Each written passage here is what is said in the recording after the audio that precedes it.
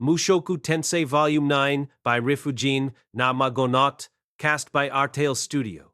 If you are interested in creating your own audio drama like this, please visit artale.ai and use promotion code ARTALE to activate your account. Now, enjoy the story. Chapter 1, The Prodigy's Secret, Part 1. Cliff Grimoire, the grandson of the Millis Church's reigning pope, was a highly gifted young man with a particular talent for magic. Unfortunately, Cliff was also hot-tempered, egotistical, and a pompous braggart. As a result, he had no friends whatsoever. Cliff was 16 years old at present. In other words, he'd come of age a little more than a year ago. But no one had celebrated that milestone with him. Still, the young man did have his virtues. For all his boastful talk, he worked very hard to succeed, rather than leaning on his natural talents. There were some, at least, who noticed this and respected him for it. Cliff had come to the Renoa University of Magic for a simple reason. He'd gotten mixed up in an ugly power struggle back home. Following the attempted assassination of a blessed child near the city of Melitian several years ago, an internal conflict within the Millis Church had grown increasingly intense and violent. Cliff's grandfather, who happened to be the Pope, had shipped him off to the far side of the world for his own safety. Cliff remembered his grandfather's parting words to him perfectly. "You have the potential to be a great man someday, Cliff. Don't let yourself grow self-satisfied. Know your flaws and work to overcome them." The young man knew that much was expected of him, and at the time he found that reasonable enough.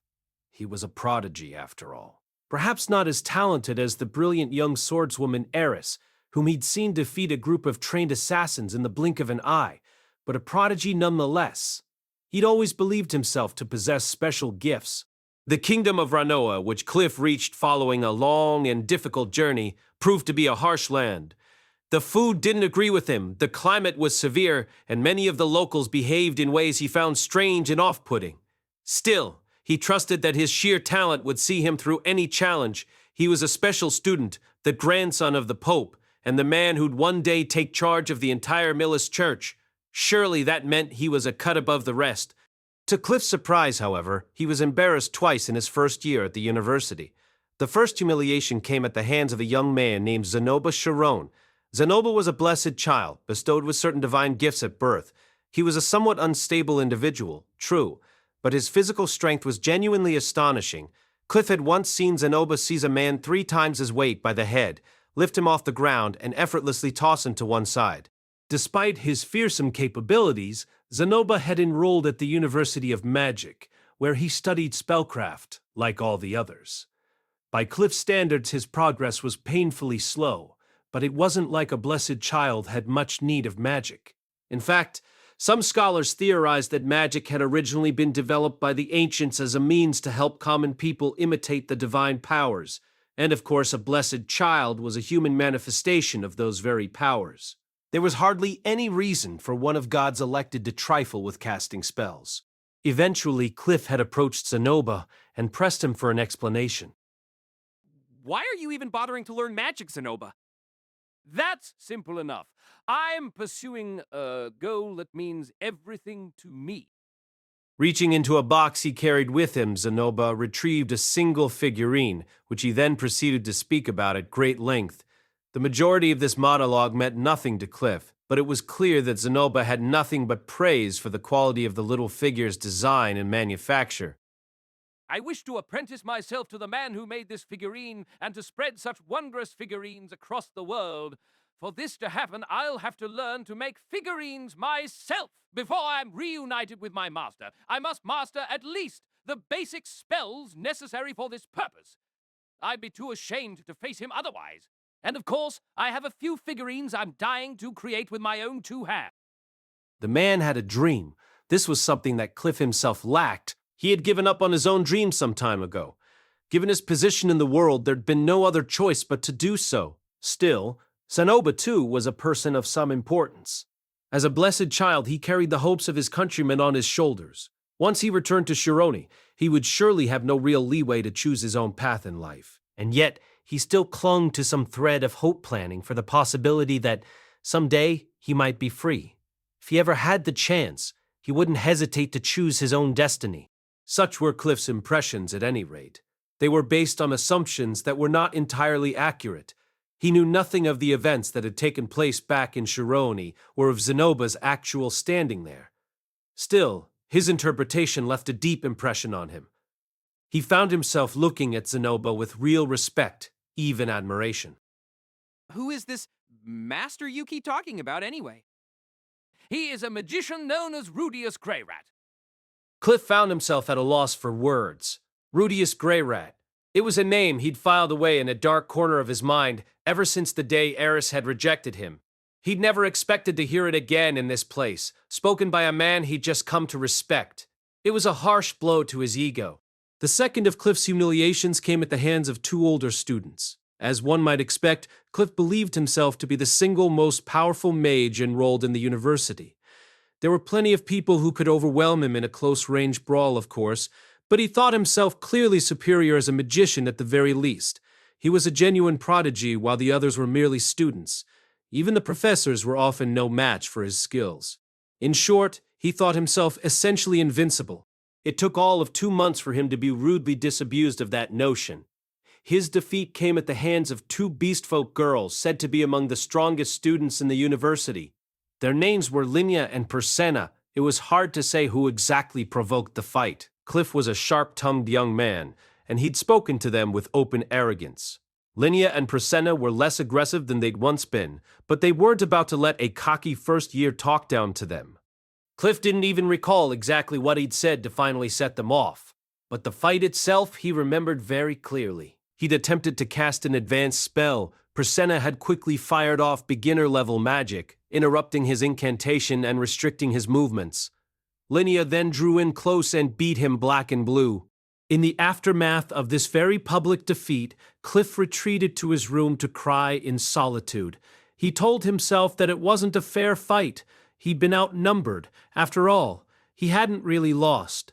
But a few days later, he learned that another student named Fitz had previously defeated both Linya and Persena in an instant, and that news came as a real shock.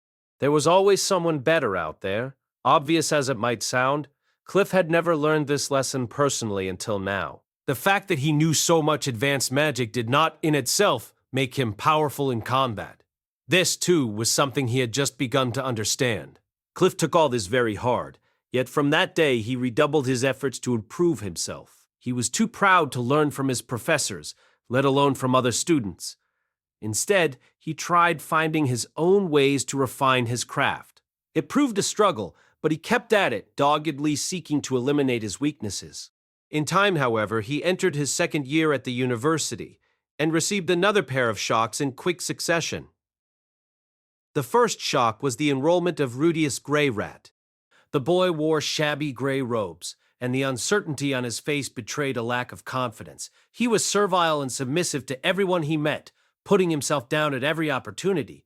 He also routinely leered at every nearby woman. There was nothing manly or appealing about him whatsoever. He was, in other words, virtually the opposite of what Cliff had pictured when he heard Eris and Zenoba speak of Rudeus. Was this even really him? Could it be someone else with the same name? It seemed like a legitimate possibility. But Zenoba acknowledged Rudeus as his master, and the boy knew about Eris as well, and so Cliff concluded that he simply had to be a fraud.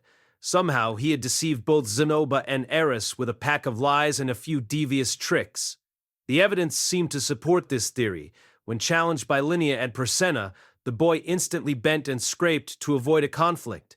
If he was a truly powerful magician, he surely wouldn't have hesitated to put them in their place. In conclusion, Cliff reasoned that Rudeus would be exposed as the fraud he was soon enough. Linya and Persena were fearsome fighters, and Zenoba was a diligent young man with divine powers at his disposal. Bluffing and trickery would only get you so far in an environment like this one. There were rumors flying around that Rudeus had defeated Fitz, but this was presumably either a misunderstanding of some sort, or a lie that Rudeus himself was spreading. If he had won somehow, he must have resorted to some underhanded trick. Cliff felt quite confident of this. However, Rudeus soon demonstrated that his skills were real. He could cast magic freely without the need for incantations. In no time at all, he made Linya and Persena his loyal subordinates, and somehow won even more admiration from Zenoba. Even Fitz seemed to recognize his skills. Soon they were seen studying together at the library every other day. And despite Rudeus's obvious abilities, Cliff had even seen him attending classes lectures on elementary divine and barrier spells. He had no real need to learn such basic magic, surely, but he seemed to have an innate hunger for knowledge of all kinds. Rudeus Greyrat was just as devoted as Cliff was, and considerably more talented. More importantly, his actual achievements were far more impressive. This would normally have been very painful for Cliff to admit, but for some reason, he found himself readily able to accept the facts. Perhaps it was because he'd already met Zenoba and lost to Linnea and Priscina. He could admit, to himself at least, that this Rudeus was destined for greater things than he was. This didn't mean he liked the boy, of course. That was a very different matter. The next and final shock was of a somewhat different nature. It struck Cliff without warning one evening as he was walking back to his dorm and happened to look upward. He found himself gazing at a goddess. She was leaning on a windowsill with a listless expression, letting her luxuriant golden hair flutter in the breeze. The setting sun cast a red glow on her shapely face. Cliff was instantly smitten. He'd fallen in love at first sight. He had always been drawn to beauty of this sort. Back in his more childish days, when he dreamed of living as an adventurer, he'd also pictured himself marrying a gorgeous woman. In fact, a pretty young healer who sometimes paid visits to the orphanage where she grew up had been a big part of the reason Cliff developed such a strong interest in adventuring. All of a sudden, the woman in the window glanced down at Cliff. With a small smile, she waved her hand. It was all so picturesque, so perfect. Cliff was deeply, deeply moved. I was born to meet this woman, he thought, and she was born to meet me. In that instant, his first love Eris was demoted in his mind to the status of an acquaintance. The time had come for my monthly appearance at homeroom. I was sitting at my desk closely surrounded by Zenoba, Julie, Linnea, and Priscina. It felt kinda nice to be at the center of my own little group for once. As usual, Linnea was leaning back in her chair with her feet on the desk, flaunting her shapely thighs without a hint of shame. Another nice perk of my new position was getting to see those up close and personal on a regular basis. You never stop staring at my legs, boss. Can't blame you, though. I'm criminally sexy. And hey, go on, take a little peek inside. Maya! Get your hand out of there. I'd reached under her skirt without hesitation or embarrassment, but groping at her thighs just made me feel empty inside. Nothing makes a man more miserable than a frustrated libido. Mew! Don't look all disappointed. You're the one who decided to grope me. What's so bad about my legs, anyway? To be perfectly honest, I found more pleasure in touching her ears or tail lately. At least petting something fuzzy was relaxing. You're such a moron, Linnea. That girl never seemed to stop eating meat. Sometimes it was jerky, sometimes it was grilled, and sometimes it was raw, but she was always eating in some form or another. She herself was a tough, cool-headed girl, but if you waved a little meat in her direction, she'd come trotting over to you with her tail wagging wildly. Her fur was softer than Linnea's and felt really nice under your hand. But, unlike Linnea, she wouldn't let me pet her unless I offered her some food first. On the other hand, if I did bring her some meat, she'd let me do basically anything I wanted. She seemed to have some fairly old-fashioned views about chastity, but I was a little worried someone might take advantage of her. Master, look here. I've made the angle of this ankle worse, haven't I? Let me fix that for you, sir. I would rather that you called me Master, Julie. Take care to address Rudeus as Grandmaster also. Okay, Master. Our resident prince seemed to be carrying on about the same as ever. Still, it did feel like he'd fallen to the bottom of our little group's hierarchy. He'd tagged along for my fight with Linnea and Priscina, but I basically ended up defeating them single-handedly. Linnea had compared him scornfully to a hyena skulking around in the shadow. For his part, though, Zenoba seemed more concerned with his status as my first student. Course, he was technically the fourth person I'd taught, after Sylphie Eris and Ghislaine. With Ghislaine, there'd been a mutual exchange of information, so you could probably take her off the list. But that would still leave Zenoba at number 3. When I mentioned this to him, however, He looked so heartbroken that I instantly regretted it. To soften the blow a little, I told him he was my first student when it came to making figurines. Julie, my second figurine-making student, always listened intently to Zenoba's lengthy diatribes about his beloved Roxy figurine. He'd communicated enough of his passion to her that she sort of understood what he was talking about.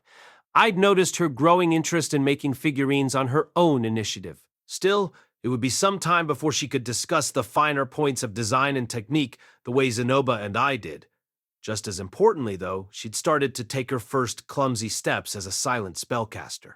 Master Fitz was right on the money when he suggested that learning magic at an early age was the best way to master that skill. I couldn't do it, Grandmaster. That's okay. For all of Julie's progress, she was still young and made many mistakes. This time, the figurine's legs had come out swollen like water balloons. She didn't have the control necessary to use earth magic precisely on such a small scale. I never got angry or frustrated with her, of course. I encouraged her to keep trying, telling her not to worry about her mistakes. Success never comes easily, and giving up after one failure is a good way to turn yourself into a sulky shut-in loser. I guess you're not quite ready to be fixing dolls yet, huh? I'm sorry.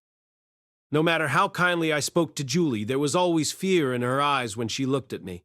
Apparently, I intimidated her. Me? I'm so sleepy. Yeah, it's getting warmer out and all. Hey, boss, we've got a great spot for midday naps, you know? How about we show you sometime? Can I do naughty things to you while you sleep, Linnea? Do you ever think about anything but sex, boss? Don't be absurd. Figurines are always first in my master's thoughts. Pipe down, Zenoba. No one asked you? But I... Put a sock in it. How's about you go buy us some meat? Ain't much time till the teacher gets here, mew. Guess he better run then. Master Zenoba, I can go in. I'm not going to let a little girl run errands for you. Why don't I go instead? Mew. Don't be stupid, boss. I'd rather go myself. Oh, yeah? Well, knock yourself out then. Meow. The five of us were chattering pretty loudly. I imagine it was pretty annoying. We weren't the only people in this room, after all. There was one other student in the classroom, namely Cliff Grimoire, who'd been studying all by himself up front during our entire conversation. All of a sudden, he jumped to his feet and turned back to us, his shoulders trembling with fury. Will you people please shut up? I can't concentrate. If you're just going to play around, go back to where you came from and do it there. I immediately shut my mouth. Zenoba also stopped chattering and returned to quietly instructing Julie. Our two ex-delinquents, however, chose to interpret Cliff's outburst as a challenge. Who do you think you're mouthing off to? From now on, your money is my meat. You might expect them to be a little more hesitant to pick a fight, given that I'd beaten them solidly. But I'd heard they went around with Cliff soon after he enrolled and had beaten him easily. After that, he devoted himself wholeheartedly to his studies. I had to admire a guy who used his setbacks to motivate himself. It wouldn't be right to harass such a diligent student. Sorry about that, Cliff. Didn't mean to distract you from your studies. We'll keep it down from now on. Come on, you two. Down. Down. If Mew say so, boss. Fuck! Linnea and Persena flounced back into their seats, looking rather surly. Well, that's all I wanted. Honestly, you people are ridiculous. I can't believe you've roped Zenoba into your nonsense. Linnea and Persena clicked their tongues, clearly irritated. Still, I didn't see any reason to mess with someone who was working hard to get ahead in life. I didn't think of myself as a slacker either, but Cliff and I were clearly heading down very different roads. We'd never be anything more than acquaintances. Or so I thought at the time, at least. A week later, I was researching teleportation with Master Fitz at one of our regular library sessions. Recently, I'd begun to understand that teleportation bore certain similarities to summoning magic. The magic circles used were very much alike, and the color of the magical energy they released when activated was almost identical. They were totally different in one respect, though. It was totally impossible to summon a human being. There was simply no known way to do it, even with the most advanced and complex of techniques. You could call forth fiends, spirits, and even plants, yes, but not a person. I'd poured through countless records, myths, and ancient histories without finding a single reference to anyone summoning a person. There were many races in this world, including the various tribes of demonkind, but this rule seemed to apply to all of them equally. This didn't have any direct relevance to what we wanted to know, of course. Maybe it wasn't a meaningful insight, but there was something about it that nagged at me. You couldn't summon a flesh and blood person. Fair enough. But what about their soul? I didn't voice these thoughts, but I did file them away quietly. If I ever met a real expert in this field, I'd have to ask them about the possibility of summoning the spirit of a dead man from another world. Master Fitz, could you try to find out if there are any professors who know a lot about summoning for me? Huh? Well, sure. But they don't really teach that here, you know. Except for enchantment, I guess. I'm not sure we'll find anyone who knows about the kind of stuff we're researching. Come to think of it, I'd noticed a distinct lack of summoning classes on the list of courses offered here, although enchantment was technically a subcategory from the sound of things. Had I read something about that in one of my textbooks? Well, it can't hurt to poke around and see what you find, at least. To be honest, a small seed of uncertainty was growing inside me at this point. I didn't let it show, of course. I was probably mistaken. The displacement incident had occurred when I was 10, whole decade after I was reincarnated in this world. Surely those two things weren't connected. 10 years had passed without anything happening after all. With a hint of anxiety still lingering in my mind, I left the library and headed for my dorm by the light of the setting sun. The latest snowfall had mostly melted away. Patches of red-brown earth were visible across the courtyard, and the paved stone path was clear. As I followed it toward my destination, I heard a shout somewhere nearby. Get back here, you little shit! You think we're gonna let you cast a spell? In the next instant, a young man burst out from behind a school building, followed by a group of 6 older men who were obviously chasing him.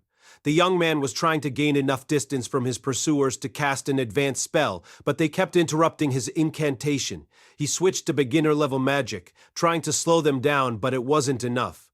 The group of 6 closed in and knocked him to the ground, then kicked at him viciously as he curled into a ball. I'd stumbled across a blatant case of schoolyard bullying from the looks of things. It was painful just to watch. I couldn't stop myself from intervening. Hey, come on. Give it a rest, guys. No need to pick on that poor turtle. The 6 bullies turned and glared fiercely in my direction. They were all a little taller than I was, so I guess they were trying to intimidate me. Who the hell are you supposed to... After a moment, though, one of them recognized me. Hey, that's Quagmire. Quagmire? Wait, you mean Rudeus? At Rudeus? The guy who locked Linnea and Persena in a room and trained them? Now, there wasn't any training involved, I assure you. That story's a load of bull. But I saw Persena wag her tail and calling him boss. She wags her tail for anyone who gives her meat. But they do what he tells them now, right? Yeah, I saw them in class with that writing on their faces. What did it say again? We are Rudeus' love slaves, right? Well, I don't remember exactly how it went. Damn! He beat them up and then enslaved them? They're Doldia princesses, man! The guy doesn't even think about the consequences. After loudly whispering these highly inaccurate rumors, the group of bullies swallowed in unison and stared at me in something like awe. They looked each other in the face, nodded, and then turned their attention to the boy lying at their feet. All right, kid. We'll let you off the hook for today. For today? Are we going to have a repeat on our hands tomorrow, then? You planning to gang up on him again? The 6 bullies grimaced in irritation. Look, Mr. Grey Rat, this doesn't really have anything to do with you, does it? Guys like this love trotting out that line. Yes. This wasn't any of my business. I knew that before I stuck my nose into it. I don't know what happened, but 6-on-1 just isn't a fair fight. The group exchanged looks, then shook their heads. They were evidently pretty good friends, judging from their ability to communicate silently. Okay, fine. We'll leave the kid alone. But just so you know, it's not like he's the victim here. With that, he turned and walked off, heading behind the building. The other 5 followed. Maybe they had a little base of operations set up back there or something.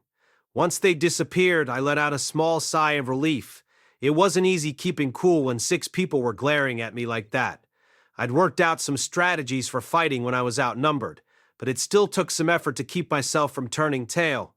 I was fine staring someone down one-on-one at this point, though. "Hey, you all right?" I walked over to the bullied boy as he struggled to his feet. He brushed the dust off his clothes, quickly murmuring the incantation for a healing spell. In this place, even the kids who got picked on were apparently competent magicians. The boy turned to face me. It was Cliff. Honestly, most of my interactions with this guy had been pretty unpleasant. Whenever we bumped into each other, he was openly hostile toward me. He was probably going to say something like, "I didn't ask for your help," and then stalk off angrily.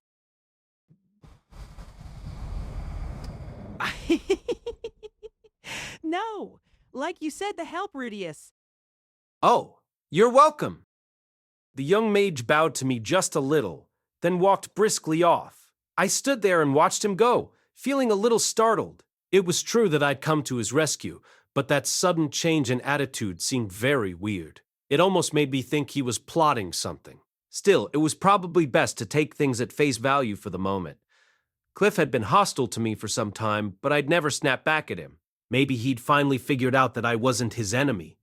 Honestly, I didn't understand why he'd decided to hate me in the first place, but, well, whatever. I shrugged and walked off toward my dorm. The next day, Cliff asked me to speak with him behind our school building. He was angry. I didn't have the first idea why, but it was written all over his face. It seemed like this might come to violence, so I'd activated my Eye of Foresight beforehand and was carefully monitoring my surroundings. I also had a good bit of mana gathered in my right hand waiting to be used. Honestly, though, turtles these days talk about ingratitude. Okay, we should be fine here.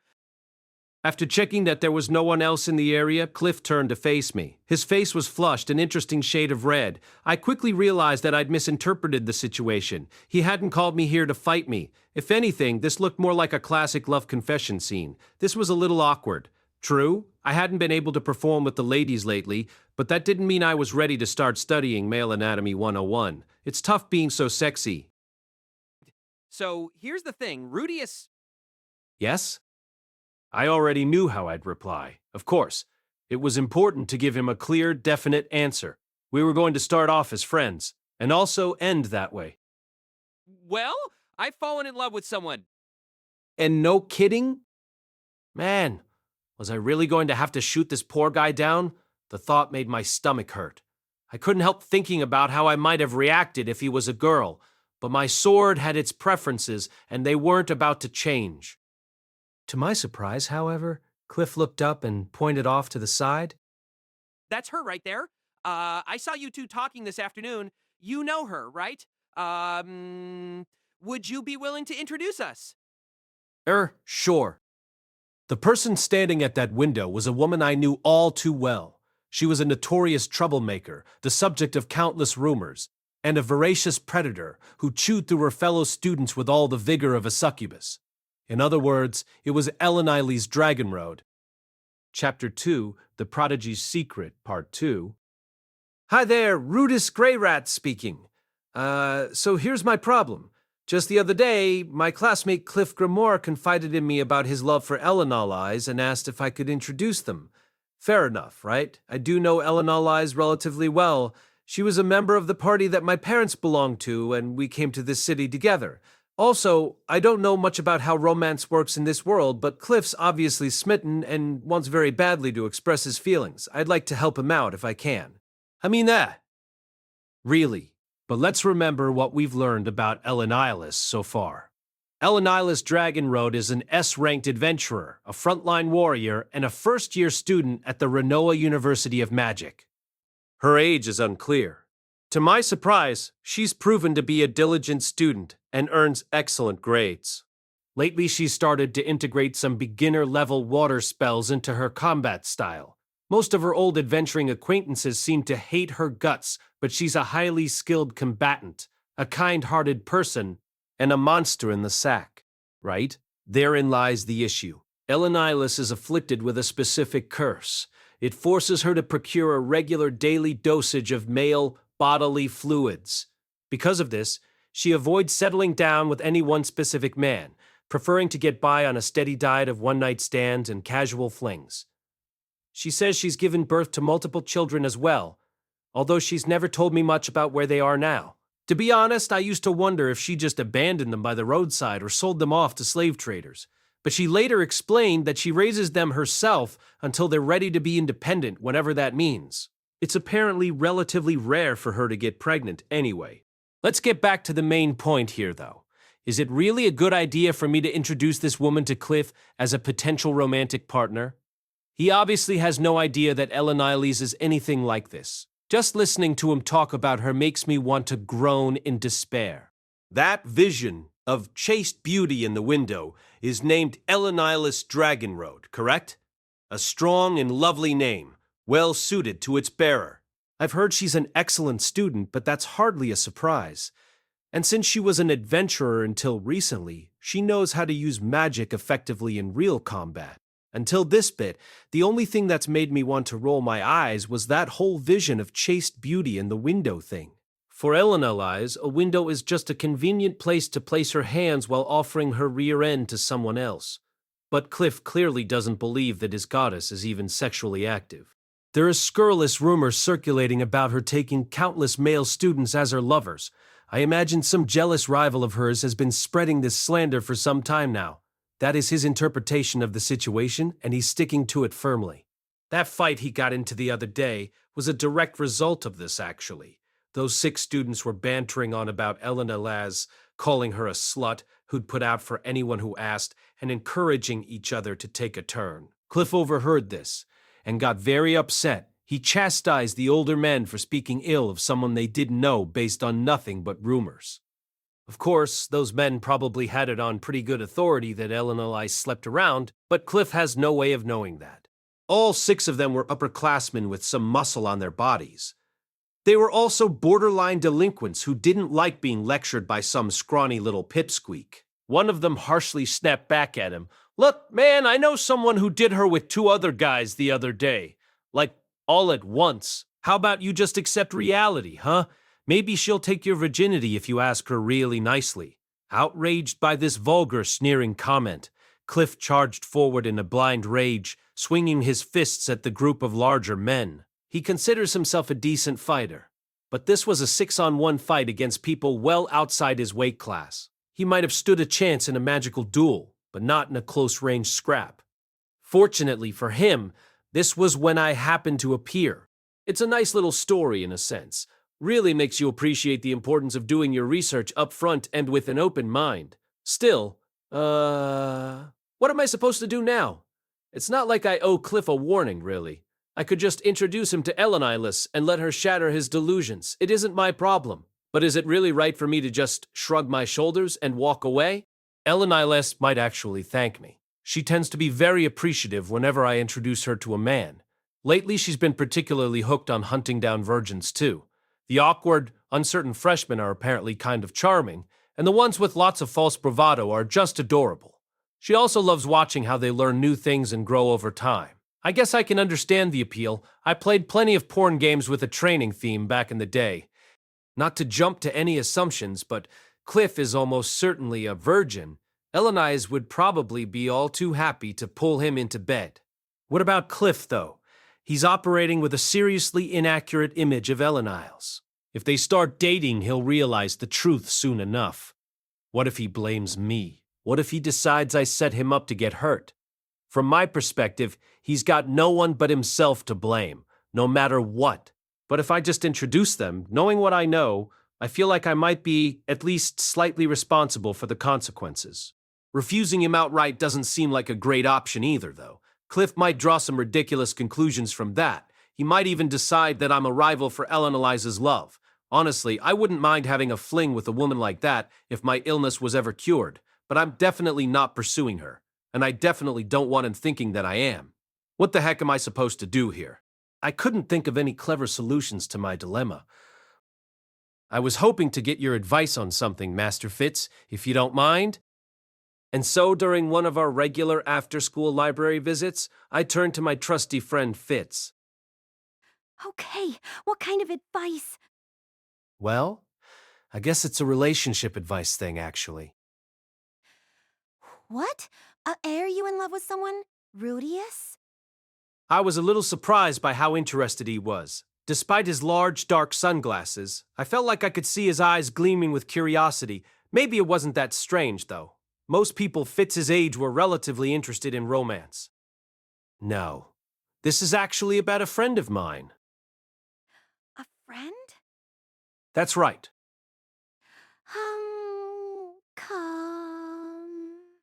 Gee, go ahead then. Basically, this friend of mine fell deeply in love with someone at first sight, and...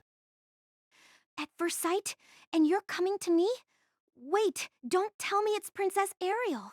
That won't work, Rudeus. I mean, I know she's really pretty, but... Fitz seemed kind of flustered about this, for whatever reason.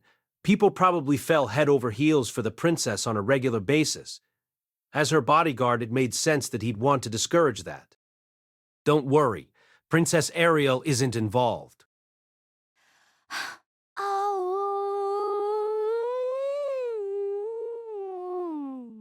Okay.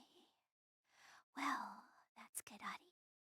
Actually, I know this person my friend fell in love with, and they have some issues that make me reluctant to introduce them to my friend as a romantic option. I'm not sure if I should go ahead with this or not. There was a peculiar expression on Fitz's face now. He had one hand to his mouth and watching me intently from behind his sunglasses. Does your friend know about this woman's issues? No, I'm pretty sure he doesn't. Did I say it was a woman? Maybe the Princess Ariel thing had just gotten Fitz thinking along those lines? It didn't really matter since Eleanor really was a woman, but... Wait, did he still think this was about me? Sorry to repeat myself, but the friend in this story isn't me. I'm only saying this because I trust you, but it's Cliff from the special class. Really? Sorry, I guess I got the wrong idea. Looking a bit embarrassed, Fitz scratched lightly at the back of his ears. You couldn't really blame him. Asking about advice for your friend when you're too bashful to admit the truth is kind of a cliché, after all. Anyway, how do you think I should approach this? Well, I guess you should probably tell him about this woman's issues, right? Unless there's some reason that you can't. Fitz sounded oddly uncertain about this advice. Then again, he was a virgin himself, wasn't he? Maybe he didn't have much experience in this particular field. I wouldn't hesitate to do that, but Cliff tends to get these ideas fixed in his head, you know? I really don't think he'd believe me. He might even decide that I'm lying to him because I'm in love with this woman myself. Yeah, I guess that might happen. Right. So, I was thinking I might not be the best messenger to deliver this news, maybe? This was actually helping a little. My thoughts were starting to come together. Maybe I could have a girl deliver the news someone Cliff trusted. It would probably be even better for Eleanor to tell him herself, honestly. So you don't actually love this woman, Rudeus? Nah, she's a friend, but I can't imagine ever dating her. Of course, Eleanor was apparently amazing in bed, so I wouldn't turn down a night of fun with her. But starting a serious relationship with her wasn't too appealing. For one thing, I had the feeling she'd cheat on me within a day or two. I see, but that might just be you, Rudeus. Cliff might end up loving her, warts and all. That seemed a bit unlikely. A guy who fantasized about marrying a pure, innocent angel didn't strike me as a good match for Eleniles of all people. Was introducing them even a good idea? I couldn't seem to make up my mind. After a few moments of silence, Fitz spoke up again. his voice a low murmur. I'm in love with someone too, so I can understand how he feels. From what I hear, most people can't imagine dating the person I'm interested in, either. But I still love them. Fitz was in love with someone? Who could that be? Princess Ariel seemed like the most obvious possibility, especially given the way he'd reacted when I brought this topic up. And I guess most people would have a hard time imagining themselves dating a member of the Asuran royal family. Not that it really mattered who it was. It's kind of tough to just sit there watching them when you can't tell them how you feel. Fitz's face had gone red at some point. His blush reached all the way to the tips of his ears. So, I think you ought to introduce them. Give him the chance to get it off his chest at least. That might lead to all sorts of trouble down the road, though. Well, what can you do? Once you get them in a room together, the rest's up to... Ooh, that was true enough. After I set up the initial meeting, it was up to them what happened next. In other words, I could wash my hands of the whole thing. If I could make that very clear beforehand, so much the better. Okay then, I'll try working out something along those lines.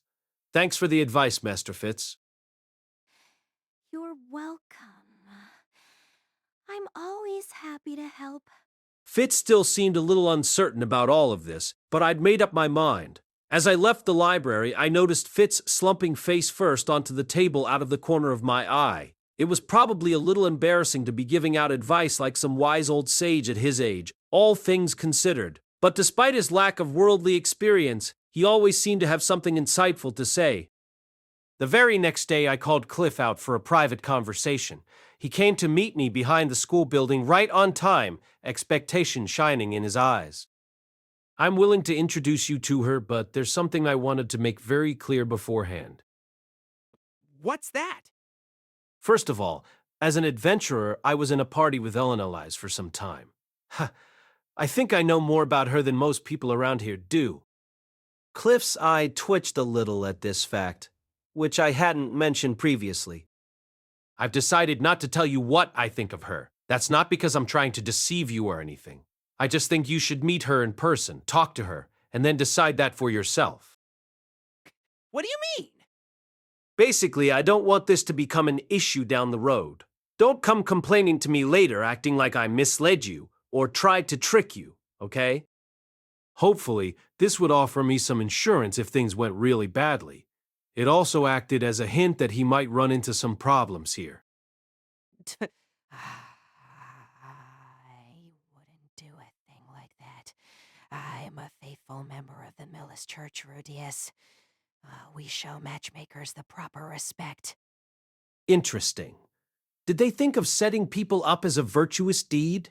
I wasn't a believer myself, so the reference was kind of lost on me. Help me out here, God.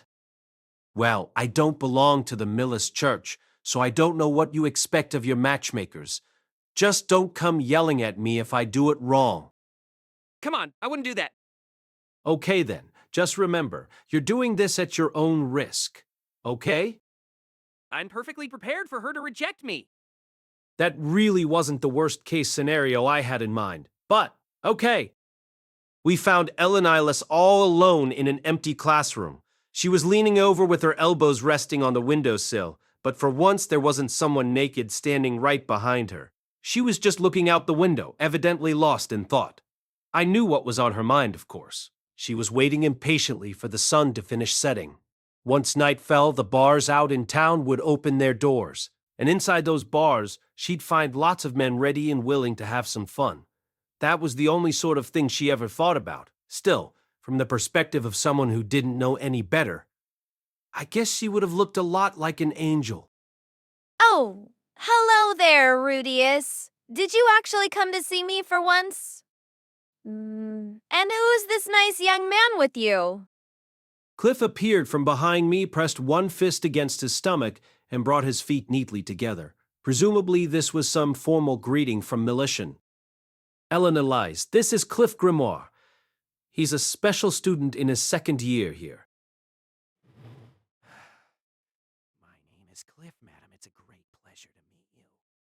Goodness, what a polite young gentleman. I'm Ellen Elias Dragonroad. if you don't mind my asking, is there something I can do for you? He wanted me to introduce you to him, actually. That's why we're here. This is true. Miss Ellen, I've seen your face on several occasions and your beauty always leaves me captivated. I would very much appreciate the chance to become better acquainted with you. Silence settled over the room. Ellen Elise looked somewhat taken aback.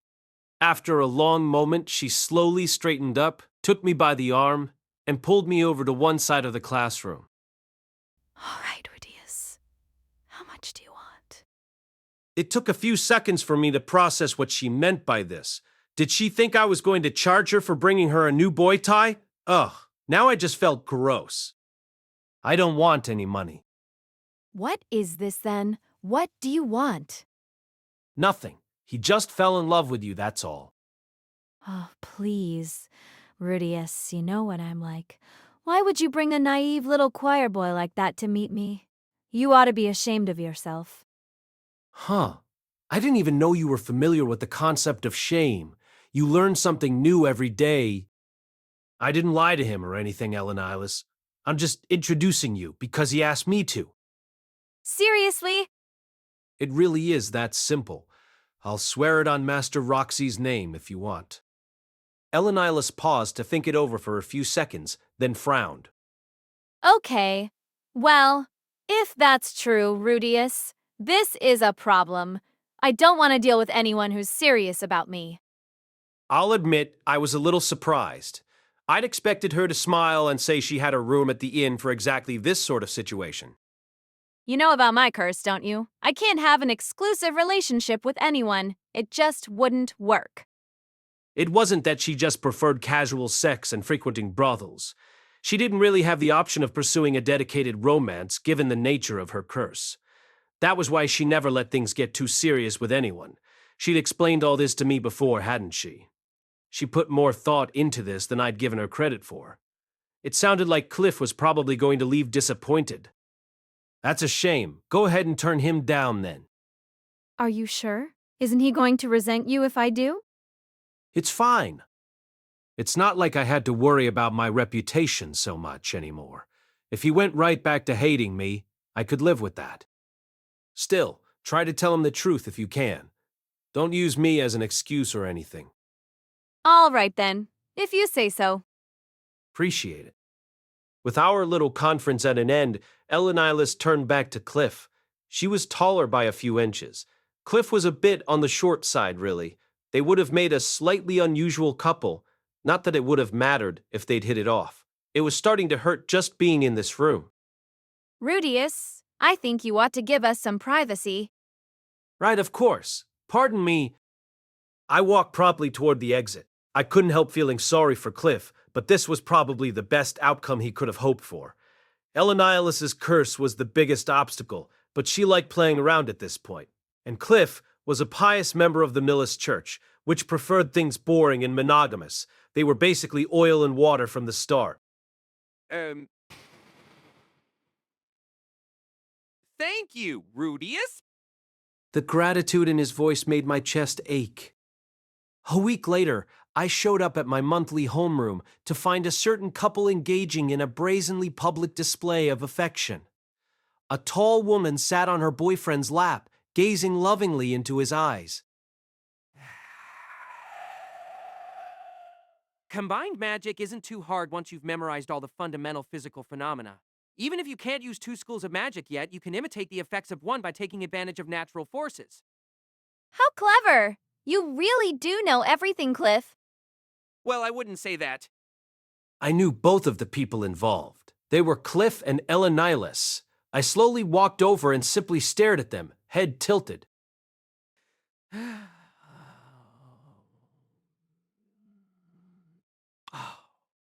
Rudeus, thank you again for the other day. Cliff tried to stand up in greeting, but thanks to the woman on top of him was forced to settle for bowing his head in gratitude. You're welcome, Cliff. Ellen Elise, would you mind explaining the situation? Well, the two of us are dating now. Okay. But why, though? This definitely wasn't how this was supposed to go. That's not what you decided beforehand, is it? What do you want from me, Rudeus? His proposal was so bold and passionate. He thawed my heart instantly. Wait, his proposal... Did we skip a few dozen steps at some point? Or is it just me? Come on, Elenilis, you're embarrassing me. I quote, I'll lift your curse, no matter what. So please, please marry me. Hey, cut it out! Oh, you should have seen him in the inn that night, too. So innocent, so eager. Oh no, I'm getting horny just remembering it. Come on, seriously. We're in public. Elena lies. Cliff's face was bright red. For all his protestations, he didn't seem to be particularly upset. Well, congrats on losing your virginity, I guess. This was all mildly obnoxious, but it didn't bother me that much, maybe because I'd had at least some experience myself now. Or maybe because I knew about Elenilis's habits. Still, it was clear that she'd told him about the curse. It was a pretty solid reason not to start an exclusive relationship with anyone, and it was definitely real, but why the heck would Cliff have reacted by asking for her hand in marriage? From now on, I'll be restraining myself as much as I possibly can. For Cliff's sake, of course. I told you, don't force yourself. It's a curse, not something you can control. As long as your heart belongs to me, nothing else matters. Oh, Cliff, you know it does.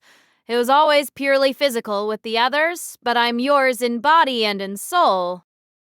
Annalise snuggled against Cliff, enraptured, as he gently stroked her hair. A moment later, they were staring into each other's eyes, and making out range, naturally. Elenice. Cliff? Great, now they're kissing. They apparently forgot that I even existed as they proceeded to make out shamelessly. Was this what Cliff had wanted? To be this guy? The kissing in the classroom guy? I felt like he should rethink that one. Elenice was saying all the right things, but I couldn't help feeling like she was keeping him around as a convenient backup snack. Had love left the poor guy blind, or what? I sucked in a breath, about to speak my mind, but forced myself to stop. I'd agreed to introduce them on the condition that nobody got to complain about the outcome. It would be ridiculous for me to object now. I glanced at the back of the classroom and I found the other three totally disinterested. Persenna was chewing on a strip of jerky, and Zenoba was talking to Julie about some figure he'd spotted in the marketplace the other day. Julie was listening earnestly, not even glancing at the couple in front.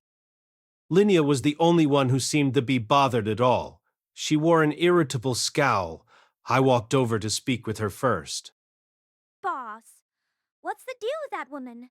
I made one little comment and she called me some frickin' nasty names. I'm not sure either, to be honest. This was definitely a weird situation, but I gave myself a moment to try make some sense of it. When I left the other day, Elenilis was determined to reject Cliff firmly and completely. And, from the sound of things, she'd started off the conversation on that note. Whatever else you could say about her, she was an honest person. She'd probably given Cliff all the details about her curse, and explained that the rumors about her were in fact true. And yet, he'd responded by proposing to her. By vowing to lift her curse and asking for her hand in marriage, he'd apparently won her over, somehow. I had no idea how this plan had even popped into Cliff's head. His thought process here was seriously a mystery. If I looked at it from Elenilis's perspective, though, this young man had promised to devote his life to her, and to helping her escape her curse. If someone just threw a fastball like that at you out of nowhere, might it actually work? Would you really fall in love with them just like that? I could see that line hitting hard, at least. This curse had afflicted Elenilis for many, many years. There was no telling if Cliff could really lift it, but he'd promised to do his best to make that happen. That probably meant a lot to her. Even if she mostly enjoyed her nightly escapades, the curse had probably caused her plenty of sadness and pain. Maybe it really was that simple. Maybe his promises were enough to win her over. But there was more to it than that, right? Cliff had showed her some real bravery and passion. Hey, boss! I just had a great idea. What's that, Linnea? We should start dating too. Mew. Let's give those dorks a taste of their own medicine. This was clearly not an idea Linnea had given any serious thought to, but I found myself tempted to try a small experiment. I might be willing to give it a shot. Tell me something, though. If I took you up on that, would you help find me a cure for my impotence? Huh? And everyone else in the room, with the exception of Elnanais, every head turned in my direction. 5 very confused-looking people stared at me in silence for a few long seconds. What? Would it be that weird for me to date Linnea? B. Boss, did you,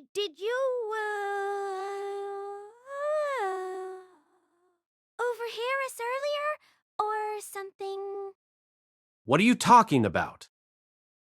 Well, at lunch, me and Pacenda were talking about the way you tied us up and stripped us down but didn't even mate with us, you know? Mew! We were saying that your sausage props don't even work, right? Little jerks. I ought to teach them both a lesson. When I glanced over at Persina, she averted her eyes immediately. Don't worry, I've got your flank of you or nothing, boss. It's just, you didn't smell that interested when you were touching us, you know? We sort of figured there might be something wrong. All of a sudden, everyone in the classroom was looking at me with pity instead of confusion. Apparently, they'd reacted to the impotence thing, not the part about me dating Linnea. Was a little erectile dysfunction really that unusual around here? We weren't gonna spread it around, boss. Honest. Linnea is the one who made the sausage joke. She's a moron sometimes. Shut up, Persina. You said he's just a harmless wimp who doesn't have the guts to make a move on us. That was a compliment. Stupid. Mew. I shook my head as the two of them broke into their usual back and forth and walked over to take my seat. It's fine, really. I'm not trying to keep it a secret or anything.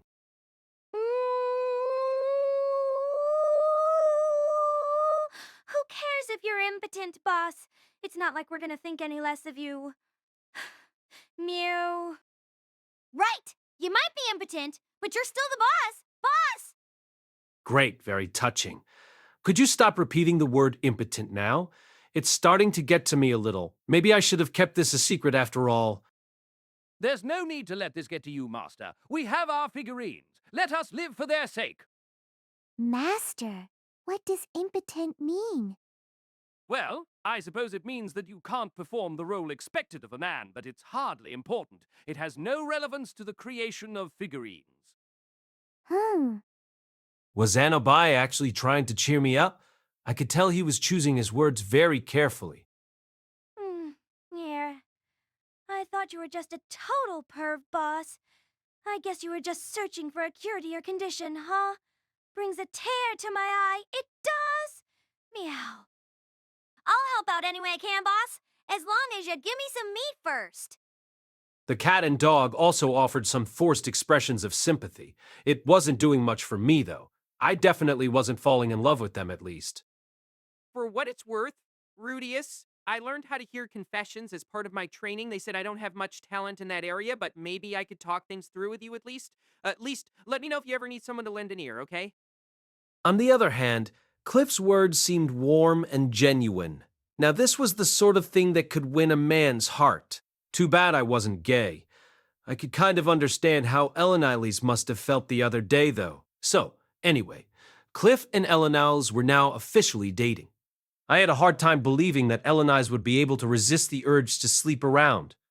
And I was positive that Cliff wouldn't be able to put up with that for long. It was all good for now, but the relationship was obviously going to fall apart eventually. Not that I was going to say so, of course. On a different note, the other special students were now aware of my condition. The conversation had been extremely awkward, but at least they'd offered me their cooperation. Maybe I'd taken my first actual step forward here. Maybe. I just really wanted to get this thing taken care of so I could swap spit with someone too. Side story, Sylphiette, Part 3. Today, as I followed the princess through a hallway, I overheard someone speaking nearby. Really, Cliff, you've got to lighten up a little. Look, I understand the nature of your curse, and I do enjoy being intimate with you. But we came here to study, remember, if we spend every day in bed, we'll end up totally depraved. I know. First we study, and then It was Cliff and Eleanor's walking along together, looking very intimate indeed. Rumors had been flying that the two of them were dating, which most people found odd, since Cliff was a very sober young man and Eleanor supposedly slept around a lot. People said that she was only playing with him and Cliff was just too naive to realize it. But watching them in person, it sure seemed like their feelings were mutual. I can't say I was expecting those two to fall for each other. Cliff always seemed like such an obstinate, serious person. He refused every attempt we made to win him over. For one thing, it's hard to believe he ended up with an elf with such an infamous reputation. The princess then turned her gaze to Rudy. He really is impressive, isn't he? Rudy was speaking to the new couple with an awkward little smile on his face. Eleanor Lees was smiling warmly back. Cliff's expression was less warm, but there was something like respect in his eyes when he looked at Rudy. I seem to remember Cliff despising Rudy, but now that Rudy had helped him win over Eleanor Lees, his attitude had apparently changed completely. Come to think of it, was Rudy getting up to anything himself? He'd met quite a few pretty girls by this point, and he did seem to be friendly with a few of them. According to the princess's knight, every man of the Nodos Grey Rat line was a born womanizer. Still, I hadn't heard anything about Rudy dating, or even making a move on someone. And I hadn't seen him flirting with anyone either. It was hard to think he wouldn't be interested in that sort of thing, though. That was the weird part. Back in Buena Village, he'd sure treated me differently after realizing I was a girl. Was he trying to restrain himself or something? As I was thinking this, Rudy happened to glance in my direction and waved with a little smile on his face. It reminded me so much of the boy I'd known years before. It felt like my heart skipped a beat. But he wasn't waving at me. I knew that all too well. He was waving at Fitz, one of the princess's attendants. Rudy had gotten very friendly with Fitz over the last few months. He'd asked him for all sorts of advice, and Fitz had gradually earned his trust and friendship in return. He wasn't waving at me, in other words. He didn't even know I was here. Trying not to feel too sad about that fact, I followed after the princess as she set off down the hall. Chapter 3, The Impervious Fiancé, Part 1. Half a year had passed since I enrolled at the Renoa University of Magic. It was autumn now, the harvest season. Fall never lasted for very long up in the Northern Territories, but it was a very important time of year when food was prepared, harvested, and laid in storage for the painful winter ahead. There were even a few festivals held across the different towns and cities.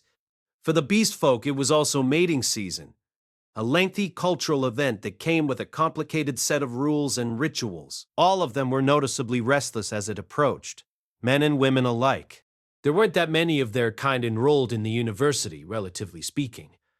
I'd guess they made up 5% of the student body, which numbered roughly 10,000 in total. That would put their numbers at 500 or so, a large group in a sense, but not that impressive given the size of our campus. Still, once autumn began, they seemed to be everywhere, fighting one-on-one duels that typically pitted a man against a woman.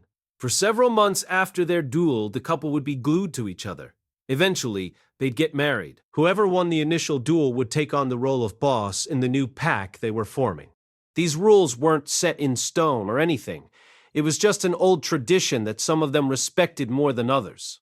Still, some beast folk actually traveled here from distant lands to challenge our students to one of these romantic duels. In other words, we had outsiders wandering onto our campus. This was something the administration would normally have tried to prevent, but the mating season was a very delicate subject because of its importance in beast folk culture. Any attempt to ban their traditions would probably result in actual riots.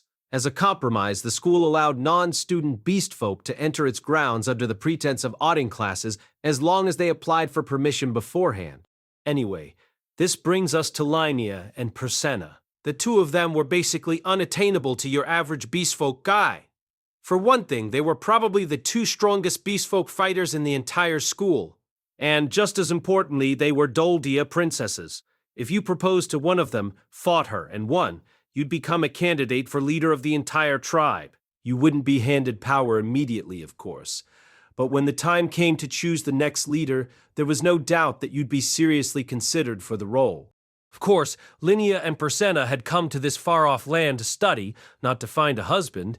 They couldn't very well pick out a partner here without talking to their family first, and thus, they'd flatly rejected all of the proposals they were bombarded with after turning 15. Yet despite their very public disinterest in marriage, there had been even more suitors the following year. The two of them were very popular. Apparently, some beastmen had even launched sneak attacks on them, trying to win their compliance by force. They'd beaten off these attackers easily enough. But when fall rolled around again this year, they decided to shut themselves in their dorm. It wasn't like the girls' dormitory was an impenetrable fortress, but any man who tried to sneak in would be piled on by all the residents. So Linnea and Prasenna stayed put in their rooms, even skipping homeroom. I guess it was medical leave in a sense. They were presumably in heat themselves at the moment, after all. The thought of them writhing around in their rooms, meowing and woofing passionately, was kind of exciting, not that it got me ready to mate or anything. The two of them had sent me a letter, the gist of which was, "Sorry for the hassle, boss, but we'll leave things to you for now."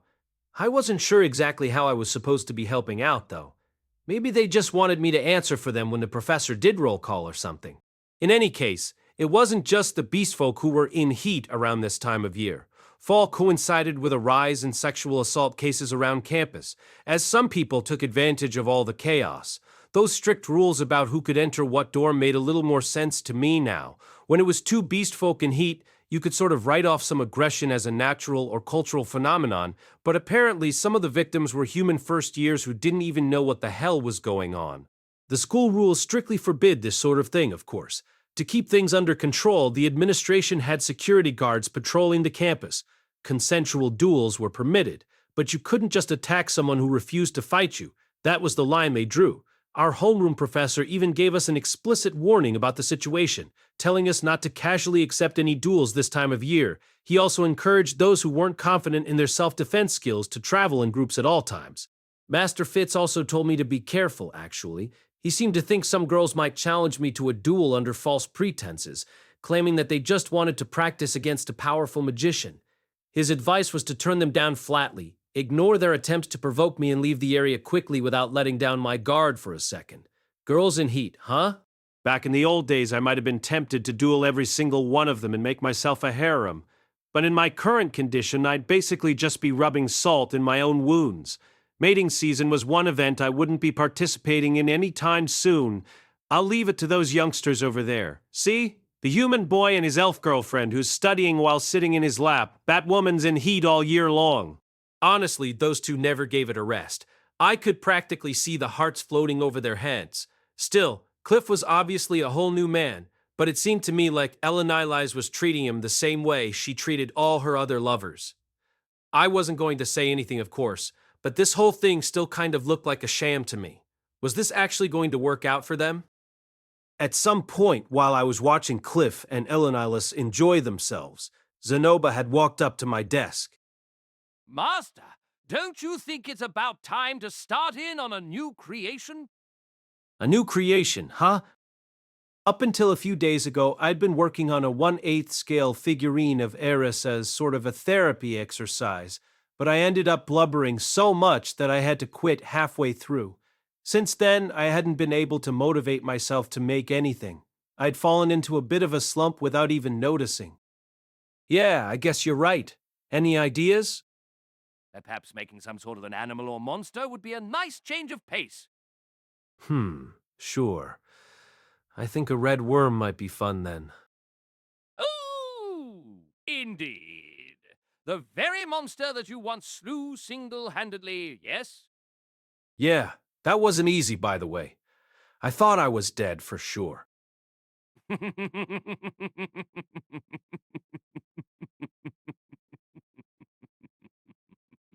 You're far too modest. Master Zenoba, what are you talking about? Julie seemed to be a little curious, so I told her the story of my battle against a red worm straggler from back in my adventuring days. Before long, her eyes were sparkling, and her face flushed with excitement. Kids in this world seem to love stories like these. It was easy to forget sometimes, but she was still only 6. Okay then. Why don't I make a red worm figurine for you, Julie? What?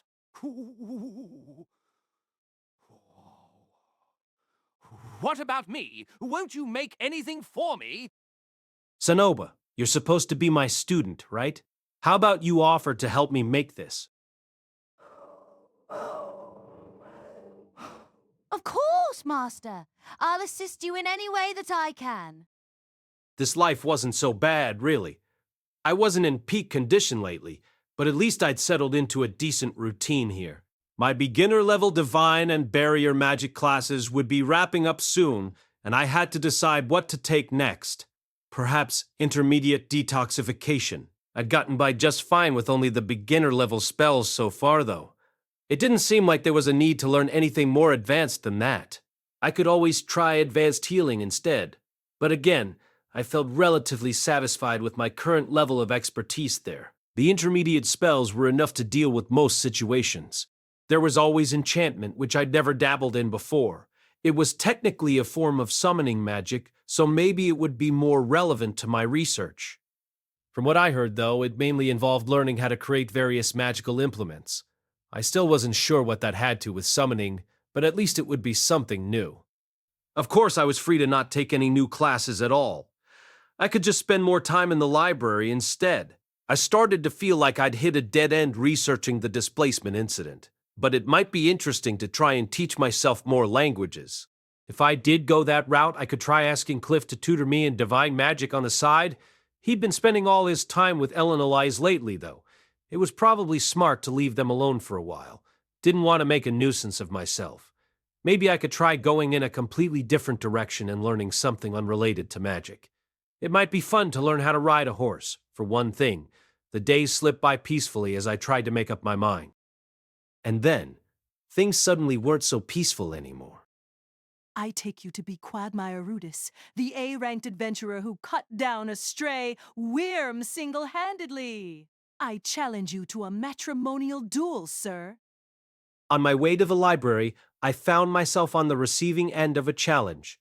I turned around and found myself looking at a beautiful girl. Her skin was tanned, and her silky dark blue hair was tied in a neat ponytail.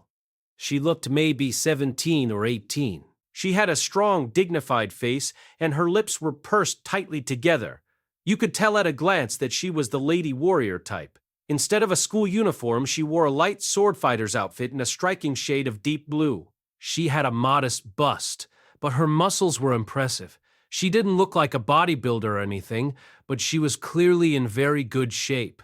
By her side was a long curved sword, the kind commonly used by sword fighters of the sword god style.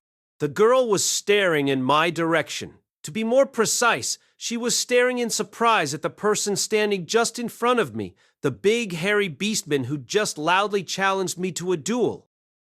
Yeah, I neglected to mention the muscular canine beastman, but that was him who'd shouted at me. He didn't look the slightest bit like a magician either. The girl with the sword had probably just been passing by. Given the time of year, she might have thought he was talking to her. Well, anyway, let's forget the pretty girl for now. There was a pretty fundamental problem here. I was a guy, and this guy was also a guy, and he just challenged me to a duel. That was slightly awkward. A matrimonial duel? Like one of those things where you get married later? Indeed. Gah, I'm sorry. I don't know if there are rumors going around or something, but I'm actually straight. Not really interested in experimenting either. I'm going to have to decline your offer. You seem to be misunderstanding the situation. Oh no, is it this late already? You know, I've actually got piano practice today. I'm going to have to leave now, sorry. Now that I'd declined his offer, I turned around and started to walk away, totally ignoring his attempt to continue the conversation. Following Fitz's advice to the letter, in other words. Hold on there.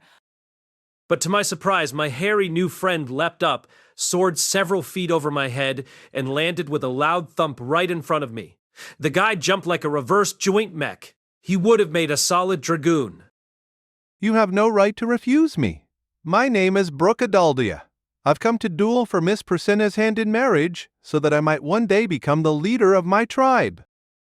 Persenna's resting up in her dorm room until this whole mating season thing blows over. Maybe you could head over there instead? I sent Miss Persenna a letter in advance informing her of my intentions. She explained that you are now the boss of her pack. I learned of your prowess as a warrior from Sir Guess, and I've heard that you cut down a stray dragon by yourself. Clearly, you are the strongest man in this university. You ought to make a worthy opponent for me. Okay, I didn't really cut down anything, though. I'm a magician, not a swordsman. What happens if I refuse? As leader of the pack, you are obligated to fight me. Mushoku Tensei Vol9 by Raifujin Namaga Note, cast by Artale Studio. If you are interested in creating your own audio drama like this, please visit artale.ai and use promotion code ARTALE to activate your account. Now, enjoy the story. I took a moment to try and piece all of this together. After I managed to beat Linnea and Persena in a fight some time ago, they started calling me their boss. Apparently, you had to defeat the boss of a pack if you wanted to marry someone who belonged to it. So if this guy beat me in a fight, he'd be able to claim Persena as a prize? I hadn't intended to become the leader of any packs, but I felt like this guy wasn't going to care about that. This was some primal animal kingdom stuff. If I threw this fight, I'd be removed from my position as the boss and Persena would get married off to this random hairy guy. Now then, to battle. Brooke didn't wait for me to say anything in response. Howling ferociously, he charged forward at me. Quagmire. Since he was coming at me in a straight line, he promptly ran right into my swamp. Stone Cannon. And one well-placed stone projectile knocked him out. Slightly anticlimactic. It seemed his bark was worse than his bite. I'd basically taken him out on reflex rather than thinking it through. But in retrospect, it wasn't like I had much reason to let him win. Persena didn't seem interested in getting married to anyone at the moment. For one thing, this did explain that letter they'd sent me at least. I wasn't super happy about them dumping this whole thing on my shoulders, but I could deal with a few guys like this. No sweat. It probably wasn't that big a deal. My feelings on the subject changed over the course of the next few minutes, as I came under attack 5 different times on my way over to the library. It felt like half of the Doldia tribe had been waiting eagerly for this day to come. Linnea and Persena were in seriously high demand. What was so appealing about those two anyway? Their bodies, maybe? That didn't make much sense, though. Lots of these men had probably never even seen them in person. It had to be the whole princess thing. That first guy had said something about becoming the leader of his tribe, after all. Was being number 1 really that important to them? What was this, a whole tribe of Starscreams?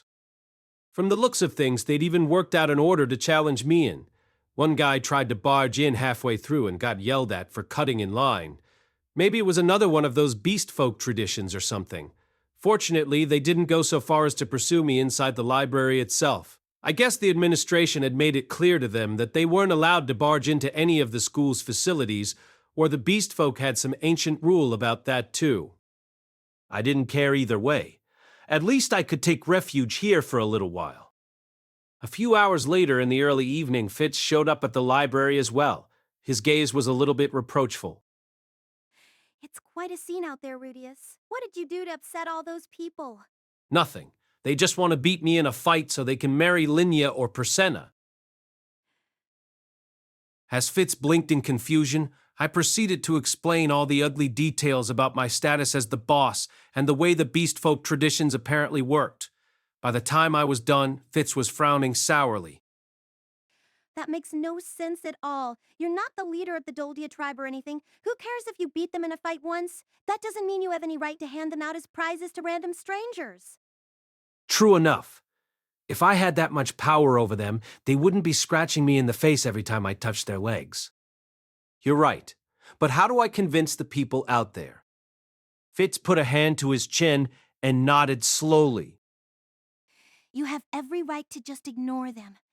Really? But it might be easier to just beat them in a fight. They'll probably give up and go home.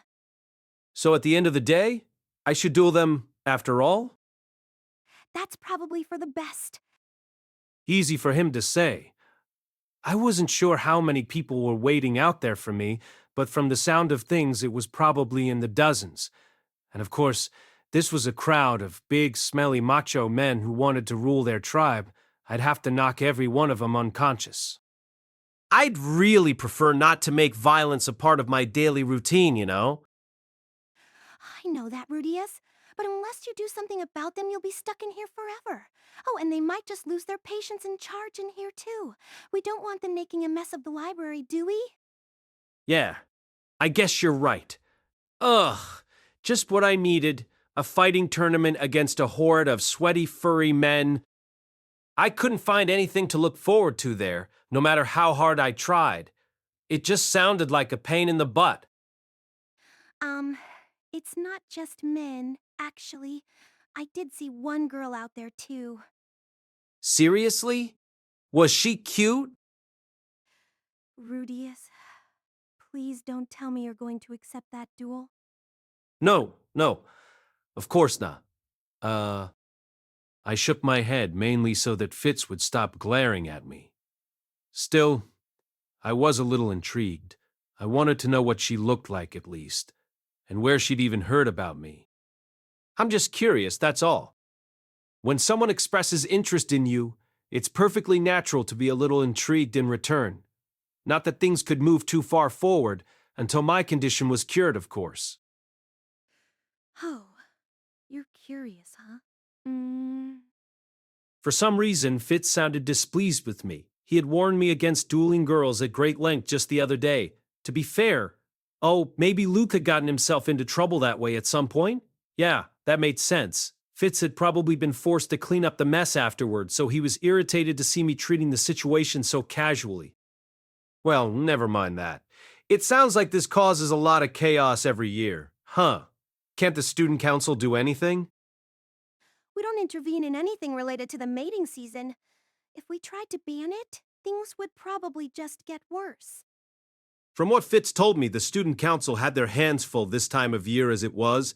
They focused most of their energy on protecting less combat proficient students during this chaotic season, doing things like patrolling the campus in small groups, stopping any misconduct they found before it got out of hand. Fitz was scheduled to participate in one of those patrols that very night, in fact. So you're trying to protect the peace, right? You could totally help me out then. Please, why don't you just take care of it yourself, Rudeus? I don't think you need our help.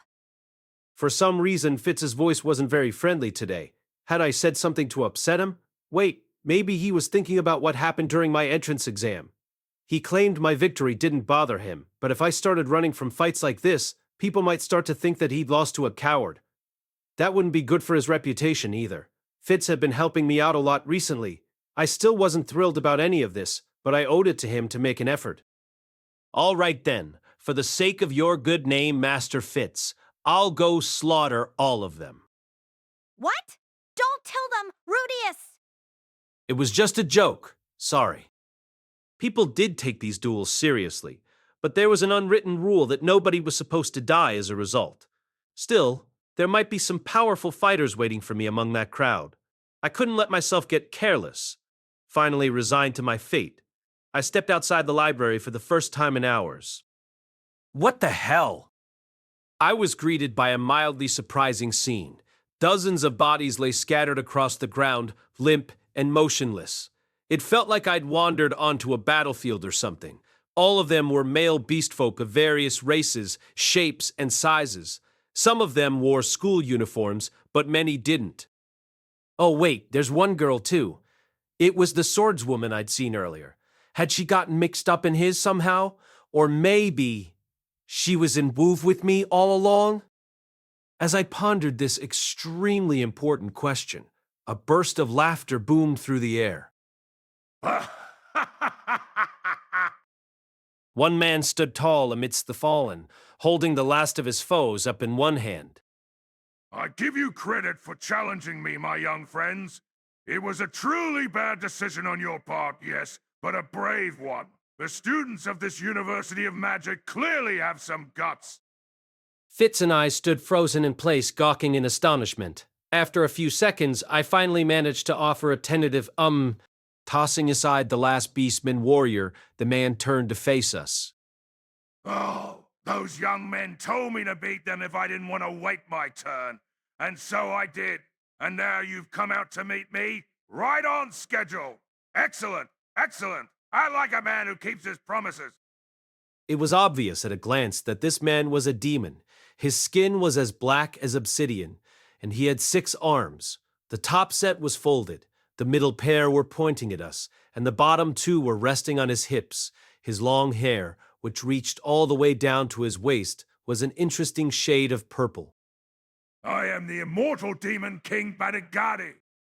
Did he just call himself a demon king? Were we talking about the same kind of demon king here? Like the guy who kidnaps young ladies from the nearest village to satisfy his wicked appetites? The guy who gets to do anything he wants, as long as he fights off the occasional hero who comes around to slay him?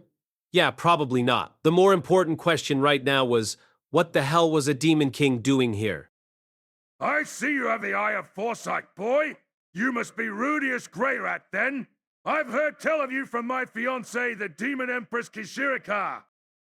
Well, at the moment he was stomping up to me.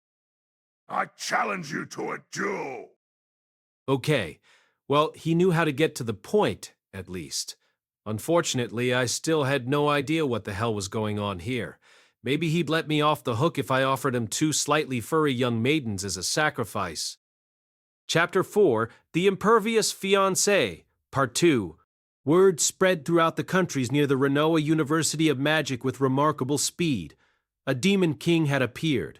Normally, news of a demon king would have reached them well before his actual arrival.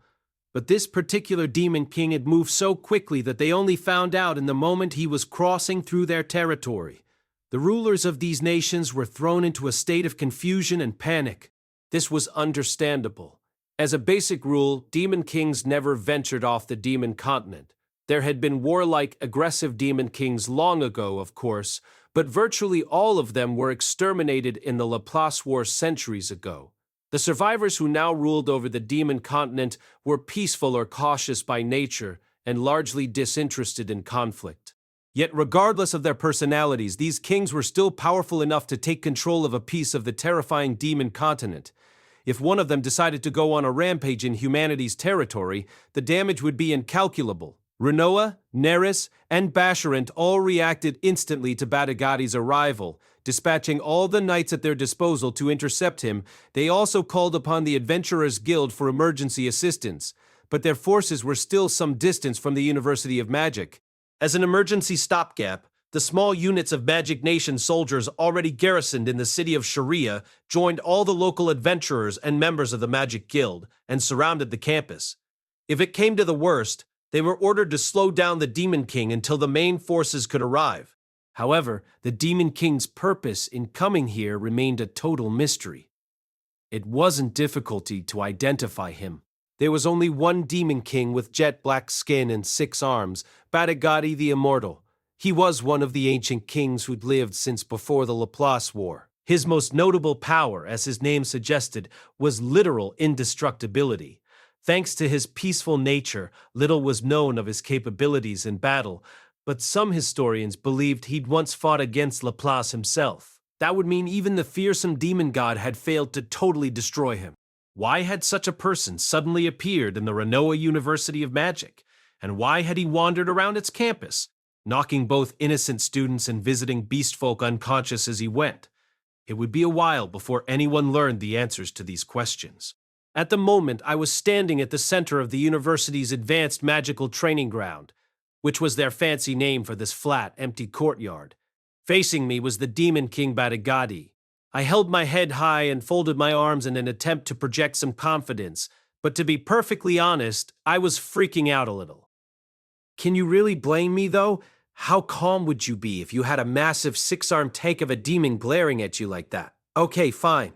I'd started to feel like I was pretty powerful lately, I have to admit that much. But we were talking about a demon king here. That was a couple levels above what pretty powerful could deal with.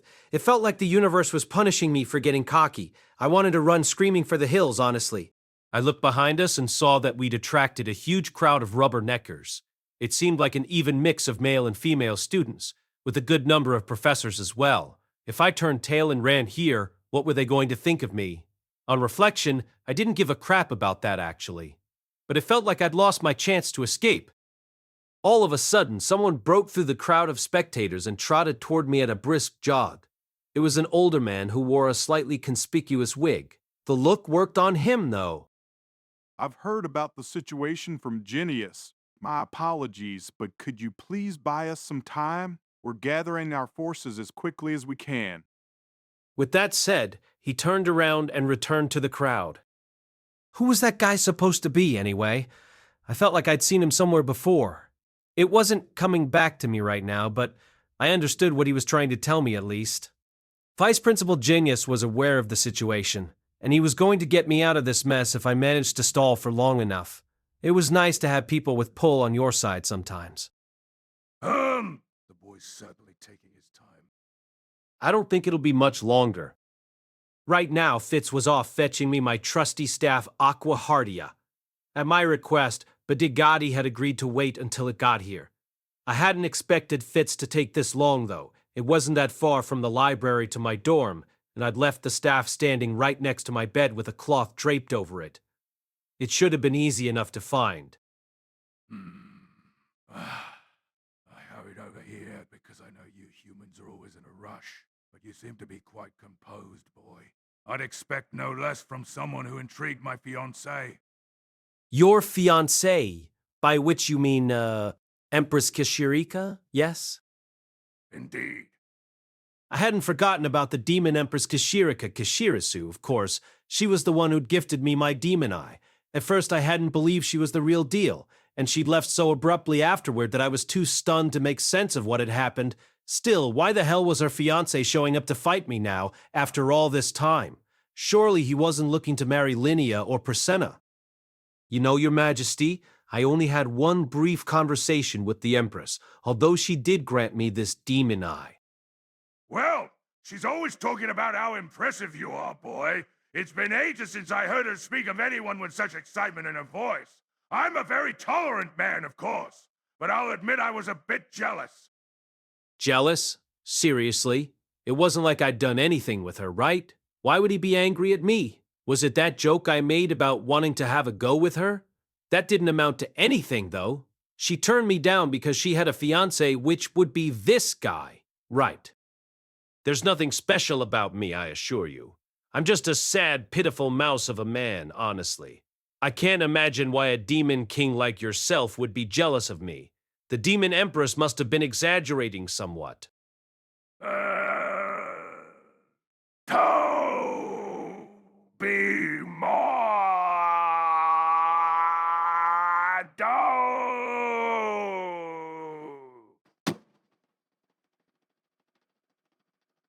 Decide you. Astonishing felt like a strong word. Yes, it was becoming obvious that I had way more mana than most people did, but surely it wasn't anything impressive enough to make a genuine demon king jealous, right? Come to think of it, though, Kishirika had made some comment about this as well. What were her words exactly? All I could really remember was her cackling with laughter for no apparent reason. Well, yes. I do seem to have a bit more mana than most people. A bit more. Yes, indeed! Sit down, boy! I quickly took a seat. Badigati was still enormous, even seated. It felt like I was conversing with a mountain of muscle. It was a pity I hadn't been blessed with that kind of a physique. It seems you don't understand what it means to be called astonishing by the demon empress Kishirika Kishirasu. Well, I guess I don't know. She told me you had an amazing amount of mana. More than Laplace, even. You're the first person she's ever said that amount out. Laplace? Like the Laplace? Apparently, I had more mana than a demon god. That didn't feel right to me, honestly. I hadn't run out of mana in a very long time, true, but it wasn't like my body was overflowing with power or anything. The demon god Laplace had one of the biggest total mana pools in recorded history. In other words, yours is also one of the largest ever. Oh, come on. That can't be right. Despite my mild protestations, my heart still jumped with excitement. After all, I was talking to a demon king here, someone with centuries of experience in battle. It almost felt like a pro athlete telling me I had potential or something. I don't know the truth of it myself. Kishirika can be a little sloppy at times after all. There is a chance she misjudged you. Badigati's expression turned slightly sour as he spoke these words. Maybe he was remembering some costly mistake his fiancée made in the past? She did seem the type who made some careless errors, honestly. Well, I'll admit I've made an effort to deepen my mana pool over the years. I don't know about having more than anyone else in history, though. Wouldn't that mean anyone could break the record if they trained themselves like I did? No, such a thing would normally be impossible. Maybe this had something to do with the fact that I'd been reincarnated from another world then, or maybe the man-god had somehow cheated on my behalf without me even noticing. There's one thing I'd like to ask you, Your Majesty, if you don't mind. What's that? Feel free to pose any inquiry. Just to be clear, I'm not a lackey of the person I'm about to name, so I'd appreciate it if you didn't suddenly attack me. I already agreed to wait, boy. A demon king never breaks a promise. Really? Well, that's good to know, at least. I'm gonna take you at your word on that one, okay? No violence, please. Does the name man-god mean anything to you? Where? Did you hear that name, boy? He's someone who appears in my dreams sometimes. Folding his upper set of arms, Badigati began to stroke his chin thoughtfully. I see. Your dreams, eh? Do you know something about him, Your Majesty? Badigati paused for a moment, apparently deep in thought, then shook his head. I can't say. I think I've heard the name before, but I can't recall where. It's been a few centuries since anyone spoke of him to me, at the very least. Is that so? Well, thank you anyway. A few centuries, that's kind of vague. I guess he doesn't have the best memory. If I remember, I'll be sure to let you know. I'd appreciate that. You're so damn dull, boy. Laugh with me for once. But Badigati certainly seemed like a man who enjoyed his life. I hadn't said anything especially funny in this entire conversation, but he never seemed to stop laughing. I found myself remembering the night I met Ruijerd. We'd first connected on a personal level by sharing a laugh, hadn't we? Maybe laughter was a kind of common language here. If the person I was speaking to was laughing, it was probably rude not to respond in kind. All right then, let's do this. Bwah! Ha ha ha ha ha ha ha ha. Good! That's the way, boy. It's like Kishirika always says, laugh first, think later. Cut to think of it. She was laughing the last time she died, wasn't she? Bwah! Ha! Ha! Badigati laughed yet again. Despite his fearsome appearance, he didn't seem like such a bad guy. As we laughed, the group of spectators behind us started to get a little rowdy. I turned back to see what was going on. It looked like there was some sort of commotion in the middle of the crowd. I could barely pick out the sounds of shouting voices. Let me go. I need to give him his staff. Stop it. If you give it to him, he'll have to start the duel. But what if the duel starts anyway? Are you just gonna stand here and let him die? That's not what I'm... Leave this to me! Ah, Zanoba. Zanoba Sharon! Unhand me! Unhand! Ow! Ow! Ow! Ow! Ow! Suddenly, Master Fitz burst free from the crowd and rushed toward me with ferocious speed. The guy was seriously quick on his feet. He had to be moving 3 times faster than I could.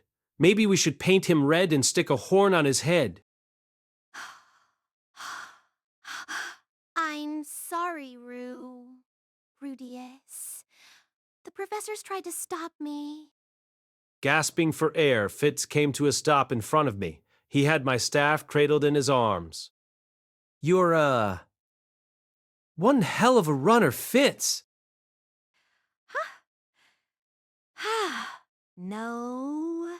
My shoes are magic items, that's all. I looked down at the boots that Fitz always seemed to be wearing. I hadn't even realized they were magical in nature. His cloak was probably enchanted too, wasn't it? He never took it off even when it was hot outside. No kidding? Are those sunglasses magical too? These. Yeah, they're. Fitz laughed softly and smiled in embarrassment. Why did this guy have to look so damn cute when he laughed anyway? He was doing weird things to my heartbeat. Anyway, here you go. Good luck, Rudeus. Just don't push yourself, okay? If you realize you can't win, then just apologize and run for it. You're up against a demon king here. No one's gonna blame you. Your life's more important than your pride. Nodding, I took Aquahardia from Fitz. It had been a while since I fought a real battle with this thing in my hands. Let's do what we can, partner. If we make it through this in one piece, I'm going to head straight home and marry my beloved pineapple salad. Throwing up a lazy death flag just for the hell of it, I pulled the cloth off Aquahardia. Fitz drew a sharp breath of surprise. A mischievous thought popped into my head, and I found myself unable to resist. Fitz, take a look at the magic stone on my staff. What do you think? It's really big. Oh, wow. I think something downstairs just twitched. Whatever could that be? Well, enough playing around. Badigati had already risen to his feet and was happily flexing all 6 of his shoulders. Had I managed to buy enough time? It seemed unlikely, but I had no idea how I was supposed to talk his ear off long enough for all the soldiers in town to gather, honestly. Fitz trotted back toward the crowd, looking a little reluctant to leave me. I wouldn't have minded if he stuck around personally. Some backup might be nice right now. Seriously. Help, please. Are you ready, boy? To be honest, I'd rather spend a bit more time chit-chatting.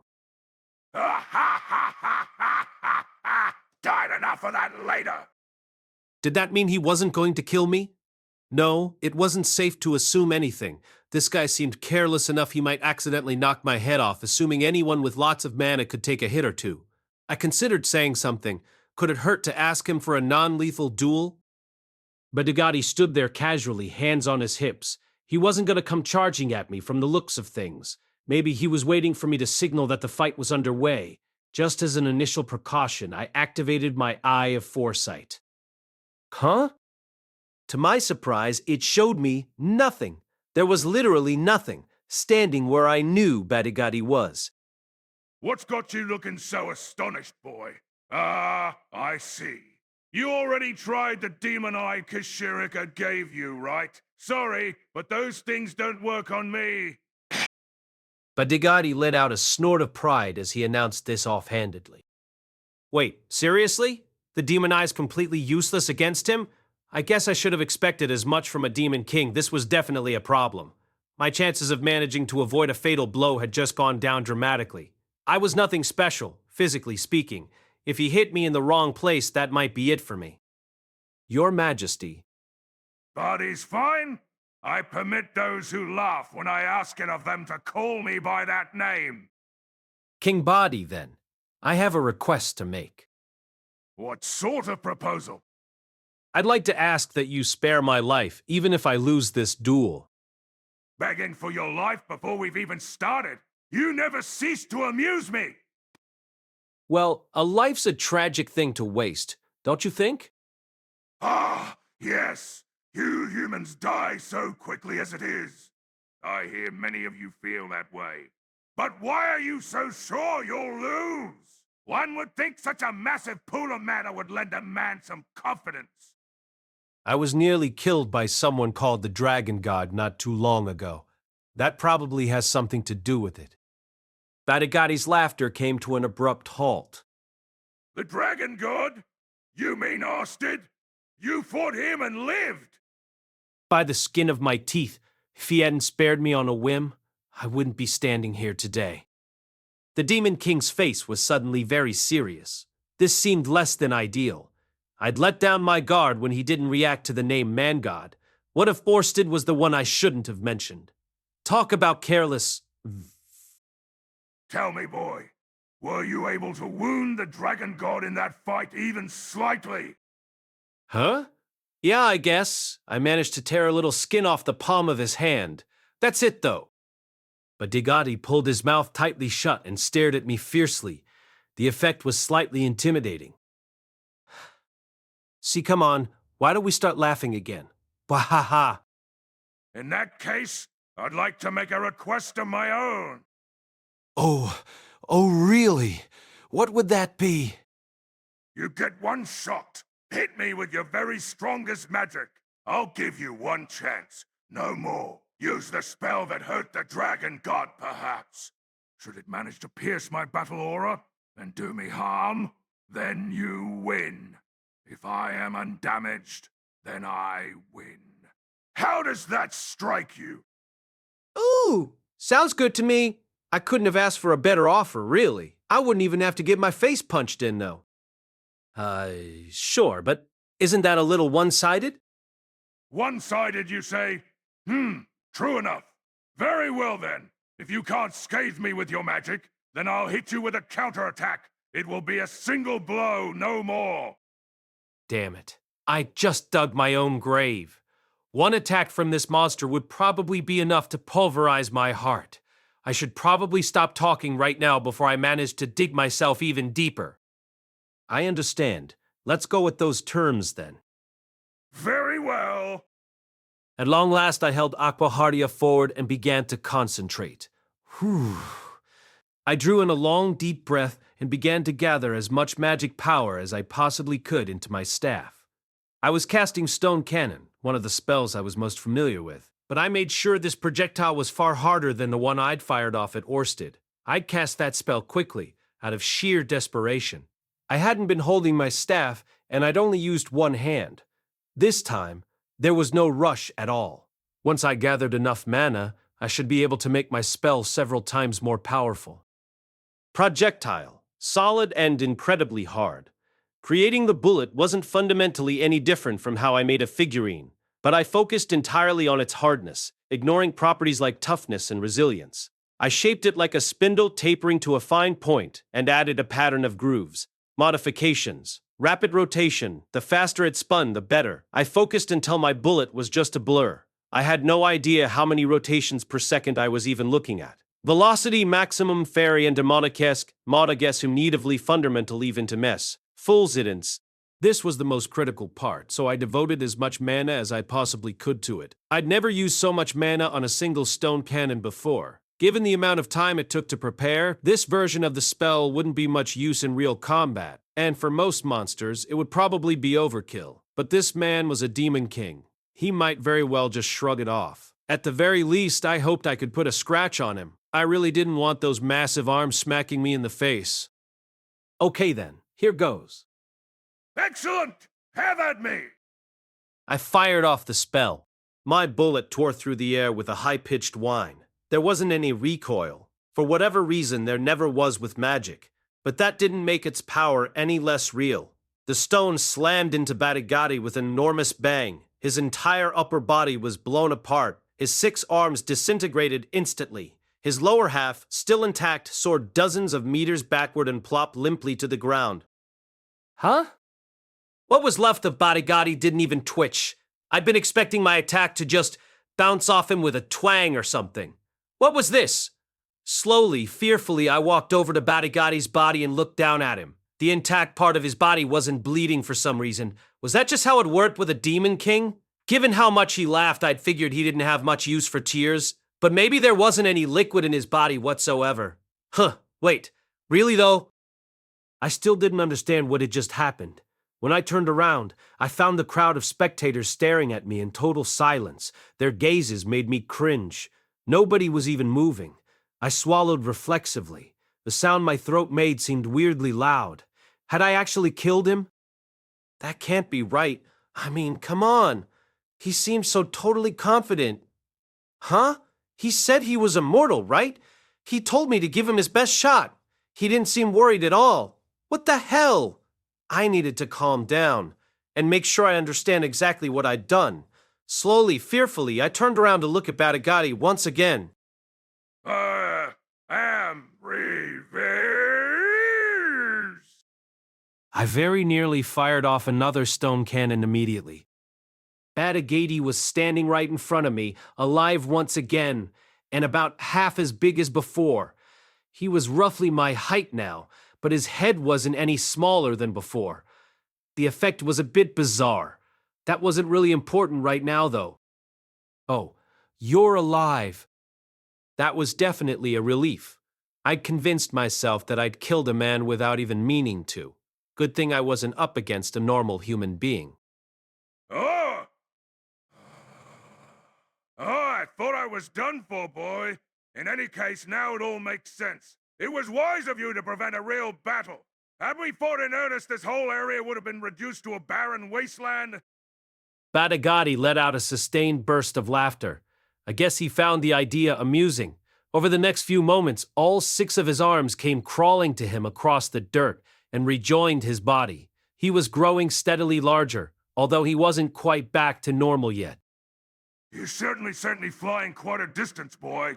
Looks like it'll take some time before I'm my old self again. You win this one, Rudeus. Feel free to call yourself a hero. I don't think I will, but thanks anyway. At least give the crowd a victory cry. Then, bye! Badigatti seized my right hand, still holding my staff, and pulled it up into the air like a referee announcing the winner of a boxing match. Well, whatever. If he says I win, I guess I win. I won it! The spectators responded to my cry with total silence. For whatever reason, nobody made a sound. After a long moment, Badigatti nodded to himself. They aren't much fun, are they? Well, all right then. Time for you to take my punch. What? That wasn't the deal. Before I could object, he smacked me straight in the face, with 3 fists at once. He was still holding my arm, of course, so I had no chance to defend myself. The blow knocked me unconscious. You big liar!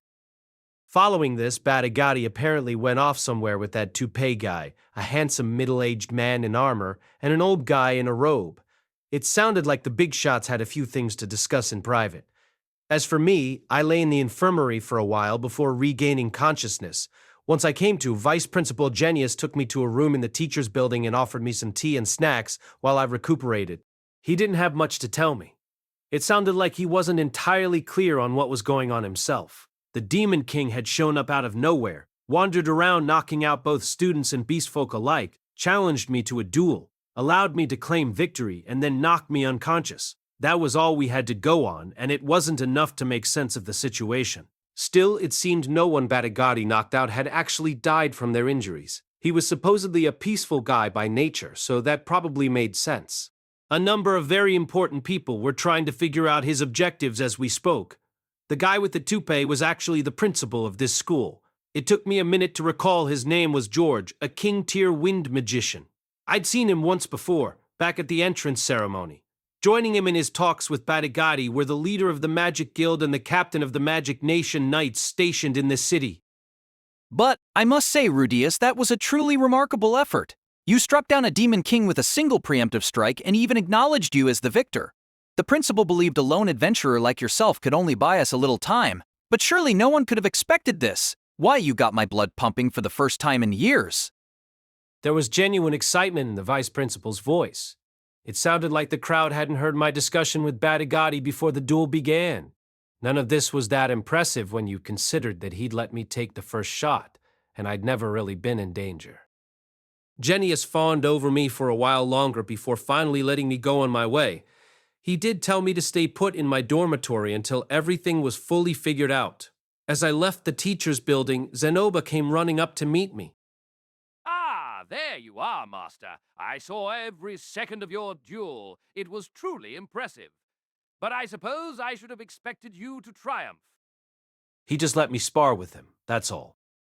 My spell had broken through his aura, true, but he hadn't even tried to evade it or defend himself, and given the fact that he could regenerate completely when defeated, I couldn't possibly have beaten him in a real battle. You're too modest by far. Sparring evenly with a Demon King is impressive enough, I assure you. When I glanced at Julie, she looked even more frightened than usual. I guess it had been a pretty gruesome spectacle, even at a distance. Hopefully, I hadn't scarred her for life. On the way back to my dorm, I ran into Cliff and a very pleased-looking Elenile. Hello there, Rudeus. What was all that commotion about earlier? What were you two up to for the last few hours? Oh, this and that. Cliff blushed red as Elenise giggled. You don't have to tell him. It seemed these two had been indulging in some grown-up fun for the entire duration of the Demon King's assault on the university. Good for them, I guess. The Demon King Betagati showed up out of nowhere and challenged me to a duel. I managed to win. Huh? He's here already? Already? What the heck is that supposed to mean? Did you know he was coming, Elenise? Yes, I did. But he was staying with the ogre tribe. He said he'd be staying there for some time, so I should go ahead by myself. Demons like him tend not to pay much attention to the passage of time, you know. I thought he'd be there for another decade or so at least, and it's only been 2 years since we parted. You probably would get pretty careless with time after living for a few thousand years, wouldn't you? I know the years slip by way faster after I passed 30 in my previous life, although that wasn't exactly comparable. In any case, he's not a bad man, is he? I nodded. He seems like a decent guy, yeah. He was probably better than most royalty, at least. That cheerful personality of his was kind of endearing. He did break his promise, but it seemed only fair to hit back when someone blasted your head off.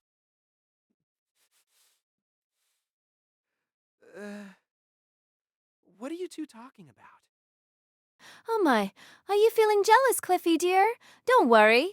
I belong to you now, body and soul. That's not the Poe. Yeah. Stop clinging to me. Rudeus is watching. Let's show him a thing or two. Then... The two of them began making out, so I shrugged and walked away. As I turned the corner, I heard Cliff protesting, but a Demon King wouldn't just show up here. Yeah, that's what I thought too, buddy. Master Fitz was waiting for me at the entrance to my dorm. When he spotted me, he assumed an expression that I couldn't quite decipher. Was this excitement, maybe?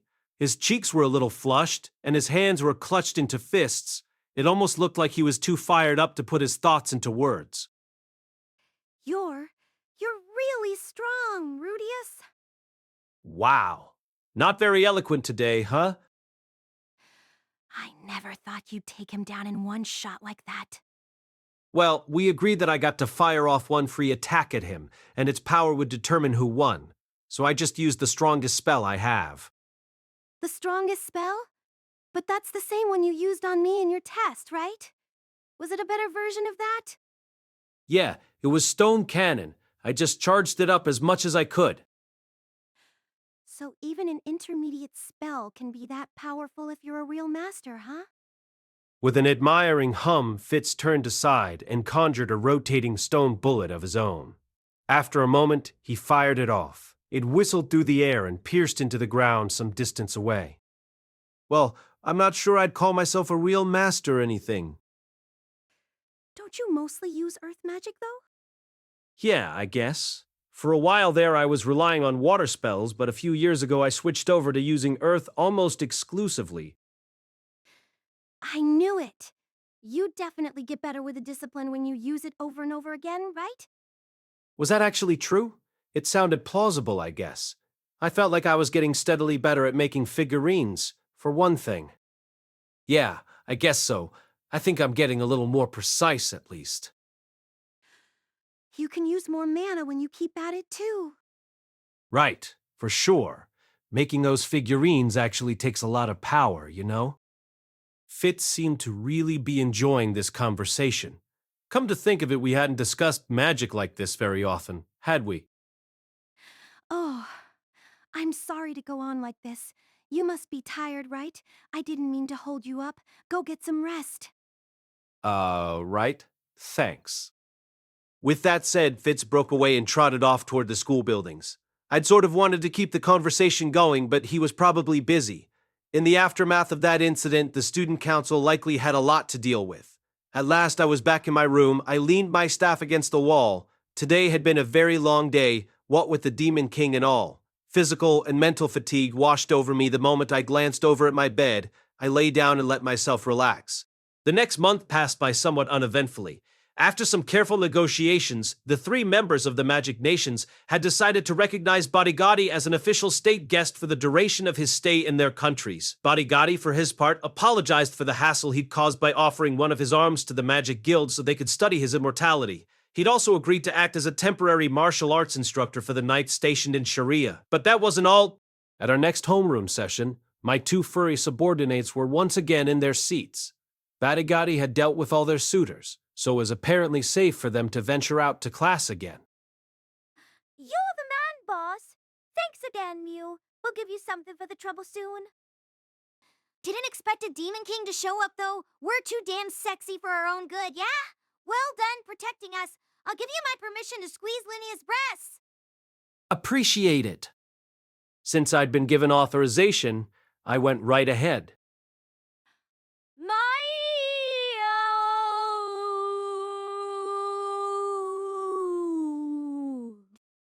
Linnea responded by scratching my face. What happened to my permission, huh? What happened to giving me something for my trouble? How perfectly atrocious. Every girl has a pair of these, right? What's the big deal if I touch a few? You're always so fearless with women, Master, and yet you never seem to pursue them seriously. Hey, cut it out, Zenoba. You remember his condition, don't you?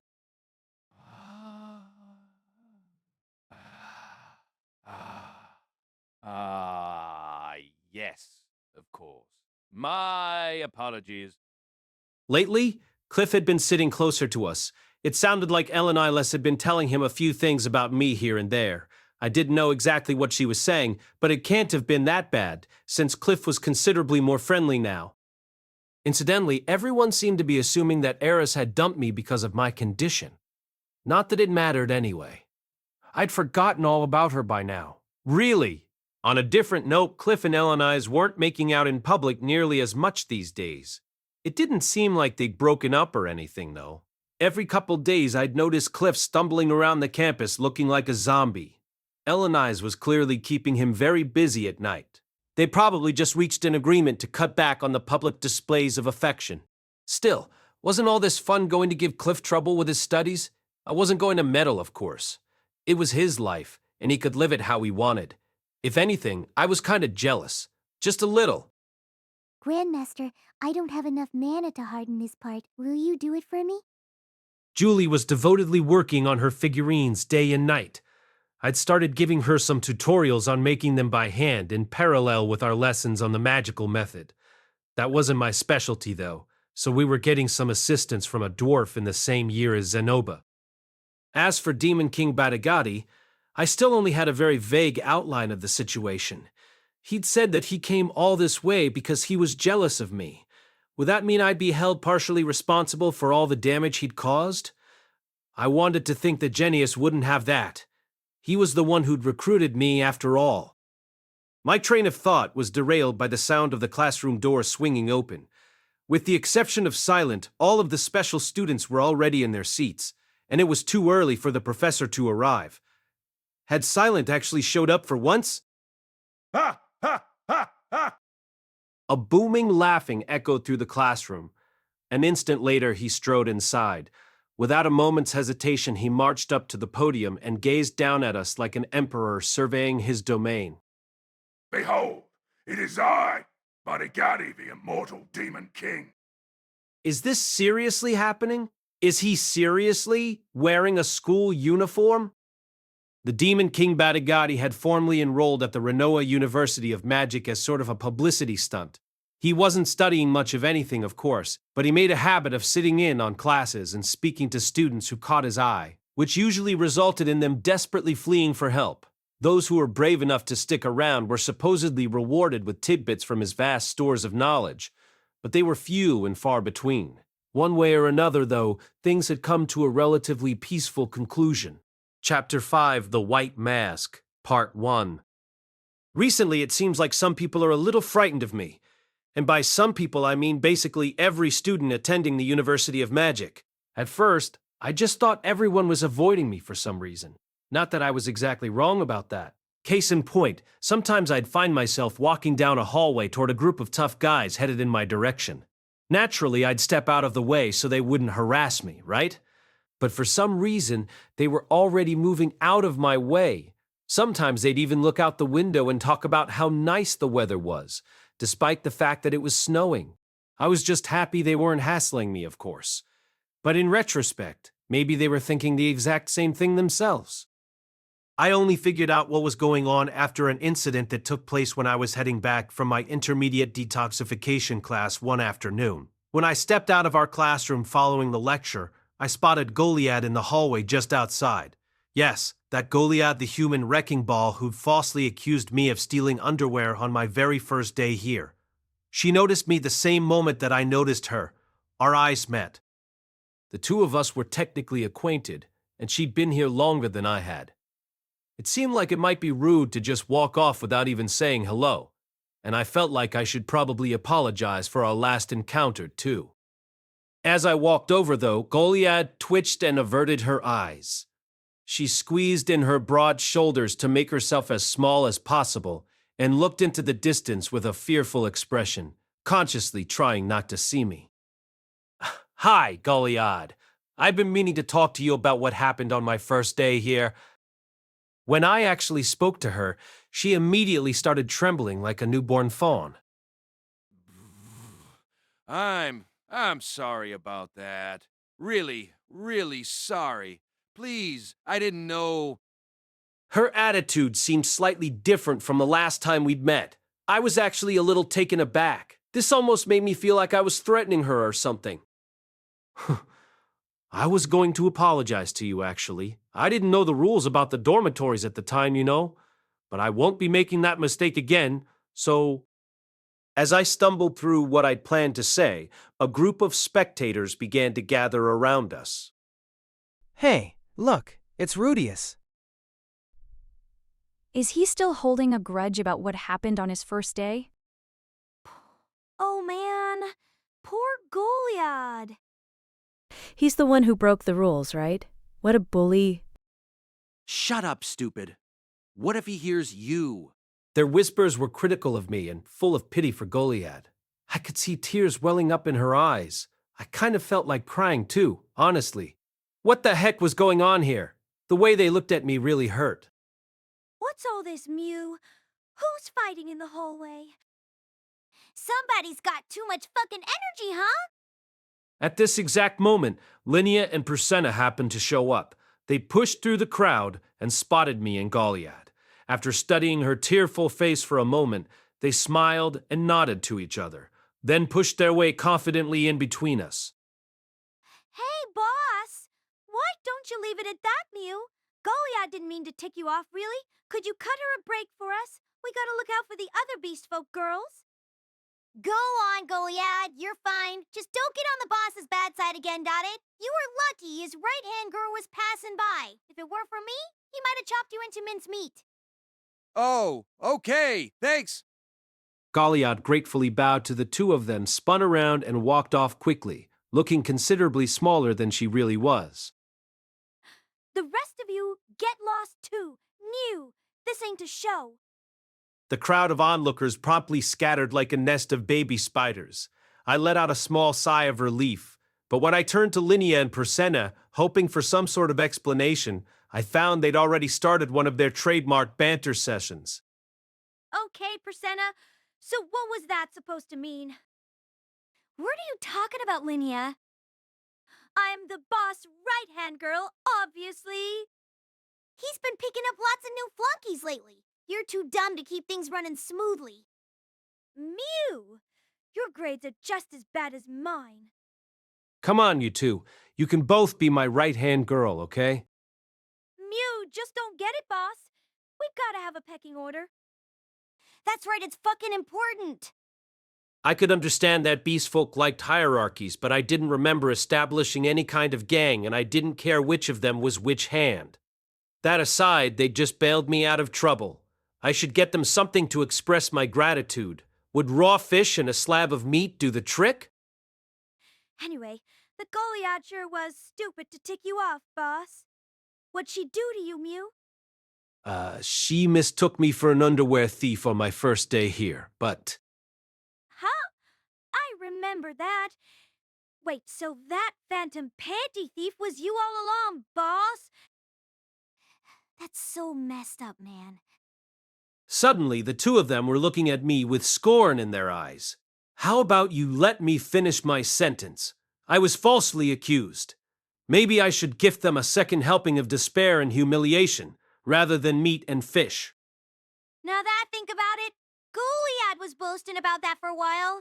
She said she caught some cowardly first-year red-handed, but Fitz protected him. I guess she's the coward now, huh? Hilarious.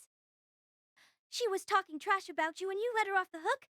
That's real big of you, boss, but we ought to send a message here. We'll take care of it, Mew. That sounded kind of ominous. Hadn't these two moved past their delinquent phase by now? Don't do anything to her, please. I don't want to go around making enemies over nothing. You really gotta get more ambitious, boss. Who cares about Mew enemies? We could rule every dorm in this school if we teamed up to take down Ariel. She's right, you know. Yeah, beat Fitz, boss, so you could conquer this school in no time.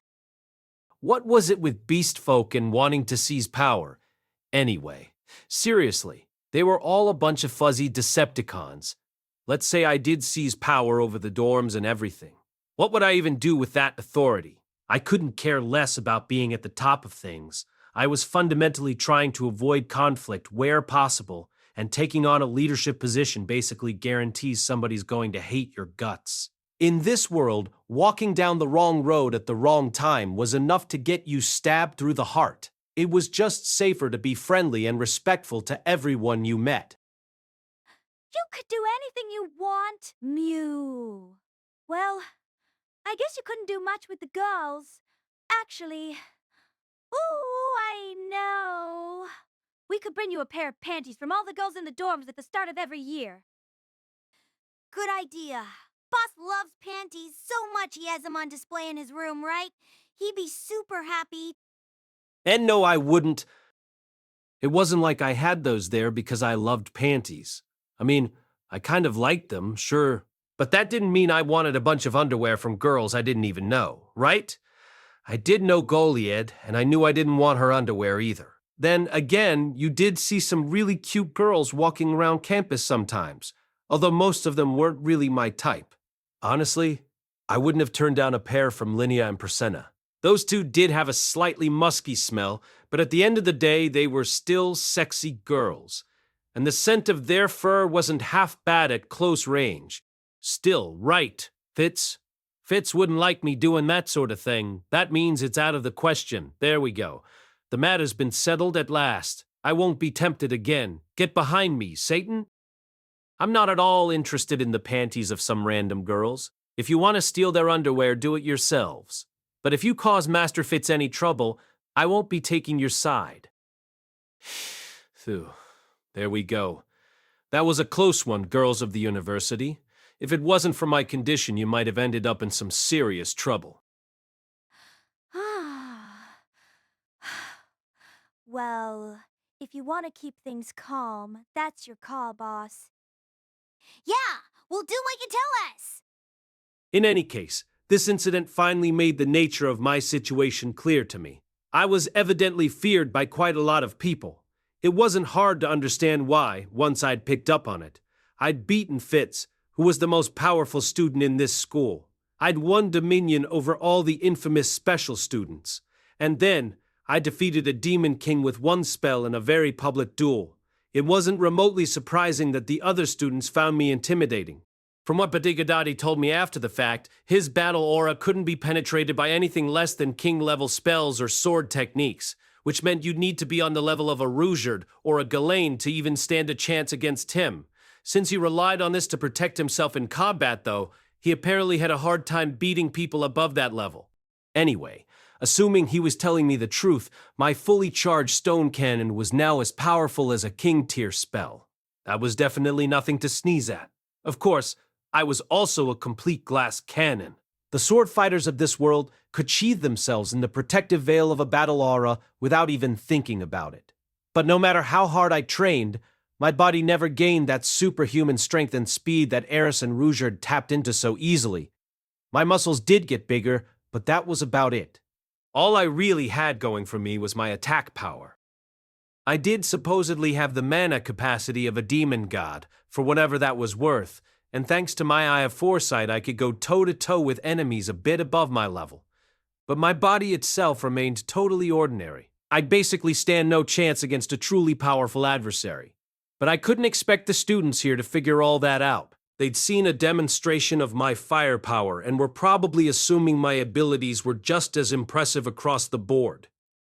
You could hardly blame an average student for steering clear of someone more powerful than a demon king. Still, you gotta have more confidence in yourself, boss. I bet that would help with your condition, Mew? Yep, but once you get that working, make sure you jump on Linnea instead of me. Confidence, huh? Was that the root cause of my issues downstairs? It kinda sounded plausible, actually. I'd lost my fight against Orsted, gotten dumped by Eris, and then screwed up with Sarah. I couldn't find a way to use my strength effectively, and I'd ended up sinking into a funk. Maybe some confidence really was what I needed to get over this hump, and now a chance to regain some had been dropped into my lap. Everyone here was afraid of me after all. Just to try it out, I tried walking through a crowded hallway with Linnea and Persenna following closely behind me. The mass of bodies parted magically in front of me. This was definitely a brand new experience. I sort of felt like the director of a hospital doing his rounds, or maybe Moses parting the Red Sea. It was hard not to swagger. Out of the way, kids. This here's my hallway. The moment this thought crossed my mind, though, I stopped in my tracks. What if the guys who'd bullied me in my previous life had started off this exact same way? That realization took all the fun out of it instantly. Whatever I'd accomplished so far in this life, the fact was that I'd spent my entire last one at the very bottom of the totem pole. That was never going to change, even if my condition did cure itself. And if I forgot about it, I'd probably end up repeating the exact same mistakes I'd made before.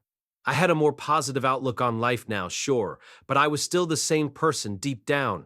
I couldn't let myself forget that. This time around, I wasn't going to end up a shut-in. A little while after all this, I was in the library, pursuing my research as usual. I was still focusing on teleportation and summoning, of course.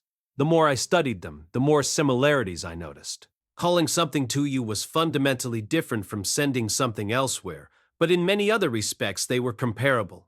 It felt like I needed to make an effort to actually learn summoning magic. I'd been thinking about this for a while, but there wasn't a single professor in the university who specialized in that discipline. There were supposedly a few members of the Magicians Guild who could at least cast the spells, but even they were mostly at the beginner or intermediate tier. All they could call forth were harmless familiars and mindless, obedient spirits. I wanted to learn from an actual expert. There were some people in the town who'd risen to the advanced tier in enchantment magic, but that seemed to be very different from conventional summoning. They certainly wouldn't be able to tell me anything about teleportation. The vice principal had bragged about the quality of the staff here, but evidently he was all talk. Then again, maybe this was just how things were. I hadn't encountered any magicians who specialized in summoning during my time as an adventurer either. It seemed possible there weren't many of them at all. Or maybe it was more like barrier and divine magic, where one specific country essentially monopolized the methods. Still, I kind of felt like I'd met at least one person with some skills in summoning. I couldn't remember who it was, though. I felt like it would come back to me if I ran into them again. I probably hadn't seen them in a while, whoever they were. In any case, I'd read through most of the promising books on summoning magic in the library at this point. It felt like I'd hit a dead end, honestly. Studying by myself couldn't take me any further than I'd gotten. It was Fitz who ended up finding me a way forward. I finally found someone, Rudeus. There is one person here who's researching summoning magic on an expert level. Ooh, really? Yeah, I found out about them from the principal and vice principal, actually. Who do you think it is? Well, it probably wasn't a professor. There were a handful of other students trying to learn summoning as best they could, but surely none of them knew anything more than advanced spells at best. What did that even leave us then? Someone from the Magicians Guild, maybe? It wouldn't be surprising if they had a few experts in the field somewhere. Maybe one of their researchers was borrowing some of the school's facilities to conduct their experiments. Sort of. They are an A-ranked member of the guild, supposedly. Wow! Based on what I'd learned about their structure, an A-ranked member of the Magicians Guild was the equivalent of a branch manager, while being S-ranked meant you were part of the central leadership group. Principal George was an S-ranked member, and the vice principal was ranked B. Doesn't that mean they're pretty high up in the hierarchy? Yeah, that's really something, don't you think? Even B-ranked members were entitled to some very nice perks. You could start up a school for magicians anywhere you wanted, and the guild would offer you financial and logistical support. So, who is it then? Well, I think you probably know their name already. At least. Did I? I felt like I would have remembered someone that important. Come on, tell me already. Okay then, it's Silent 7-Star from the special class. Ah, now this makes sense. I'd heard the name before, yes, and more than just the name. I'd heard about the things they'd accomplished at this school as well. First of all, there were their improvements to the menus at the dining halls. They'd arranged for a regular supply of food from the Kingdom of Asura, allowing them to use ingredients you'd normally never see in the Northern Territories. In addition, they'd introduced the world to something they called Carry Soup, which was supposedly their own invention. It was made by stewing ingredients like potatoes, carrots, onions, and others in a pot, with a complex spice blend thrown in for flavor. You ate it by spooning the thick brown soup onto a hunk of bread. It was curry, basically. The flavor was very different from the curry I remembered, true, but the idea was very similar. Silent was also the one who'd proposed our official school uniforms. They had connections with designers and manufacturers back in Asura, and had arranged for them to be created there. The introduction of a universal uniform allowed the university to present its student body as a single group with a common purpose rather than a chaotic mixture of different tribes and races that happened to be occupying the same campus. It improved their public image significantly. Even the blackboards found in all the classrooms were one of their innovations. Writing on a pure black surface with a small stick of limestone was a simple enough concept, but the professors had found it exceptionally helpful. There were many other little improvements they'd made, if you went looking for them. They'd contributed to the university in many small, subtle ways. In recognition of these accomplishments, the Magicians Guild had granted them a high rank in their organization. All that said, their innovations were also very familiar. They seemed like novel concepts to the residents of this world, but not to me. I wasn't the sharpest tool in the shed, but I'd had my suspicions for some time. I thought I knew something about Silent's origins. Up until this moment, though, I hadn't voiced my suspicions. I don't know why. Maybe I wanted to believe I was special. Maybe I'd assumed I was something totally unique, the one and only person in this world with memories from another. But of course, there was no logical reason why that should be the case. To be honest, I was a little frightened by the idea of Silent. I'd been hoping to avoid ever meeting them. I didn't want to meet someone who'd been given the same advantages as me and made much better use of them. I was afraid they'd ask me why I was wasting time playing around when I could have accomplished so much more. I knew how badly hearing that would hurt. But when I heard Fitz speak Silent's name, I quickly decided that the time had come. Got it. Thanks, Master Fitz. I'll see if I can track them down. I'd probably gotten a little cocky. In retrospect, I'd won the loyalty of a blessed child, beaten the 2 top delinquents in the school, earned the sympathy of its foremost genius, and even made friends with a king from the demon continent. Half of the student body looked at me in awe. I was trying not to let it go to my head, but I think it did. They can't turn up their nose at me after everything I've done here, right? I learned Silent's whereabouts from Vice Principal Genius without any fuss at all. The school had granted them a laboratory consisting of 3 large rooms at the very back of the 3rd floor in the main research building. They spent almost all their time there, only emerging on very rare occasions. I decided to visit them by myself, for reasons I wasn't totally sure of. It might have made more sense to take Fitz along with me, but somehow I felt like I needed to go alone. I paused in front of the door that led to their chambers to take a deep breath and try to steady my nerves. I wasn't going to let myself flinch, even if Silent really was like me. I knocked lightly on the door. Come in. There was a tinge of irritation in the voice that answered from within. Slowly, I pushed the door open.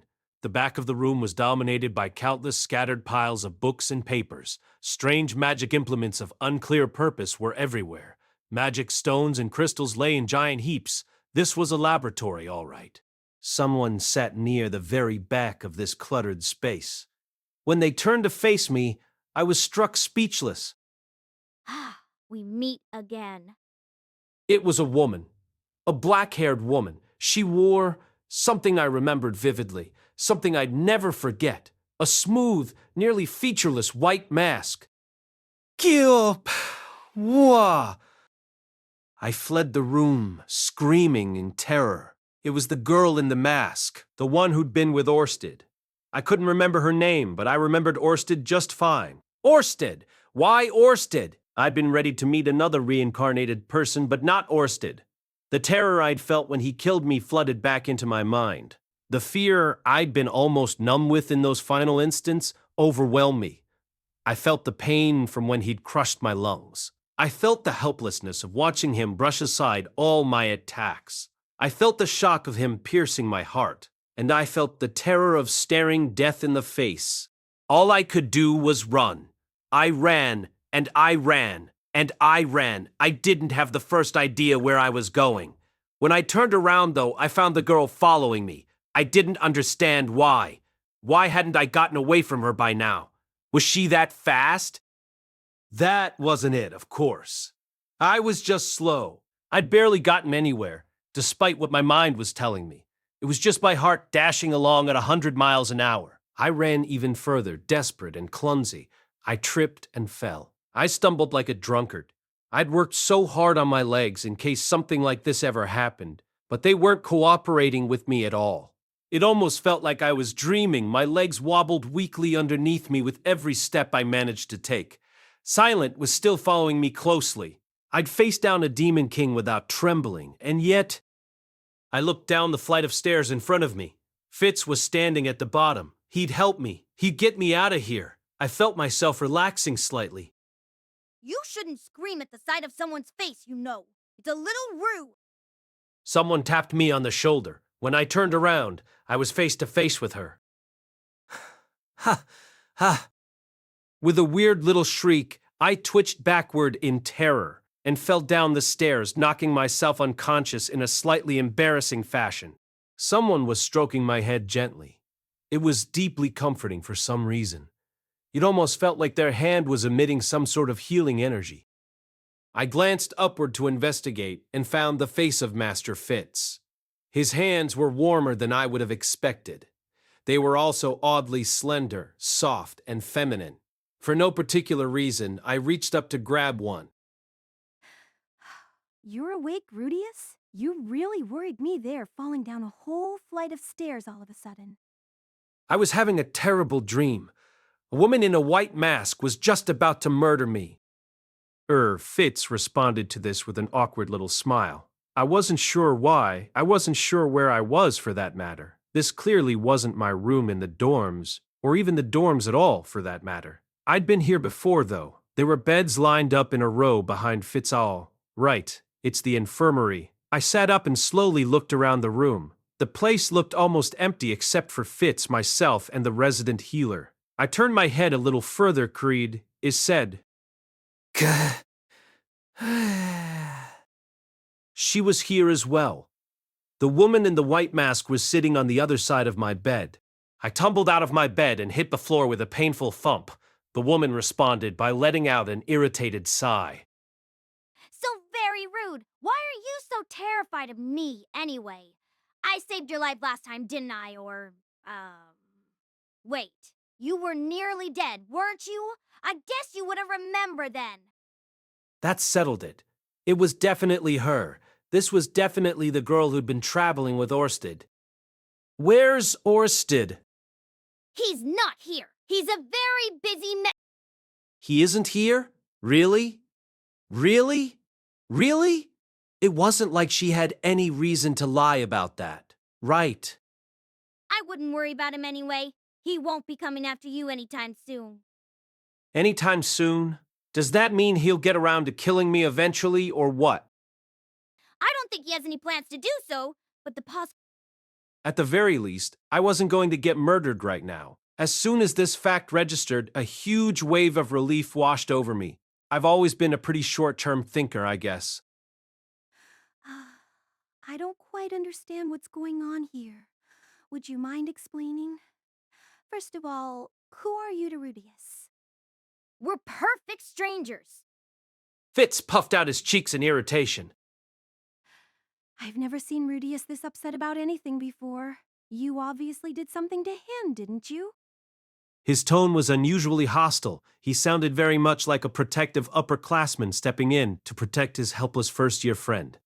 Honestly, the support was much appreciated. The last time we met, he was beaten rather badly by the Dragon God. I imagine he was remembering all of that. The Dragon God?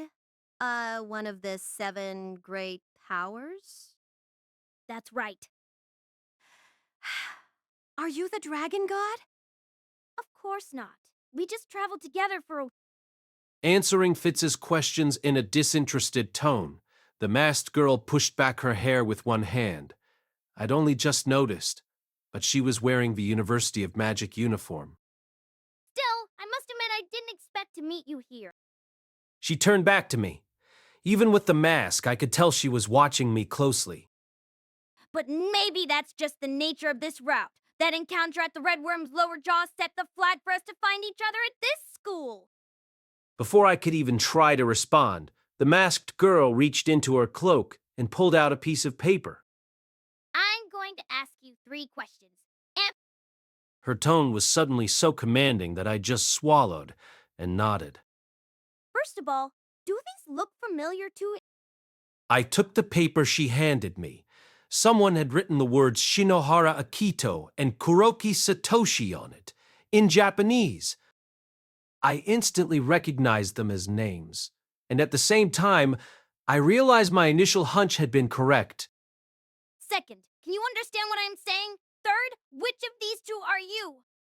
Her final 2 questions were spoken in Japanese as well. There was no longer any doubt about it whatsoever. She was just like me. As for the names on that piece of paper, though, they meant nothing to me. I hesitated for a moment. But I'd braced myself for this by now. Slowly, I replied in Japanese, I'm neither of them. I don't recognize these names. I see. But you do speak Huh? What language are you 2 speaking, Rudeus? The 2 of us share our homeland, that's all. What? That can't be right. I wasn't sure why Fitz felt so confident about this, but that was hardly important at the moment. Slowly, anxiously, I asked the crucial question. So you're like me, then? Silent nodded. That's right. I was tossed into this world out of nothing. As she spoke, she reached up and took off her mask, and at the sight of her face, something clicked inside my head. It was the girl, the one from the last moments of my old life. The high school kid who'd been fighting with some boy and nearly got run over by that truck. Or at the very least, it was someone who looked exactly like her. I was sure of this, but something felt a little strange about it. It took me a moment to figure out why. Then I realized her face was exactly the same. 15 years had passed since that day, but she didn't look any different at all. That was just bizarre. Wouldn't she have changed at least a little in all that time? No. Hold on. Why does she look anything like she used to? If she'd been reincarnated here, she should have been reborn into an entirely new body, just like me. Before I could ask her anything, though, she answered my questions preemptively. I don't know how I was transported to this nightmare of a world, but I'm stuck here for now. If she'd been transported, our situations were actually rather different. I'd been reincarnated into a new body, with only my memories intact. But unless I was misunderstanding her, she'd basically been warped here just as she was in the same body at the same age. My name is Nanahoshi Shizuka, and I'm Japanese. I've been using the name Silent 7-Star lately, though. Confusion and doubt swirled through my mind, tangling in my thoughts until I couldn't think of a single word to say. But my silence didn't seem to discourage her. Where are you from, anyway? America? Or maybe Europe? You're obviously Caucasian, but you speak Japanese. Is one of your parents Japanese? Or maybe you're a foreigner who lived there?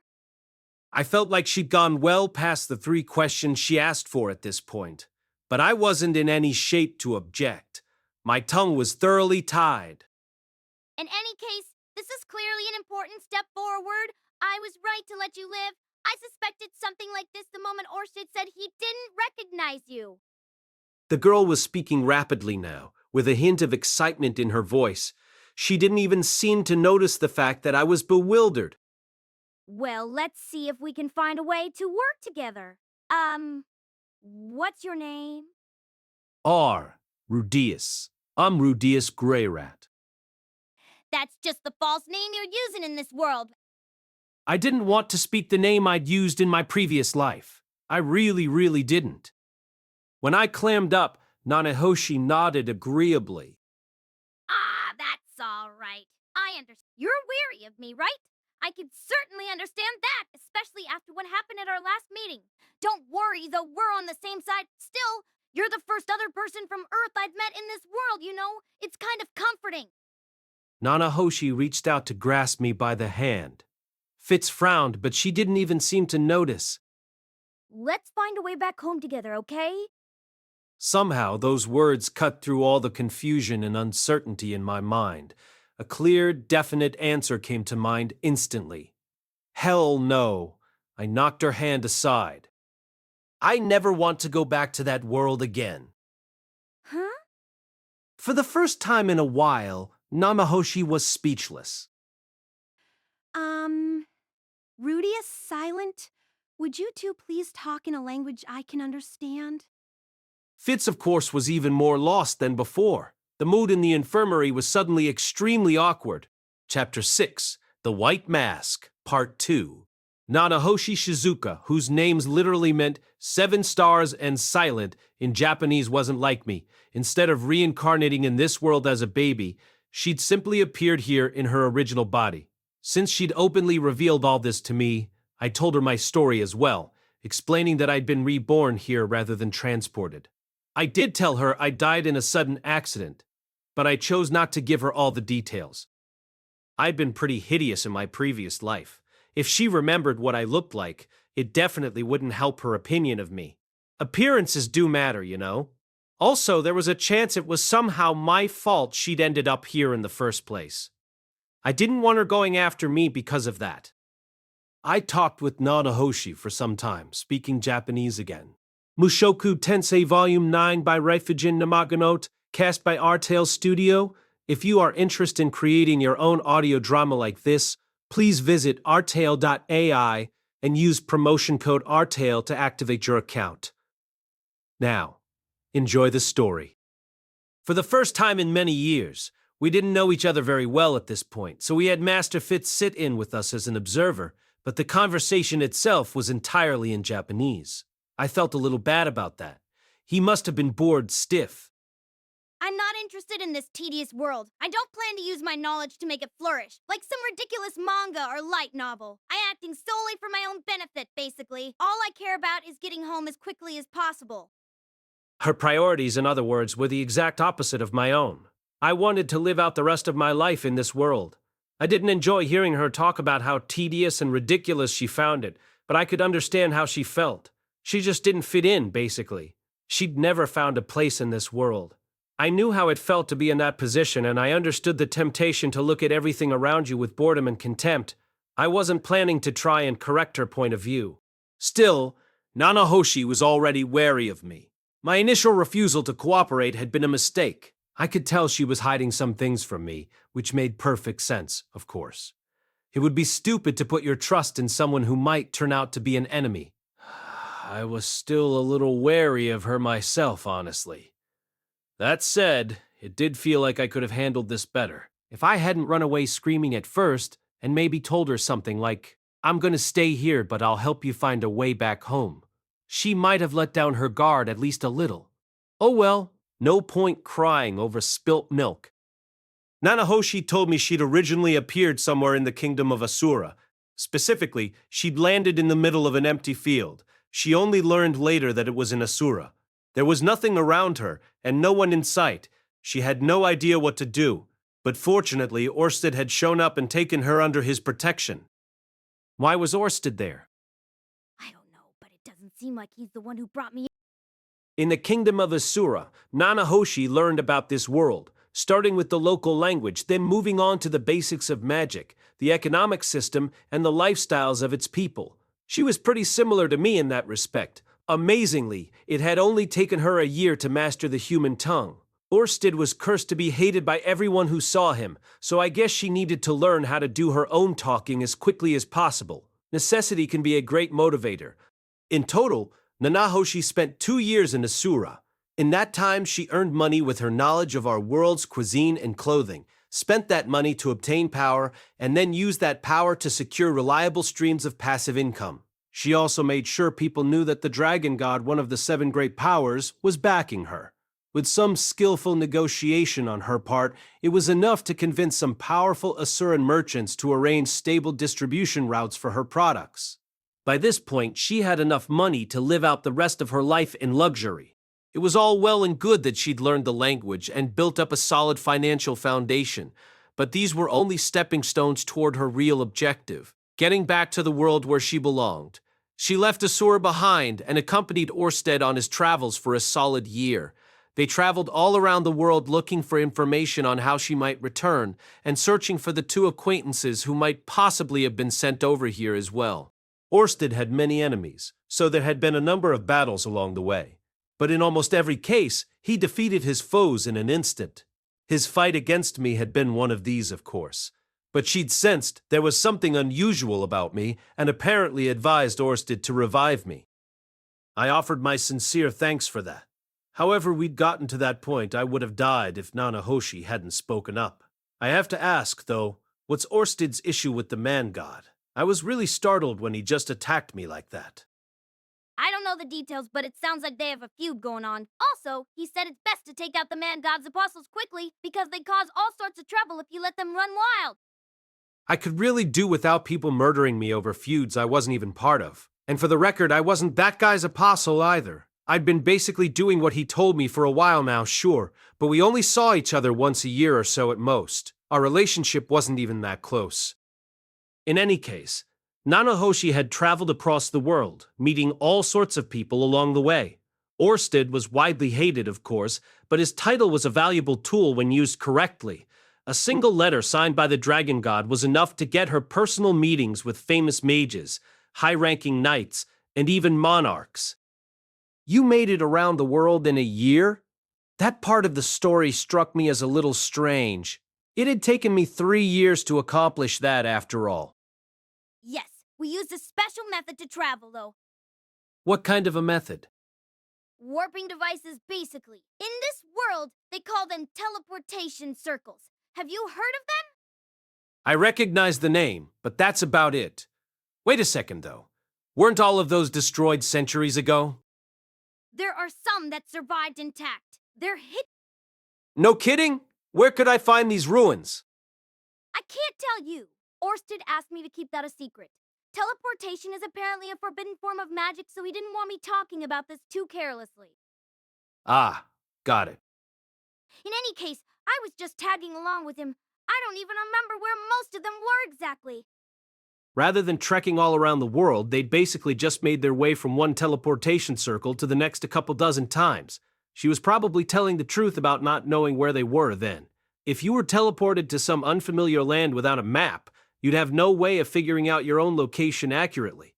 Still, it would be nice to track down at least one of those things. They sounded incredibly convenient. You never knew when you might need to travel halfway around the world after all. Anyway, back to the main topic. Nanahoshi didn't find the people she was looking for, but she'd met many other interesting characters on her journey. Eventually, one of them told her, "Someone may well have summoned you into this world." Who told you that exactly? I can't say. They asked me not to tell anyone. Why's that? It's for my own safety. Should people learn that you met me, you'll find yourself plagued by swarms of greedy, power-hungry jackals. You'd be wise not to mention my name to anyone if you'd prefer to avoid that in their words. Apparently, this mysterious, unnamed individual was a world-class authority on summoning magic, but even they didn't have any idea how a living person from another world could be summoned into this one. Even putting aside the another world bit, it was theoretically impossible to summon a human being from anywhere. Still, Nanahoshi finally had something to work off. She decided to set up a new base of operations at the Renoa University of Magic, where she could thoroughly research summoning at her leisure. An enormous donation from her savings was enough to earn her a B-ranked membership at the Magicians Guild and her position as a special student. Once she was on campus, she used her connections in the Kingdom of Asura to introduce the new uniforms and various other improvements. She even arranged a long-overdue reform of the general curriculum and upgrades to the professor's teaching tools. In the blink of an eye, she'd earned herself a ranked status at the guild. They'd even gone so far as to offer her an S rank if she was willing to share all the knowledge she possessed, but she declined the offer. Sorry to repeat myself, but I'm not remotely interested in reforming this world for the better, or climbing my way to the top. Because of this attitude, she never made things she wouldn't use herself, and didn't provide them to others either. That seemed kind of cold-hearted to me, honestly. Surely it couldn't hurt to make the world a little more pleasant for everyone, right? Look, we don't really belong in this world, do we? Erased? What are you talking about? Haven't you read any science fiction? What if there's... Now that she mentioned it, I remembered reading a manga where that was a major plot point. I think they called it the law of causality or something. Is there really anything like that here? I have no idea. It can't hurt to be careful, though. I felt like those issues popped up more in time travel stories where you had people jumping back into the past. It didn't seem like something we really needed to worry about since we'd landed in a day. But, whatever. It was her choice, at the end of the day. Once she'd secured herself a private research space where no one would ever bother her, Nanahoshi devoted herself to an intense study of summoning magic. She'd also chosen to use a false name here, being famous enough that people would have tracked her down to pester her. Silent 7-star didn't seem like a very subtle choice, though. I would have gone with something other than a literal translation. Maybe she wanted to keep it similar enough that her two missing friends could recognize it. Who knew if those two were even around, though? I'd never heard anything about either of them. In any case, to learn summoning magic, you had to begin by getting familiar with magic circles. While more dynamic magic like elemental and healing spells were mostly cast using incantations, you needed circles for static magic such as barriers and summoning.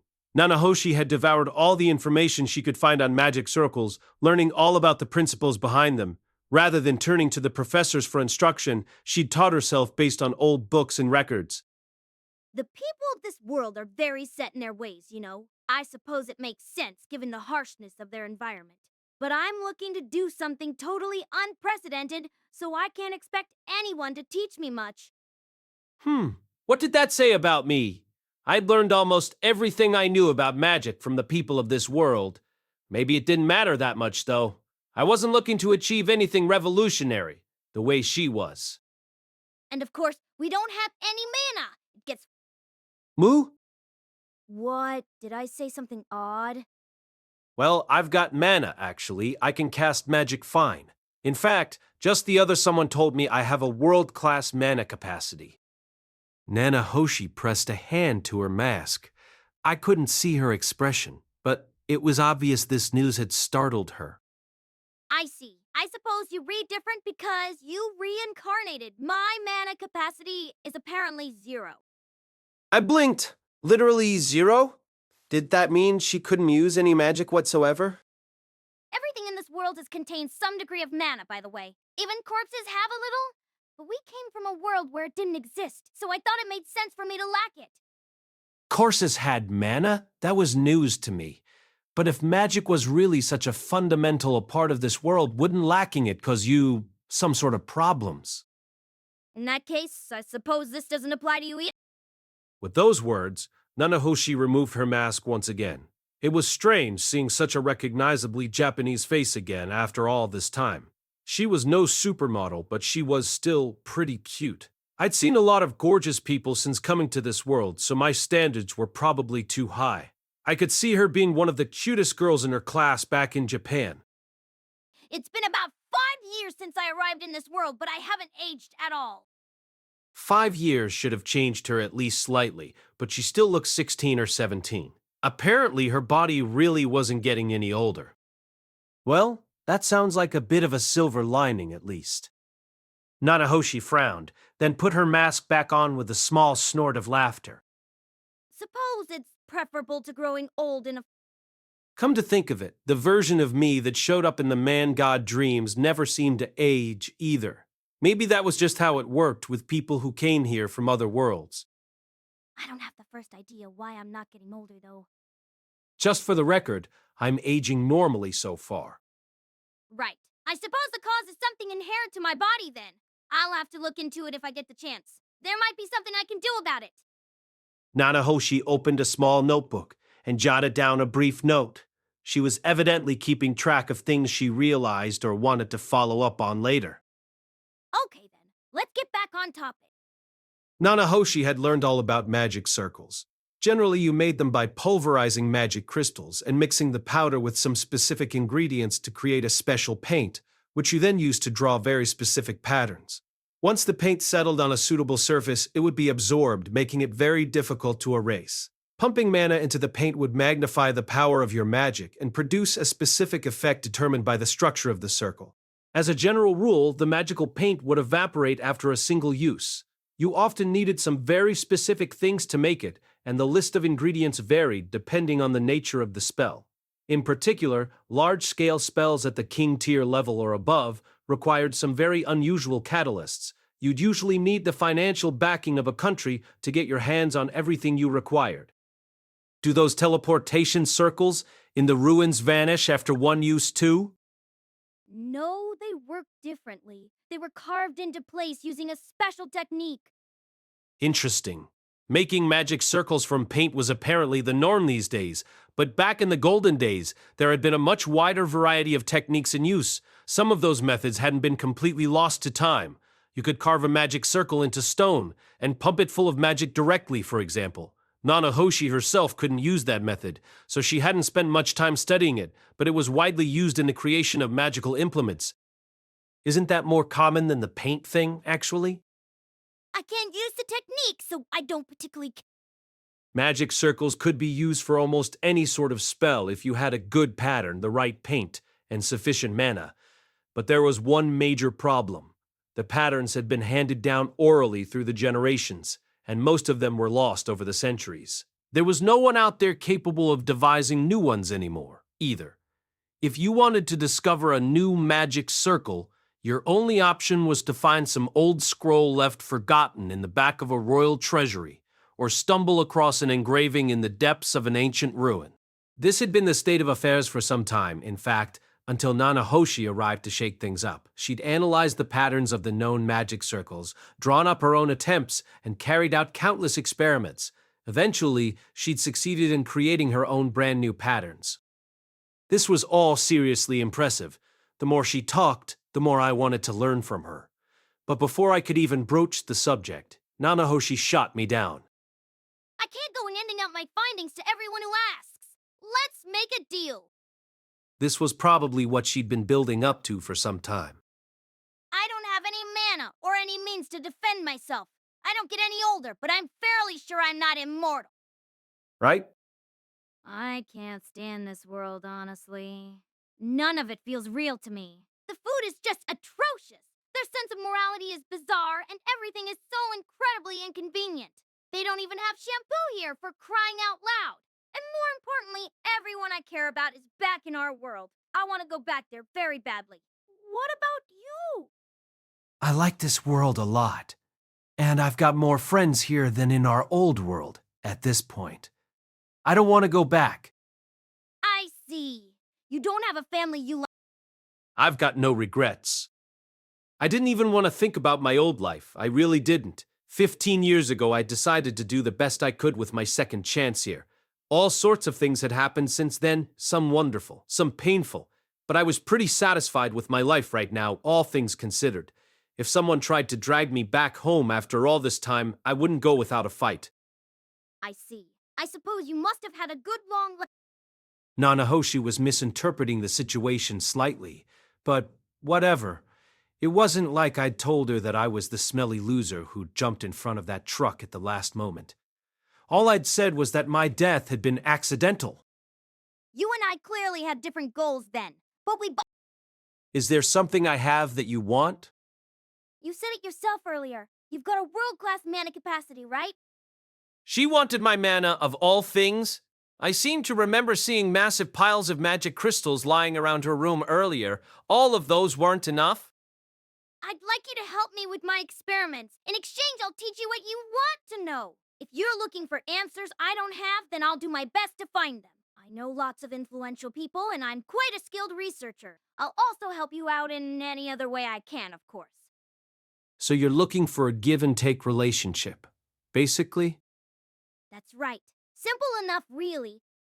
Nanahoshi seemed like a very smart, resourceful person. I wasn't sure how much help I would really be to her. Maybe she was just showing some compassion for a fellow Earthling, though. She did say something about being glad to meet another of her kind. Okay, that sounds good to me. I accept. Glad to hear it. Don't go changing your mind later, all right? A man never goes back on his word. Huh. I have to say, it's kind of nice to hear a Japanese cliché again. I know what you mean. Nobody gets any of my references over here. Nanahoshi cleared her throat and resettled herself in her seat. She took 3 rings out of her pocket and slipped them on one by one. Was there some point to all this? Shall we get right to it then? Is there something you want to ask me? Who told you that? I shot a glance over at Fitz, who was sitting silently off to the side with a vaguely sulky expression on his face. Maybe they'd spoken a little while I was unconscious? Noticing my gaze, Fitz tilted his head uncertainly to one side. What is it, Rudeus? Is something... We're going to talk about the displacement incident now. Namahoshi, would you mind speaking in the human tongue for this? Oh, right then. Fitz moved next to me and turned to face Nanahoshi. From now on, we'd be using a language everyone in the room could understand. I don't know the specifics of why that disaster took place. However, it closely coincided with the moment that I arrived in this world. I'd had my suspicions, of course, from the moment I learned when and where she'd arrived in this world. And she'd no doubt learned from Fitz that I'd been one of those affected by the calamity. In other words, the incident was probably a side effect caused by whatever brought me here. In effect, it happened because of me. Right? Not a huge surprise. I've been anticipating those words for a while now. Summoning and teleportation were similar in many ways, and Nanahoshi had apparently been summoned here the moment we were teleported. It all fit together too neatly for it to be a coincidence. If anything, I was relieved that disaster wasn't related to my arrival here. Fitz, however, reacted very differently. I'll kill you. He jumped up and swung his arm threateningly. What? You? She threw up one of her hands. One of her rings shone brightly, and Fitz's spell failed. Realizing that his magic wasn't going to work, Fitz leapt toward Nanahoshi and begun throwing punches. But the second of her rings shone, and his fists bounced off some kind of invisible barrier. Do you have any idea how much we suffered? My mother and father died because of you. Don't just stand there, Rudeus Grey Rats. Do something. Stepping forward, I grabbed my panting friend by the arm before he could slam his fist against the barrier again. Calm down, Master Fitz. Are you serious, Rudeus? She just admitted it was her fault. How can you be so calm? You suffered too, didn't you? I'd never seen Fitz this worked up before. He was normally so cool-headed. It was hard to blame him for losing control, of course. He'd lost people he loved in that disaster. After 5 years, he'd probably come to terms with that loss to some degree. But that didn't mean he could stay calm when confronted by the person who was responsible for it. Based on what I'd heard so far, though, the displacement incident wasn't Natahoshi's fault. The bottom line was, she didn't choose to be brought over here. Someone else made that decision for her. Oh, right. We were talking in Japanese when we discussed that, weren't we? No wonder Fitz had misunderstood. He didn't have any context at all. I'm sorry we didn't explain this clearly enough. She didn't come here of her own free will, Master Fitz. She's a victim, too. Wait. Really? Fitz was still breathing rapidly, but he seemed to take my words at face value. With a long sigh, he slumped back into his chair. I'm sorry. I could have phrased that more carefully. It wasn't my intention to upset you. That's all right. I apologize for jumping to conclusions. Fitz didn't seem completely calm yet. There was still a fierce light in his eyes, for one thing. But it seemed like he'd gotten himself under control, at least for now. Had Nanahoshi taken out those rings on the assumption I'd fly into a rage and try to murder her? The girl had some guts. I'd give her that. Those were some nice little trinkets. I wanted to set her too for myself, honestly. Maybe they were her primary means of self-defense. Anyway, I don't know much more about the incident itself. I was summoned here because of it, but I have no idea who made it happen, what their motives were, or why it led to such an enormous disaster. No one does. Orsted didn't have any theories, either? No, he just said it was unprecedented. Well, if a so-called god couldn't figure it out, we probably weren't going to find any answers either. I seem to remember the man-god saying it was Orsted's fault, but thanks to that curse, everyone who met Orsted hated him. I felt like the man-god might be under its effects as well. And they had some kind of feud going on even outside of that, right? He might just have blamed Orsted by default.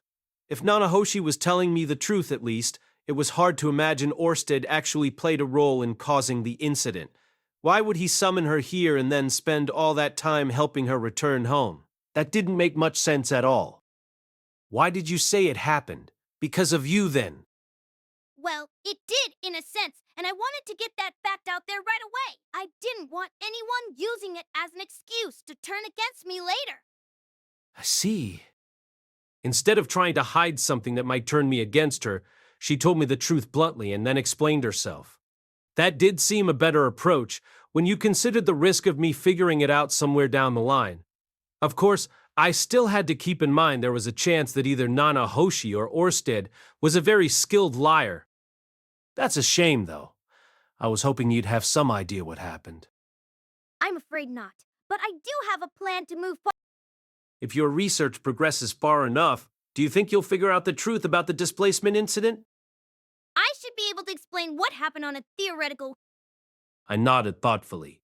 The way she cautiously clarified her promises made her seem more trustworthy somehow. But to make that happen, I'll need a great... I see. I guess I'm the man of your dreams, then. Yes, I suppose so. Fitz scowled as we spoke. I got the feeling he still didn't trust Nanahoshi completely. Still, I'd never expected such a nice, friendly guy like him to flip out like that. He did say someone he knew came through the incident okay. But I hadn't known that both his parents died. It was probably smart to let him cool down a little before I said anything. Okay, Nanahoshi. I need a little time to think about all of this. I'll come back to see you in a few days, okay? Let's work out the specifics then. All right, I'll see you then. With that final exchange of words, I left the infirmary with Master Fitz in tow. After I explained Nanahoshi's situation to Fitz in greater detail, he finally seemed to calm down a little. His anger visibly faded when I told him that she'd been brought to this world by force and was desperate to make her way back home. Once I was finished, though, he asked me a slightly odd question. Anyway, Rudeus, what do you think of her? The question was a slightly tricky one. It was easy for me to believe her story, since I'd been reincarnated here myself, but it must have sounded seriously outlandish to Fitz. From the way Nanahoshi talked, it was obvious that she didn't care very much about this world or what happened to the people in it. She just wanted to get the hell out of Dodge. Unlike me, she'd had nothing but success since coming here. Maybe it all felt trivial to her. I wasn't going to brag about all my hard work or whatever, but I didn't really like her attitude. To be honest, there are some things about her I don't like very much, but I do think she's relatively trustworthy.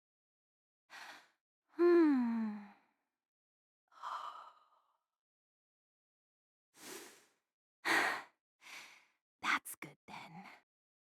Fitz smiled a little awkwardly. Maybe he'd been planning to lecture me about trusting people too easily if I'd responded differently. I didn't really know how Nanahoshi could have worked out a plan to trick me, considering I'd approached her first. But I guess her story was just that hard to believe. Were you worried about me, Master Fitz? Thanks. No, I wasn't worried or anything, but you're welcome anyway, I guess. Watching the guy fidget like this was always weirdly heartwarming. In any case, Nanahoshi and I had now established a tentative partnership. There were still dozens of questions I wanted to ask her, but there was no need to rush things. I just have to work my way down the list, one by one. Side story, Sylphiette, Part 4, E. I'd been feeling more and more anxious about the situation. Silent had turned out to be a girl. That was no big surprise in itself. Some of the princess's sources had suggested it might be the case, in fact. In hindsight, lots of her little innovations were things that a woman might appreciate. She'd improved our food, our clothing, and the soap we used to clean our hair.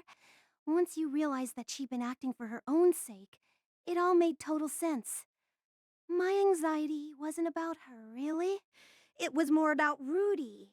For some reason, he seemed devoted to Silent. There were lots of beautiful women in his life already. Linya, Persina.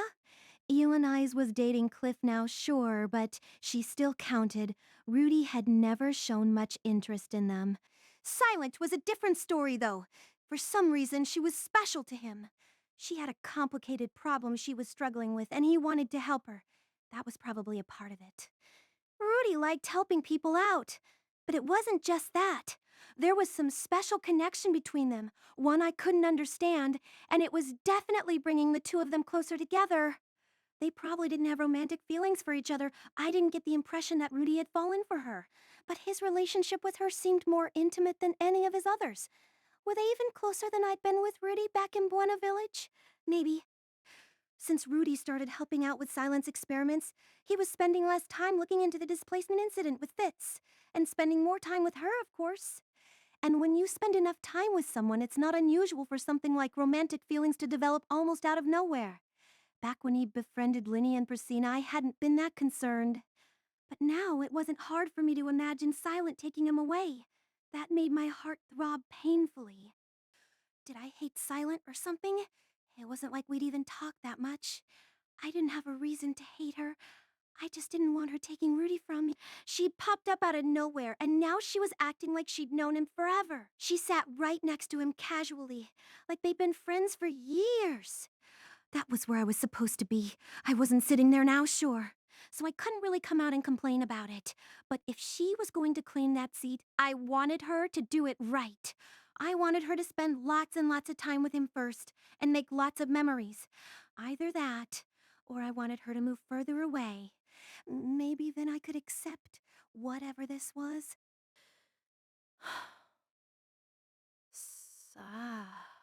Were Rudy and I really going to just drift apart like this? The princess said I could take my time with it. But if there was no chance at all, she wanted Fitz to stop interacting with Rudy altogether.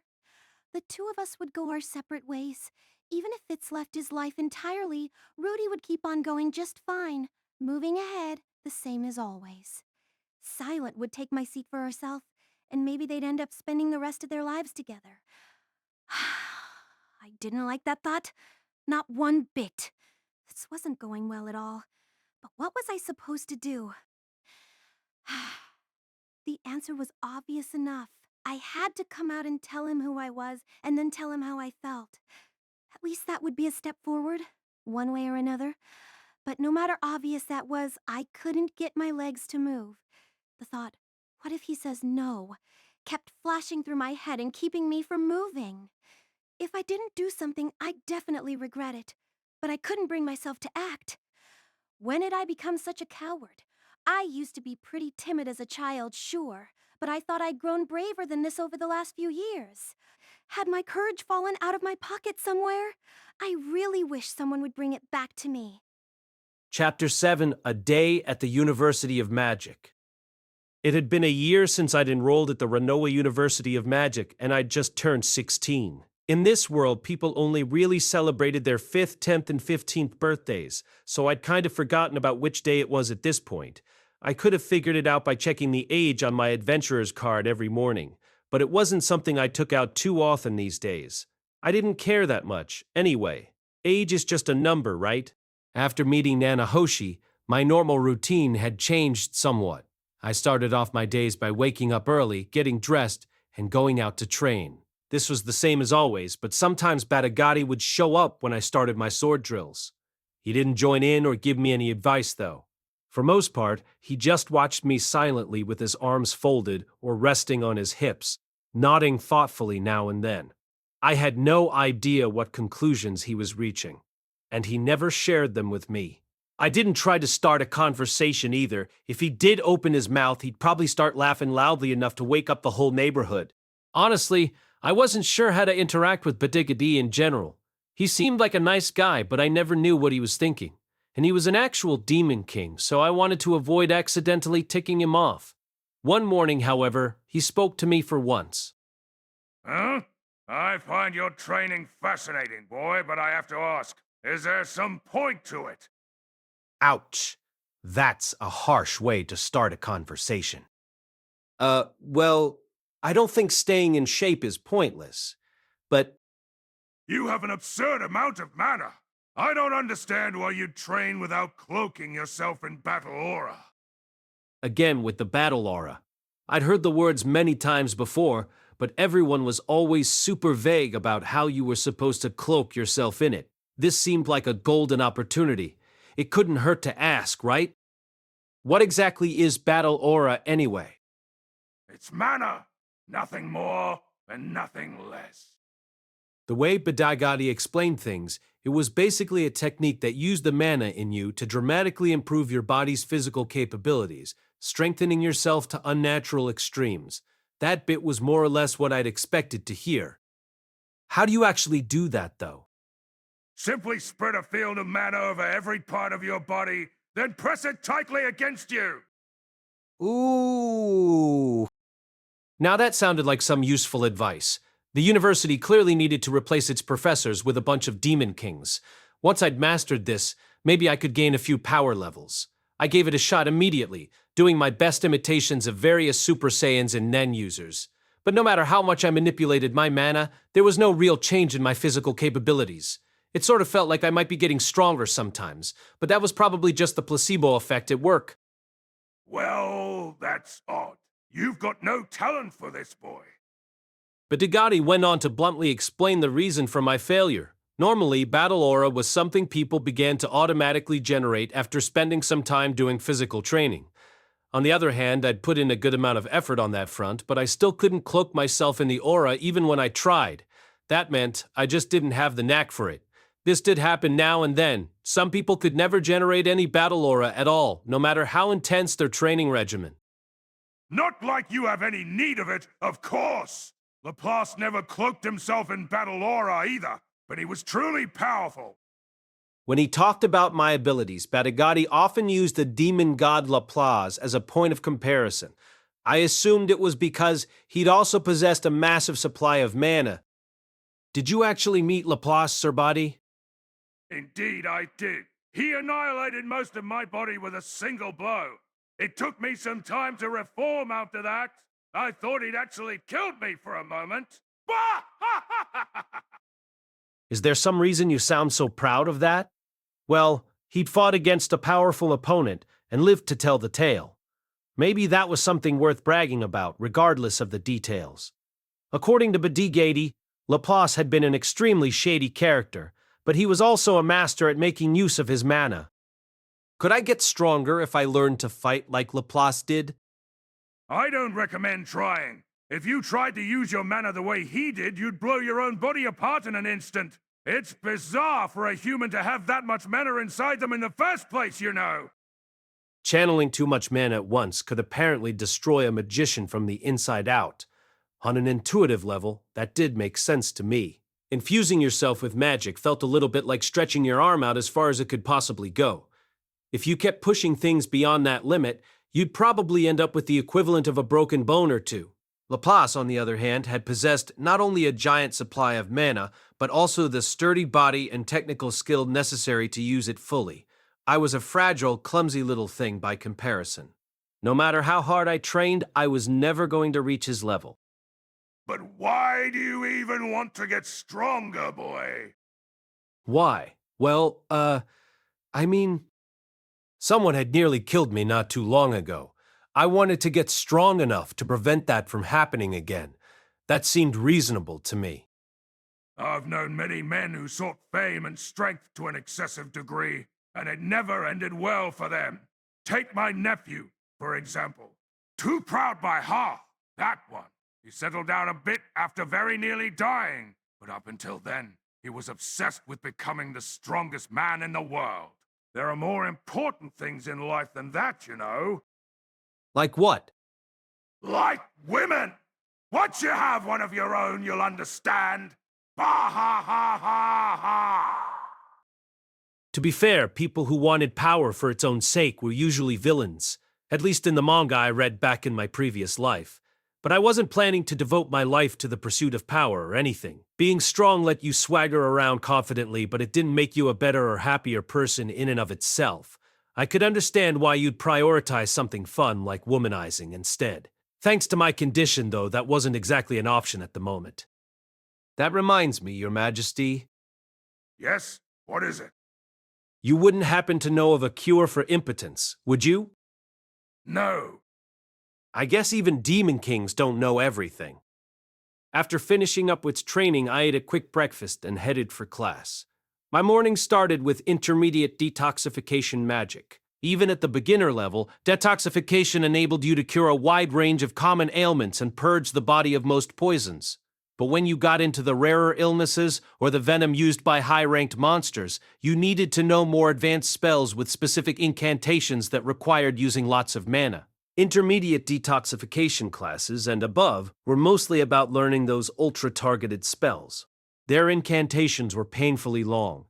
Even at the intermediate level, you'd have to chant a phrase several times longer than anything used for an offensive spell. Modern incantations were said to be abbreviated versions of older, less refined phrases, but when you got into the more advanced tiers of certain disciplines, it felt like they'd never been shortened at all. There were a lot of these to learn as well.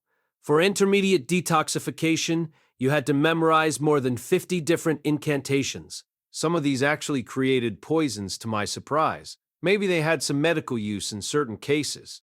At the advanced tier, you'd need to learn more than 100 spells. Once you hit that level, you'd need some serious memorization skills to keep up. At the Saint tier, there was supposedly less need to memorize things, but the amount of mana required to cast a single spell ramped up dramatically. And as for the King tier spells and above, you were looking at things researched and devised by one nation or another, and mostly guarded as state secrets. Some would create poisons incurable by any ordinary magic, as a threat toward other countries. Others would create specific antidotes to those same poisons. It was basically a kind of arms race. Incidentally, the only divine tier detoxification spell I'd heard of was one that cured a strange and terrible illness called petrification syndrome. If left untreated, it would slowly transform the mana inside your body into magic stone. Only one person had ever been able to use the spell in question. It was guarded carefully in the great cathedral of Nilashian. Just a side note, as you moved from intermediate detoxification to advanced and onward, the incantations grew steadily longer. Based on what I'd seen, a king tier spell might require you to recite the contents of an entire book out loud. My new brain wasn't half bad at remembering things, but it still felt like I had my work cut out for me. Honestly, monks and priests never seemed to catch a break. No matter what world they were in, they always had tedious chants to memorize. Personally, I was planning to just carry around a book with the incantations in them. My main reason for taking this class was to see if I might find some spell that could cure my condition. But from what the professor told me, there wasn't anything in the intermediate tier that could make me any perkier. Not surprising, really. After my first class ended, it was time for lunch. I'd been eating outside for months, but it was getting cold out there these days, so I decided to make myself a little shelter. I used earth magic to surround one of the outdoor tables with 4 walls and a roof, then opened a hole in the middle of the table and got a fire going inside it. Once I added a hole in the ceiling to let the smoke out, I had myself a comfy little hut. It was actually really nice sitting around that table since the fire warmed the stone nicely. Unfortunately, Vice Principal Genius quickly showed up and chewed me out. Rather than making myself a building outside, I was encouraged to use the building they already had. I decided to start eating on the first floor of the dining hall instead. I'd expected Zenoba to protest, but he accepted it readily enough. Julie wouldn't be able to sit with us on the third floor anyway. Apparently, there was an informal rule up there that slaves weren't allowed to use the chairs. It didn't apply elsewhere, of course. Zenoba didn't treat Julie like a slave, even if she technically was one. He regarded her as a junior apprentice in the art of figurine making, nothing more and nothing less. That said, she was still his subordinate, so you did see him ordering her around now and then. The treatment of slaves varied widely in this world, depending on where you were and who bought you. I wasn't sure if Zenoba's treatment of her qualified as good or bad. At least he didn't act like she was less than human. When I entered the dining hall, the crowd parted in front of me, and I heard murmuring from all sides. Shit, that's Rudeus. What's with that guy, anyway? How the hell did he take over the special class in a single year? I was there when he took out the Demon King, man. He only used one spell. I didn't remember taking over the special class, and my one hit on Batagati was repaid with 3 punches. But whatever. This wasn't a bad feeling, although I had to make sure it didn't go to my head. Orsted had taught me a very painful lesson about the dangers of getting overconfident. If my ego got too big, I'd just end up faceplanting again. I followed the path opened by the crowd and found myself led directly to a table at the very back of the dining hall. Ha! I see it's finally gotten too cold for you to eat outside, boy!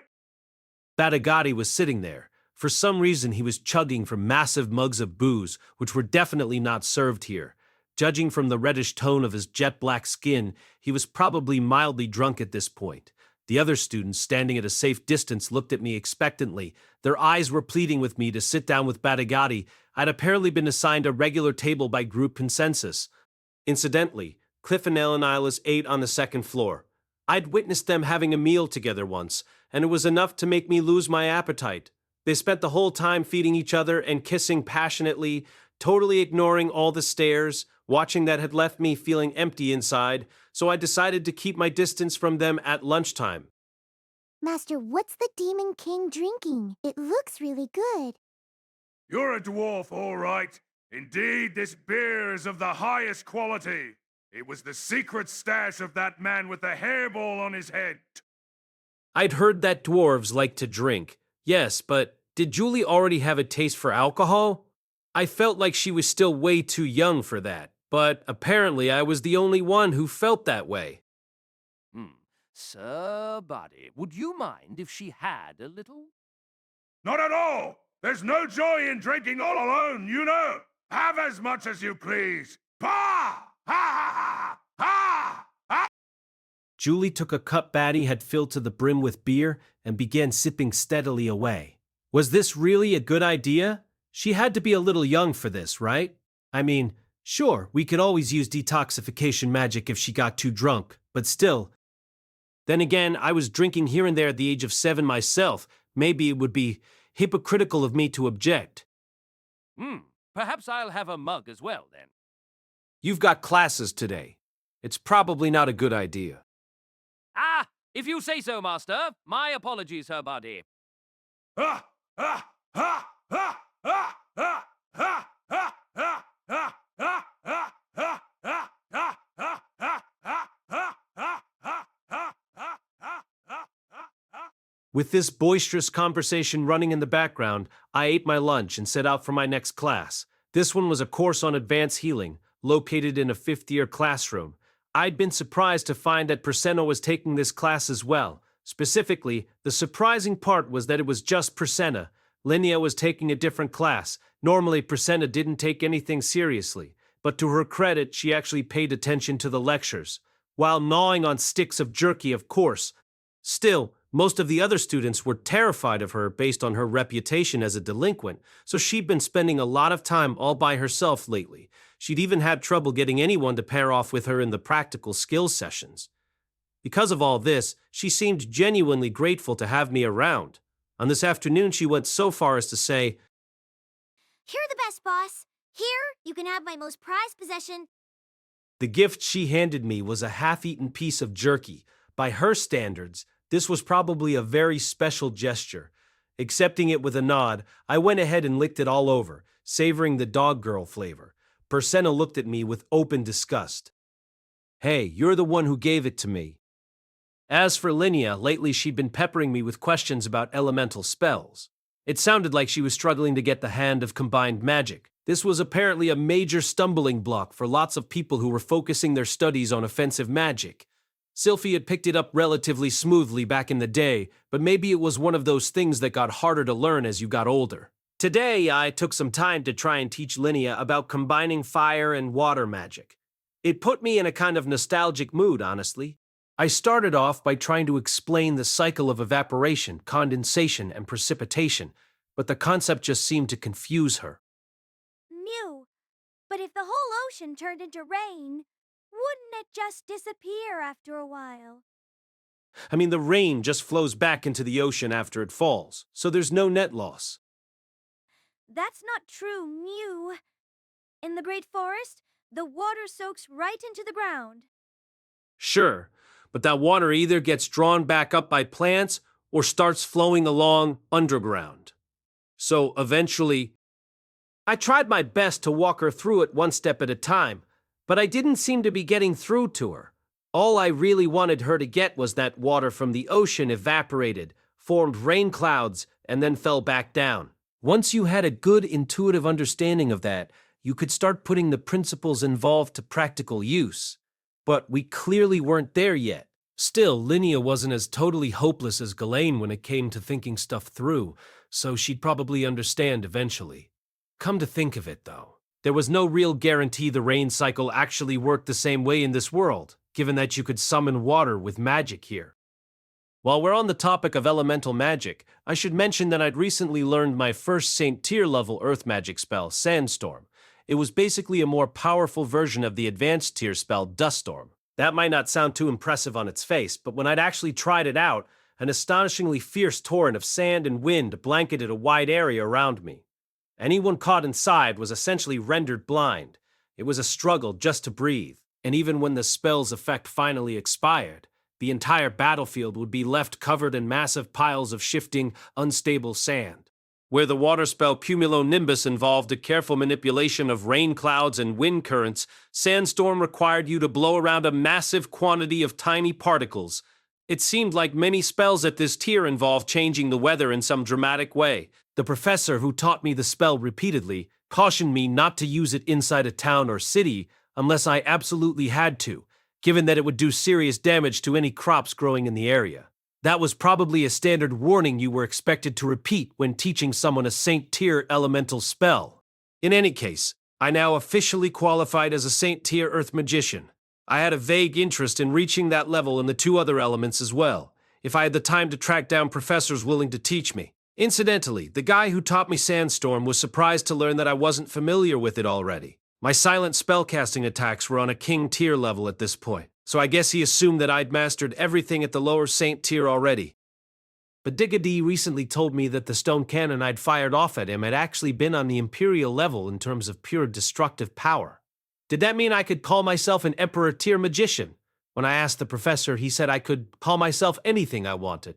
Sensing a slight edge to that remark, I decided not to do so. It was hard to imagine any good would come from advertising myself as some master mage anyway. In the early afternoon, I often headed over to Nanahoshi's laboratory. The university had given her quite a lot of space to work with. But since she'd filled up the front room with a jumble of junk, it actually felt a little cramped when you stepped inside. Just past this initial storage area was the experimental chamber, with walls made of magic-resistant brick. The room beyond that was Nanahoshi's bedchamber. She seemed to be keeping a sizable stash of food in one corner, which kind of worried me. Why was she sleeping next to her food? What if it attracted mice or roaches? It had become obvious to me fairly quickly that the girl had the makings of a world-class shut-in, and coming from me, that really meant something. I was also strictly forbidden from actually setting foot inside her bedroom. As for the nature of my visits here, for the most part, I was just helping out with her summoning magic experiments. My role was a simple one. I channeled mana into the magic circles that she'd drawn up. Simple enough, but there were a ton of them. She was testing out all sorts of things, even patterns she expected to fail, in a trial-and-error approach. Nanahoshi had lots of money to spare, but that didn't mean she could secure herself an infinite number of magical crystals to throw at these experiments. The supply available was always limited, and if you tried to buy them all, you'd make yourself a lot of enemies very quickly. As a result, she'd previously been hesitant to move forward with these tests. All I did was single-mindedly channel my mana into magic circle after magic circle. Normally, there were no results at all. The magic paint would disappear, leaving only the lines she'd sketched out underneath. However, sometimes one of them would suck quite a lot of mana out of me, and something strange would appear out of nowhere, typically something like a dirty black bird wing, or the leg of an insect. When I asked Nanahoshi if we'd succeeded, she replied, Of course not! The idea was that we'd try out tens of thousands of these things, looking for a fluke success or clues to general principles that she could work from. It sure seemed like it was going to take us a while, though. What exactly is the goal of these experiments? I want to learn how to summon a human being from our old world. Right now we're laying the groundwork for the groundwork of the groundwork of a theory that might get us there. Once she could make a magic circle capable of summoning people from a different world, she could make one that could send them back home too. Possibly, in theory. Either way, we had a lot of preliminary stages to get through before we got anywhere close to that. This definitely wasn't going to be a short-term project. Okay, I understand the general plan. But if we summon someone the same way you were summoned here, aren't we just going to cause another huge disaster? Believe me, I have no intention of creating a second displacement incident. But if I can move a few stages further along in my research, I should be able to nail down a theory regarding why it happened. Sure, I know things go wrong in experiments all the time, though. Just be careful, okay? Lots of people died because of that whole mess. It's not just experiments, Rudeus. Things always go wrong no matter what we do. I'm very aware of the risks, all right? That's why I'm taking things so cautiously. I couldn't say that I completely followed, but I did understand that she was building up to something slowly and methodically. Maybe it would be best if I learned the basics at least. You know, I'd like to learn some summoning magic myself. Summoning is my lifeline. I can't go around handing out my knowledge freely. I thought you said you'd teach me anything I want to know? All right, fine. Once we're done with this One answer for all of these? You pay terribly, Nanahoshi. Once we're really finished and I head back home, you can have all the resources, knowledge, and connections I leave behind. So for now, try to be a little patient. Somebody seemed a little on edge. In her defense, though, I guess it was uncool of me to start begging for rewards when we hadn't even accomplished anything yet. Before we continued, though, Nanahoshi did hand me a book with the title Sig's Summoning. If you're that interested, do a little studying yourself. I felt like I'd seen this somewhere before, but I had no memory of reading it. I accepted it with gratitude, and thus my experiments with Nanahoshi had continued along those lines. At this point, I'd stopped dropping by the library for hours at a time, but Master Fitz sometimes showed up to join me when I was visiting Nanahoshi. As I watched him try to help out one day, I realized that these experiments were actually pretty grueling work. He ran out of mana entirely after working through only 20 scrolls or so. This is crazy, Rudeus. Activating one of these things consumes as much mana as casting an advanced spell. Fitz was a silent spellcaster like myself, but evidently his mana capacity was considerably smaller, and he had more mana than most people, from the sound of things. It did seem like my capacity was just freakishly large. I kind of wished someone could put it into numbers somehow. In any case, Fitz was a proficient mage, and he'd struggled with this task. Was it something about Nanahoshi's magic circles in particular?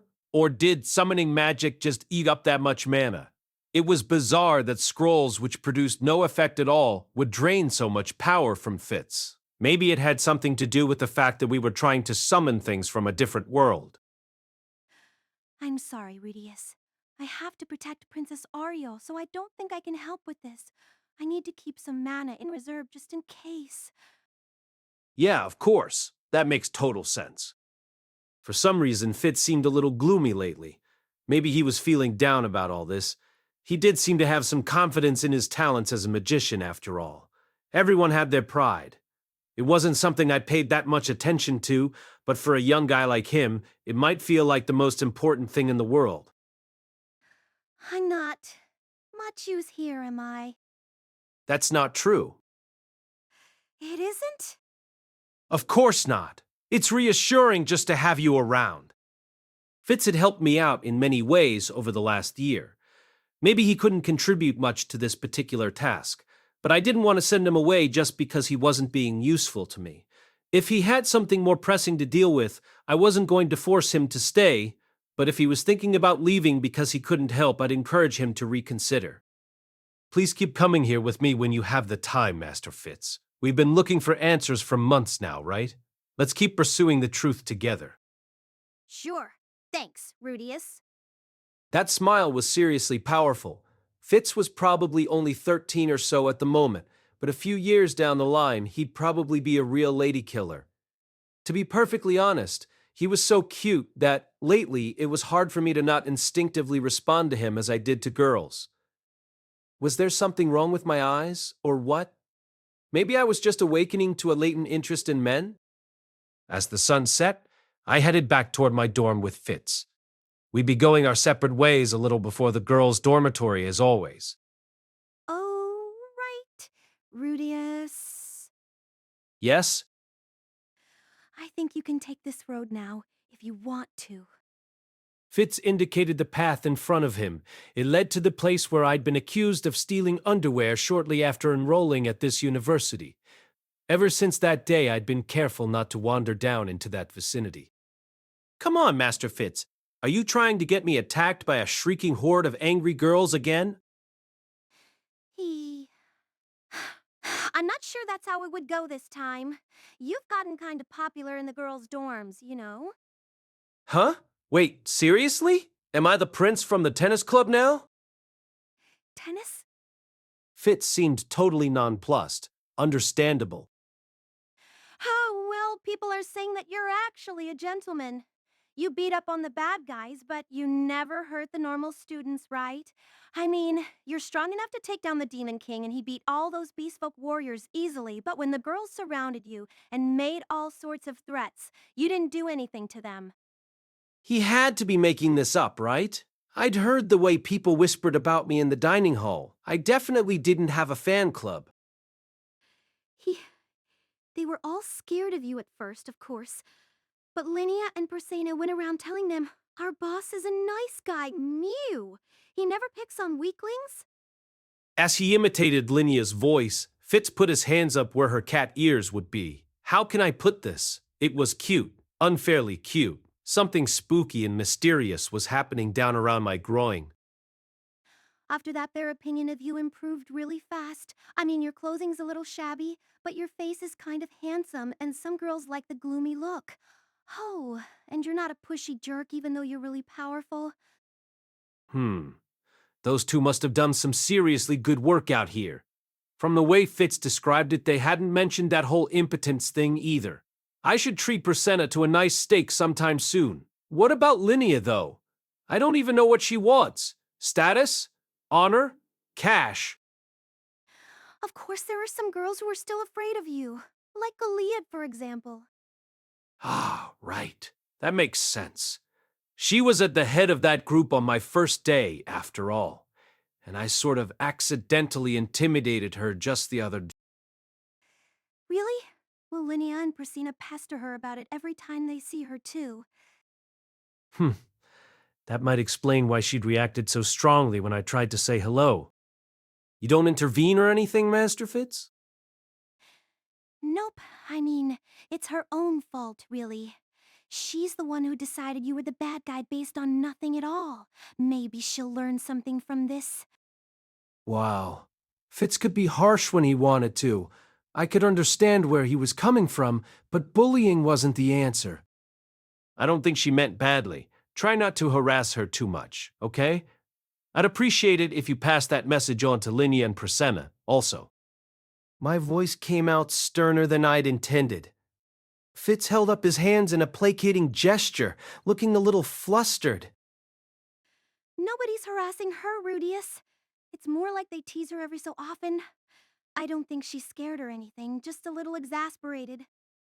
It was kind of hard to imagine someone as physically intimidating as Goliad being the kid everyone messed with, but in any case, a running joke like that could easily turn into actual bullying, so we still had to be careful here. Okay, as long as it's all in good fun, that's fine. But for the record, I'm not holding a grudge or anything.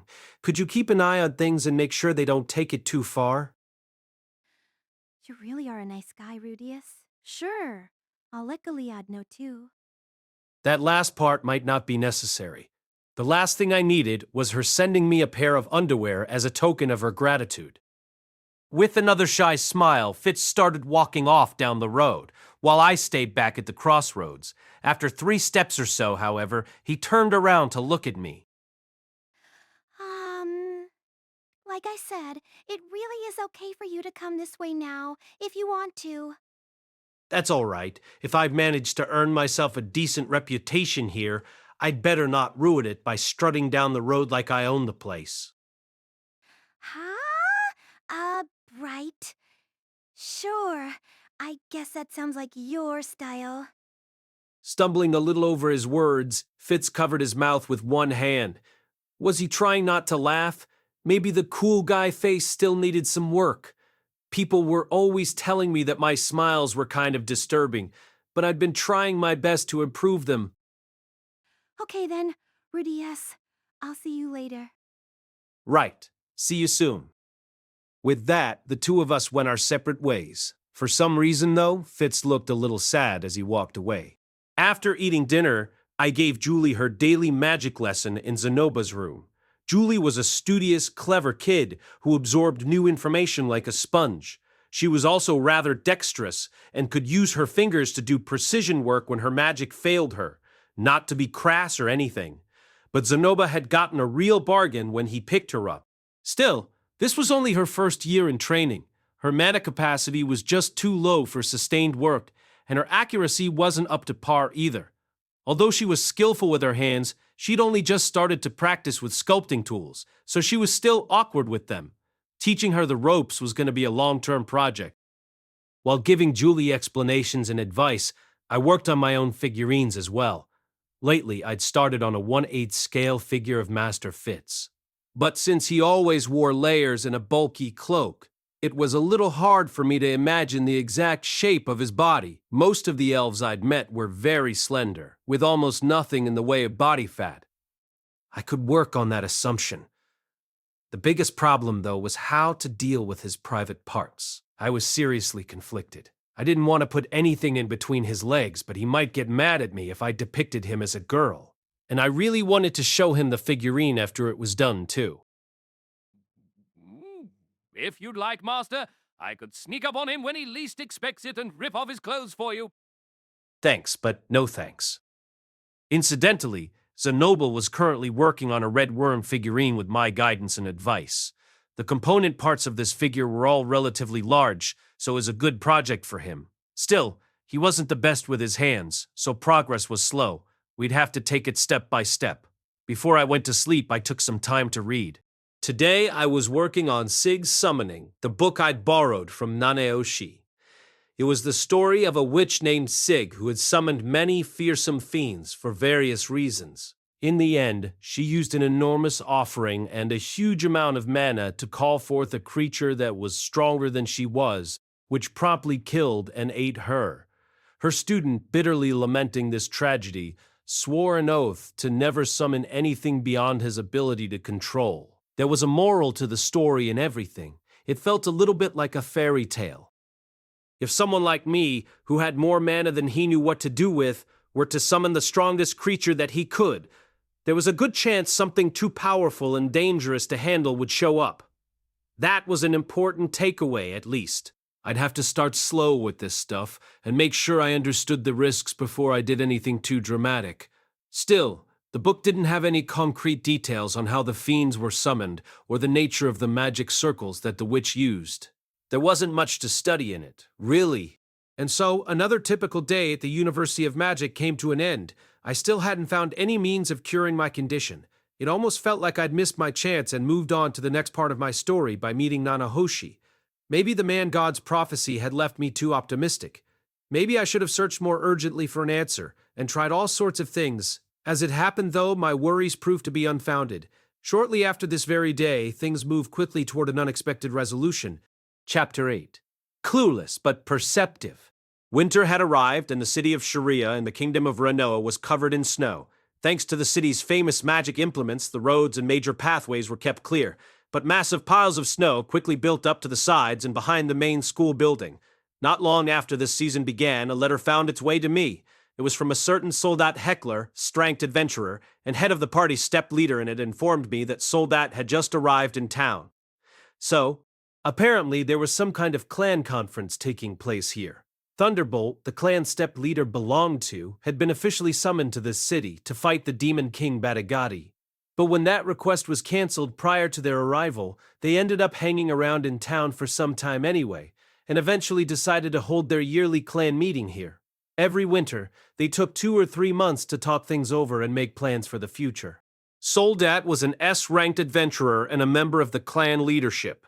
Choosing not to attend the conference wasn't an option, so he'd been forced to come all the way to the kingdom of Renoa. The man didn't get along too well with his clan's leader, and he'd honestly been dreading this. He was convinced he had a couple long, dreary months ahead of him.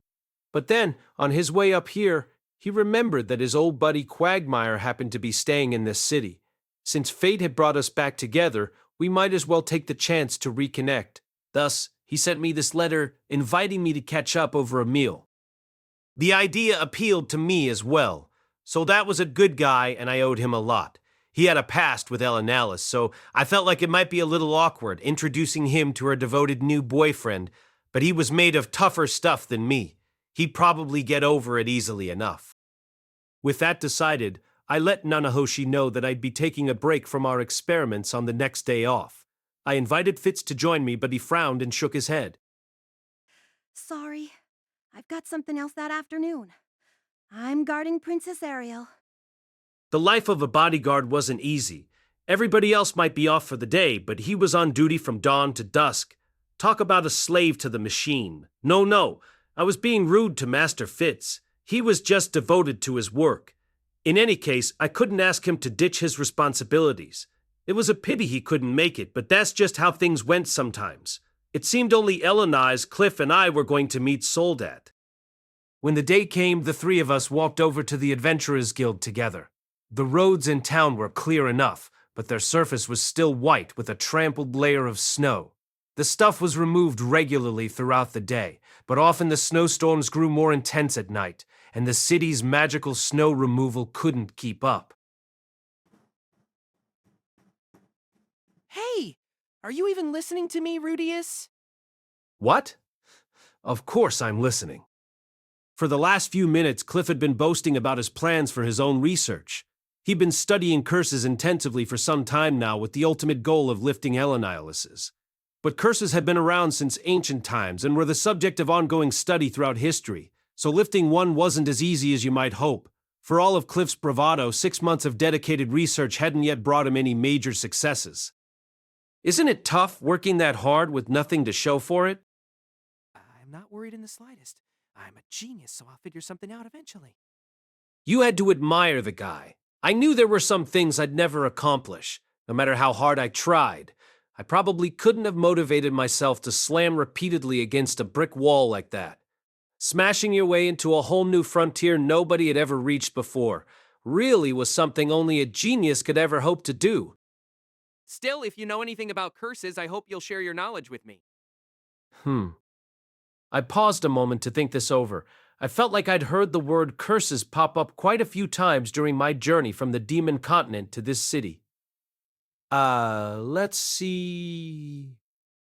Where had I heard it exactly? Curses. For some reason, the sound of the word made me want to cringe in fear. That was probably because Orsted had a few of them. It was the man god who told me that, right? Come to think of it, I'd heard the demon god Laplace was cursed as well. He'd supposedly transferred his into the spears he gave the super, dooming them to centuries of persecution. Well, I've heard that Laplace once transferred his own curse into a number of objects and used them to pass it onto a certain tribe of demons. objects? Right? To be specific, the spears the Superd used during the Laplace War. Thanks to the curse on those weapons, they lost their sanity and ended up getting a reputation as mindless killers.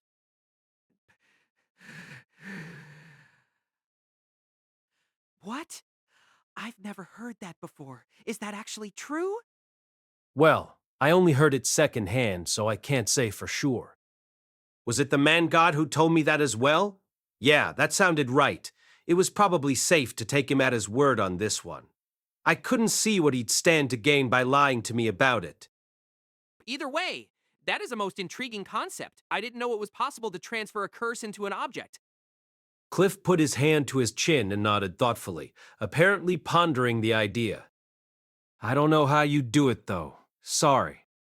That's all right. Just knowing that it's been done before is very helpful in itself. Had anybody other than Laplace even pulled it off, though? It seemed like the sort of evil trick you'd expect a demon god to use, but it wouldn't have surprised me if there was some ancient taboo against messing around with that sort of thing. That said, blessed and cursed children were supposedly the exact same thing, right? Maybe there was some precedent for trying to move a blessing into a different vessel, at least. Cliff, do you know if anyone's ever tried to transfer a blessing rather than a curse? What did the blessed have to do with anything? Strange. It felt like we weren't working from the same starting point here. Well, blessed children are the same as cursed ones, right? They're all born with something strange about their mana, which gives them odd powers. The only difference is whether the effect happens to be positive or negative. That's news to me. I looked over to Elenilis for backup, but she was also looking at me in surprise. Evidently, neither of them had heard this before. Maybe it wasn't widely known? I seem to remember someone telling me about it really casually, though. Wait, that was the man god too. All of this was man god information, wasn't it? That guy needed to stop dropping obscure arcane knowledge on me like it was nothing. Still, this is all very interesting. Objects, eh?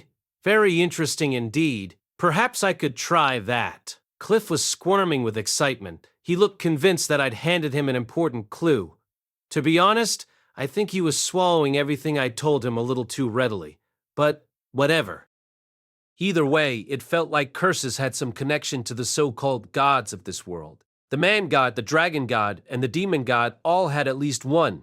And then there were the blessed children, who were supposedly divine somehow. Was there some meaningful connection here, or was it just a coincidence? Thank you, Rudeus. I think you've helped me hit on something. Cliff's face was full of optimism and energy.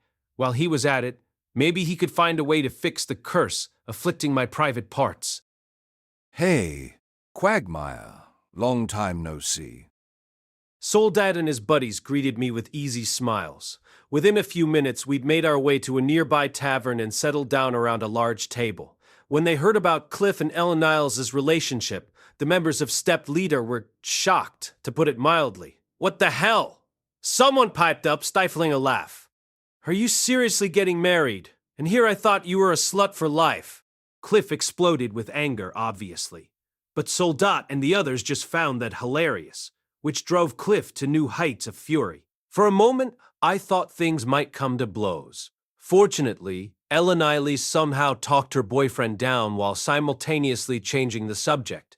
The woman was seriously impressive sometimes, especially when it came to anger management. Come to think of it, I'd never once seen her get angry or break down in tears. She'd gotten sulky a few times, sure, but never seriously upset. Paul was the only person she'd ever mentioned hating. What the hell had my old man done to her anyway? While I pondered all of this, the topic somehow shifted to my outfit. I'd worn my school uniform, as usual. It's funny seeing you in that outfit, Quagmire. Makes you look just like another random rookie. Some students from the University of Magic made a habit of coming over to the Adventurers Guild still wearing their uniforms, with at most a cloak thrown on above them. Almost all of them were rookies at rank F or E, so they didn't interact directly with Soldat's party very often. But sometimes they'd come up begging for an invitation to Thunderbolt. Well, if I'm a rookie now, why don't I act like it and carry your luggage for you? Nice try, kid. Nobody touches our stuff but us. Right, right. I seem to remember you hauling back all the goodies from that stray dragon. Ah, man, that was one profitable day. It was kind of fun reminiscing about this stuff. When I'd taken down that red worm, the whole party had carried its meat and scales all the way back to town to split up equally. Oh, right. That reminds me, Quagmire. So we were up in the nearest tundra the other month, and... From this point on, the conversation shifted from reminiscing about the past to stories of stepped leaders' recent adventures. Cliff still looked pretty sulky for a while, but as Soldat and the others went on, his eyes began to sparkle with excitement. Come to think of it, he'd once dreamed of becoming an adventurer, right? I guess he is still just a teenager. It's easy to forget, given how he usually acts. Dash so we got out of there in one piece at least. Anyway, it's about time we moved to a new place, right? What's next? We'd all finished our food, and the story was at an end. It seemed like a good time to find ourselves a new tavern and start really drinking, but a messenger from the clan came out of nowhere just as we were leaving. Hey, Soldat! They've just called another meeting. What again? Are you serious? We just had one this morning. Sorry, but it's happening. The leader's really full of energy today, I guess. From the sound of things, Soldat was being called to a sudden gathering of party leaders, and declining to show up wasn't an option. Shit. Sorry, Quagmire. I was looking forward to killing a whole day getting drunk with you, but I guess it ain't happening this time. Let's pick up where we left off another day, okay? No problem, Soldat. Send me a message anytime you're free. With a firm nod, Soldat strode off down the street. In any case, we'd lost the host of our party, so it was probably time to call it a day. It was only early afternoon, though maybe 2:30 at the latest. If I went home now, I'd be left with a lot of time to kill. What should we do now? Well, actually, I was hoping we could teach Cliff a thing or two about adventuring. Oh yeah? Interesting.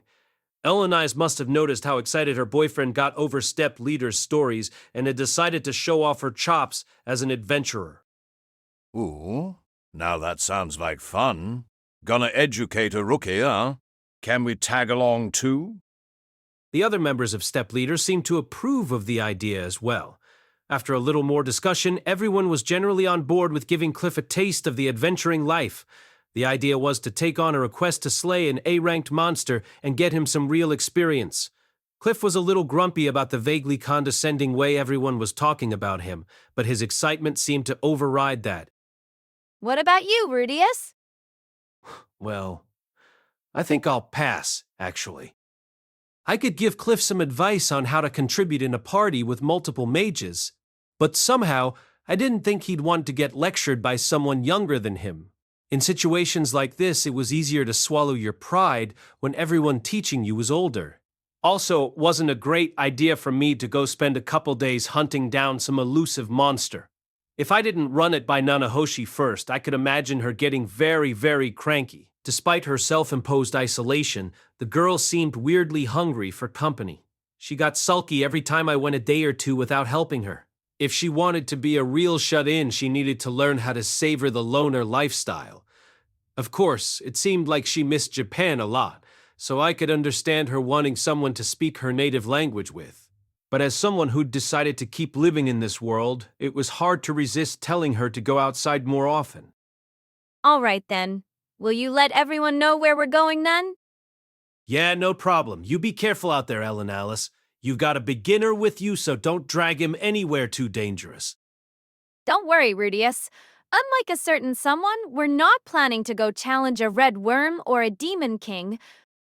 It wasn't like I'd fought Badigati because I wanted to, but okay. Whenever. After saying my goodbyes, I headed back toward the university alone.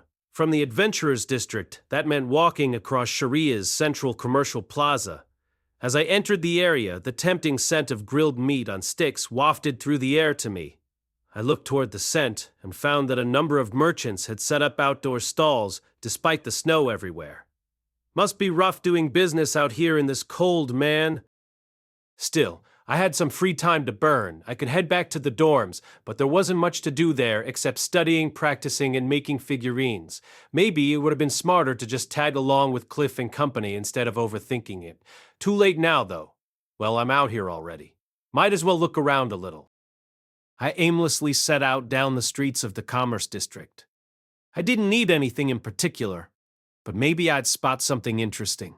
After that discussion with Cliff, I was somewhat interested in the various kinds of magic items. Those cursed spears Laplace gave the Superd were presumably magical implements of some sort, after all. I hadn't given much thought to magic items up until now, since the ones on sale were all incredibly expensive.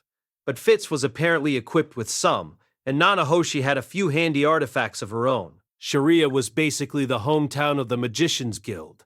Maybe I'd find a few interesting things for sale here. I wasn't planning to actually purchase them, but a little window shopping never hurt anyone. Incidentally, though I'd originally got the two categories confused, magic items and magical implements were two distinct things. Magical implements were man-made objects with magic circles engraved on them. When the user chanted a specific incantation, their mana would flow through these, producing some effect. As long as the user's mana wasn't exhausted, they could be reused indefinitely. Magic items, on the other hand, were objects infused with their own supply of mana. You activated them through some sort of gesture or action. They could only produce their effects a few times per day, but their internal mana supply would regenerate over the course of several hours. Basically, magical implements could be used quickly many times in a row, but they cost you mana, whereas magic items had limited uses, but didn't require anything from you. Magic items were generally considered to be more practical and useful, since you didn't need to expend your precious mana or memorize an incantation to use them.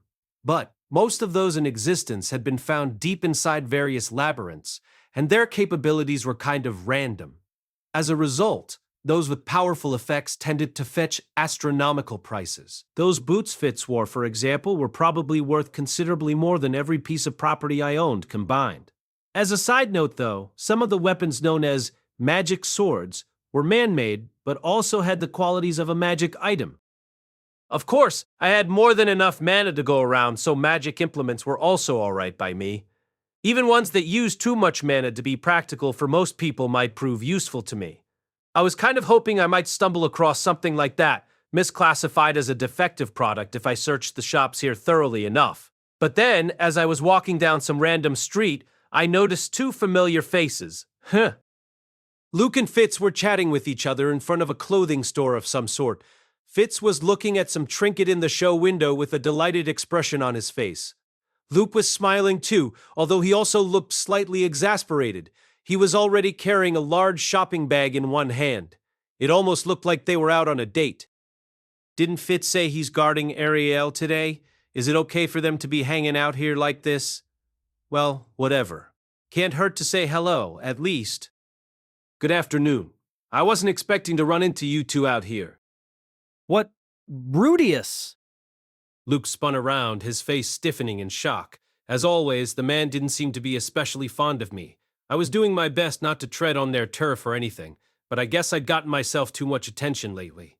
That was probably a source of some irritation for them. All I really cared about was staying on good terms with Fitz, though.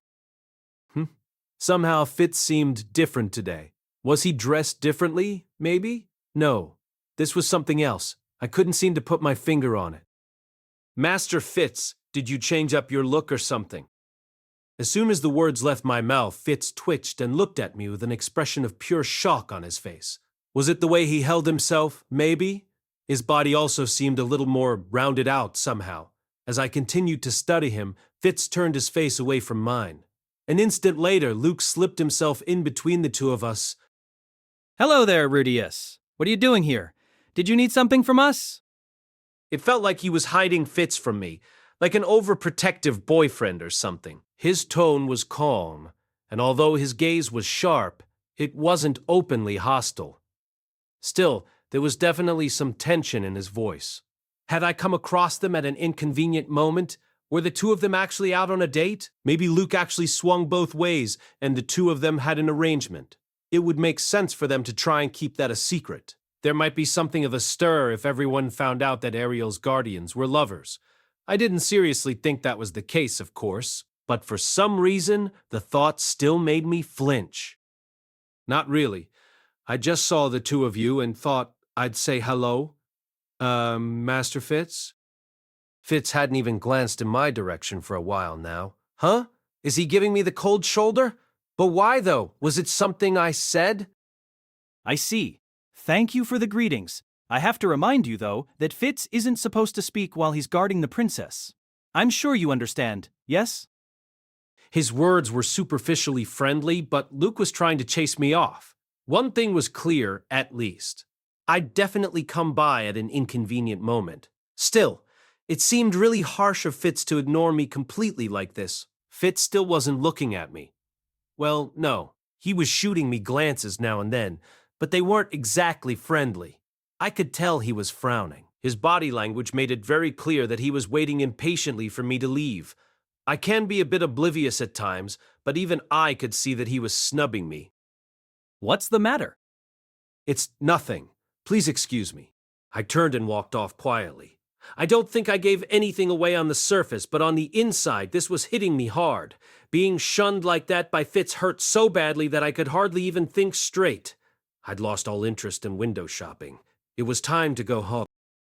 The road in front of me was covered in a coating of slightly grimy snow. It was coming down again, of course. The wind felt very cold today. Slowly, I made my way back to the university campus. I thought things over at some length as I walked, but I couldn't come up with any explanation for why Fitz had treated me like that. As far as I recalled, I hadn't done anything to upset him recently. I kind of wanted to talk to someone. Or maybe just vent. Zenoba was off at the Magician's Guild today, helping them with their research into blessed children. He'd probably taken Julie with him. Linnea and Persenna were technically an option, but I wasn't too optimistic that they'd take this seriously. It would probably end up with them jumping to conclusions and teasing me ruthlessly. Elenialis and Cliff weren't an option, of course. Batagati didn't seem to be on campus today either. And Nanahoshi kind of had her hands full with her own problems. I couldn't think of anyone else to turn to. I didn't have that many friends. In the end, I headed straight over to the library. At times like these, it was best to sit somewhere quiet and lose yourself in a stupid book for a couple hours. A tale of heroism or adventure might be nice right about now. Had any tales about Kishirika and Batagati been turned into a book? That was the sort of thing I wanted right now. The tale of two peerless warriors smacking pitiful magicians around as they cackled with laughter. I stepped into the library, nodding slightly at the guard. We'd never had an actual conversation, but I'd been here often enough that he let me pass automatically. I paused for a moment to brush the snow off my clothes, used a silent spell to quickly dry myself off, and then headed for my usual seat with a small sigh of relief. The building was, as I'd expected, nearly empty. There weren't many students here who spent their days off in the library. In this world, reading wasn't that big a thing in general. The literacy rate wasn't especially high after all. Huh? Somehow, Fitz was in here. He was sitting at the table we usually shared, reading a book with his head propped in his hands and a mildly bored expression on his face. Oh, hi there, Rudeus. Back already? I thought you'd be staying out later. Did you meet your friend at least? Yeah. I sat across the table from Fitz and studied his face carefully. He seemed normal. His clothing and his mannerisms were the same as always. There was something very strange about this. I'd run into him outside, and then headed straight over to the library. The path I'd followed here was basically the shortest possible route. How the hell was he sitting here right now? What's wrong? Is there something on my face? This was the other thing, right here. Why was he acting like this? He'd snubbed me to my face 5 minutes ago, but now he seemed totally relaxed and trusting. Why did you ignore me like that earlier? The question popped out of my mouth before I could stop myself. Fitz's smile froze in place. After a moment, he carefully assumed a serious expression. Well, you know, I'm actually actually not supposed to talk to anyone when I'm on guard duty. I'm Silent Fitz and all, you know? My voice is kind of childish so people don't take me seriously when I speak. When I'm in public, particularly when I'm guarding Princess Ariel, she wants me to keep quiet as much as possible. Is that right? I didn't see Princess Ariel around, though. She was inside one of the nearby stores. It's a place we know we can trust. Luke and I aren't her only guards either. The others were keeping watch at her side while we kept an eye on things from a distance. Don't tell anyone else about that, though. Fitz's words came out smoothly, without a moment's hesitation, almost as if it was something he'd rehearsed in advance. I see. Well, I'm sorry for getting in your way while you were working then. Oh, that's okay. I'm sorry, too. I wasn't trying to be rude or anything. I was starting to get an idea about what was actually going on here. I couldn't be completely sure, but it was likely Princess Ariel had somehow taken on Fitz's appearance as a disguise. There was probably a magic item or implement involved somehow. She hadn't spoken to me because her voice wasn't affected by its powers. Maybe the color of her eyes didn't change either. That would explain why Fitz always kept his eyes hidden. Otherwise, it would be a dangerous giveaway when Ariel needed to disguise herself as him. The more I thought about it, the more it seemed to fit. The reason Fitz had shunned me earlier was simple enough. I was friendly enough with the actual person that I would have seen through her attempt to imitate him, right? I hadn't done anything to make him angry after all. Seemed like a good explanation to me. I'd take it. That's a relief, though. I thought you hated me now, Master Fitz. It got me really worried there for a minute. Don't be ridiculous, Rudeus. I couldn't hate you if I tried. Fitz scratched at the back of his ears in embarrassment. He made that gesture all the time, but lately it got my heart beating faster every time I saw it. Why did such an adorable person have to be a guy anyway? Assuming he really was, I still wanted to believe otherwise. Fitz had been on my mind a lot lately. As always, we only ran into each other once every few days, and it wasn't like we had that much to talk about when we did. But even so, I couldn't seem to stop thinking about him. Sometimes I'd catch myself remembering the little gestures he made, the way he scratched his ears, the way he stretched out when he'd finished up some task. At other times, I thought about his scent, the way I'd catch a whiff of it when he walked past me in the hall. Above all else, I thought about his smile. That bashful little grin of his just wouldn't get out of my head. It was no different on the days when I didn't see him. Whenever I saw a crowd of students, I'd find myself searching it for him. In my defense, he was in the middle of a crowd more often than not. Princess Ariel and her retainers were famous in this school. When they went around on student council business, a handful of them often attracted a large crowd of onlookers, and even among that eye-catching group of people, Fitz in particular got a lot of attention. Silent Fitz rarely spoke in public, but he was one of the princess's most trusted guards and one of the most skilled mages in the entire university. It wasn't surprising that people would be interested in him. I was one of them at this point. Whenever I did see him, my eyes always seemed to follow him. I recognized what all these symptoms meant, of course. I was in love. I'd fallen for a guy, assuming he really was one, which I wasn't totally convinced of. This seemed like an important question. Depending on his gender, I'd have to come to terms with the fact that I was gay, or possibly bisexual. Not that it really mattered in the short term, given that my condition still hadn't improved. I was still kind of hoping he turned out to be a girl, though. Once I finally managed to admit my feelings to myself, I set out to gather some information on this subject. The easiest and most ethical approach would be to ask the guy himself, but that was going to be my last resort. For all I knew, he might be self-conscious about that charmingly girly face of his. I started off by heading to the teacher's building. There were presumably student records on file in the offices here, with the actual truth recorded in them. I expected them to have some policy about protecting the students' privacy, but maybe I could convince them to help me out just this once. After some hunting around, I managed to find the professor in charge of the 4th years who was serving as Fitz's advisor. I put the question to him straight.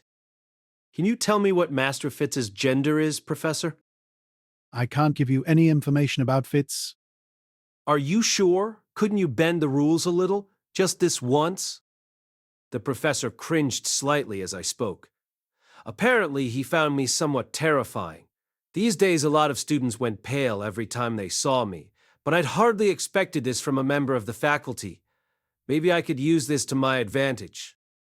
If you really can't be flexible, maybe I'll shoot a nice thick stone cannon up your backside and see if that helps. Hey! Wait, Maybe you'd prefer a vigorous blast of water instead? I'm very sorry, but I simply can't tell you anything. The man proved to be a stubborn nut to crack. It was nice to see the faculty here didn't give in to threats, at least. I was only joking, Professor.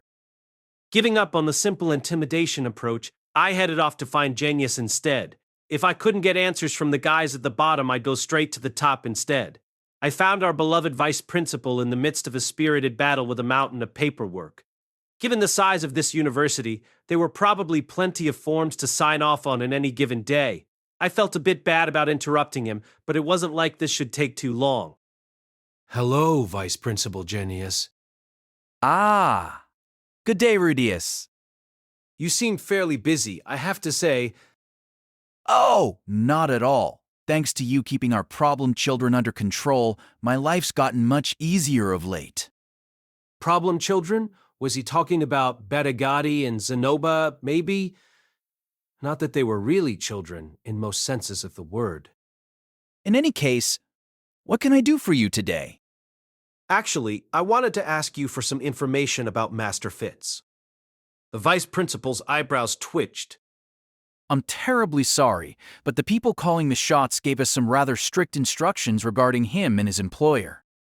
Is that so? I was slightly tempted to tell him that I didn't give a damn, but something about the exhaustion on his face made me reconsider. The administration had their own problems, clearly. They might have secured themselves crucial support of some kind by accepting the second princess and her retinue. Could you at least tell me what Fitz's gender is, though? His gender? Genius offered me one of his famous awkward smiles.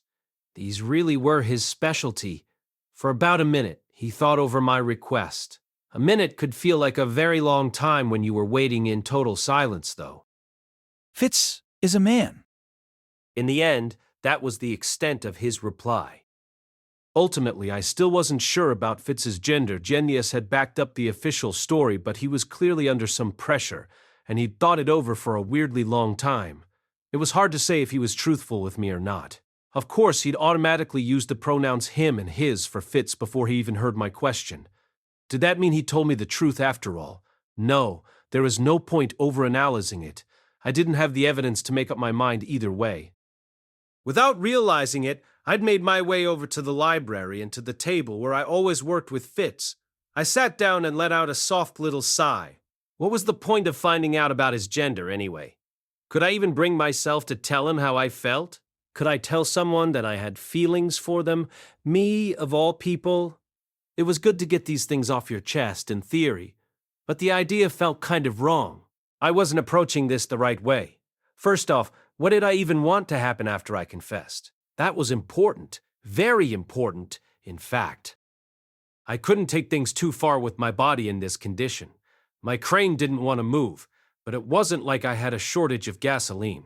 My brain was full of dirty, evil thoughts at all times.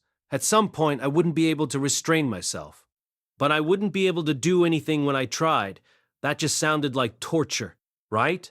Let's put aside the pretty words that people always throw around. No more euphemisms about my feelings. I want to sleep with Fitz. I want to do all sorts of things with him. I want to experiment. I want try a little this, a little that. Well, maybe that's taking things too far. God, I wish I could jerk off, at least. Just as I muttered these words to myself, a hand dropped to my shoulder. I turned and looked upward and found myself face to face with Fitz. Jerk off. Wah! I leapt up violently, tangling my feet in the legs of my chair. Whoa! Watch out. Fitz reached out and grabbed me by the hand, trying to steady me. but he wasn't strong enough to pull me back. Ha ha! We ended up falling together, still tangled up with the chair, pushing back the table as we went. And when we hit the ground, Fitz landed on top of me. I was lying on my back, holding him in my arms. Fitz's face was very close to mine.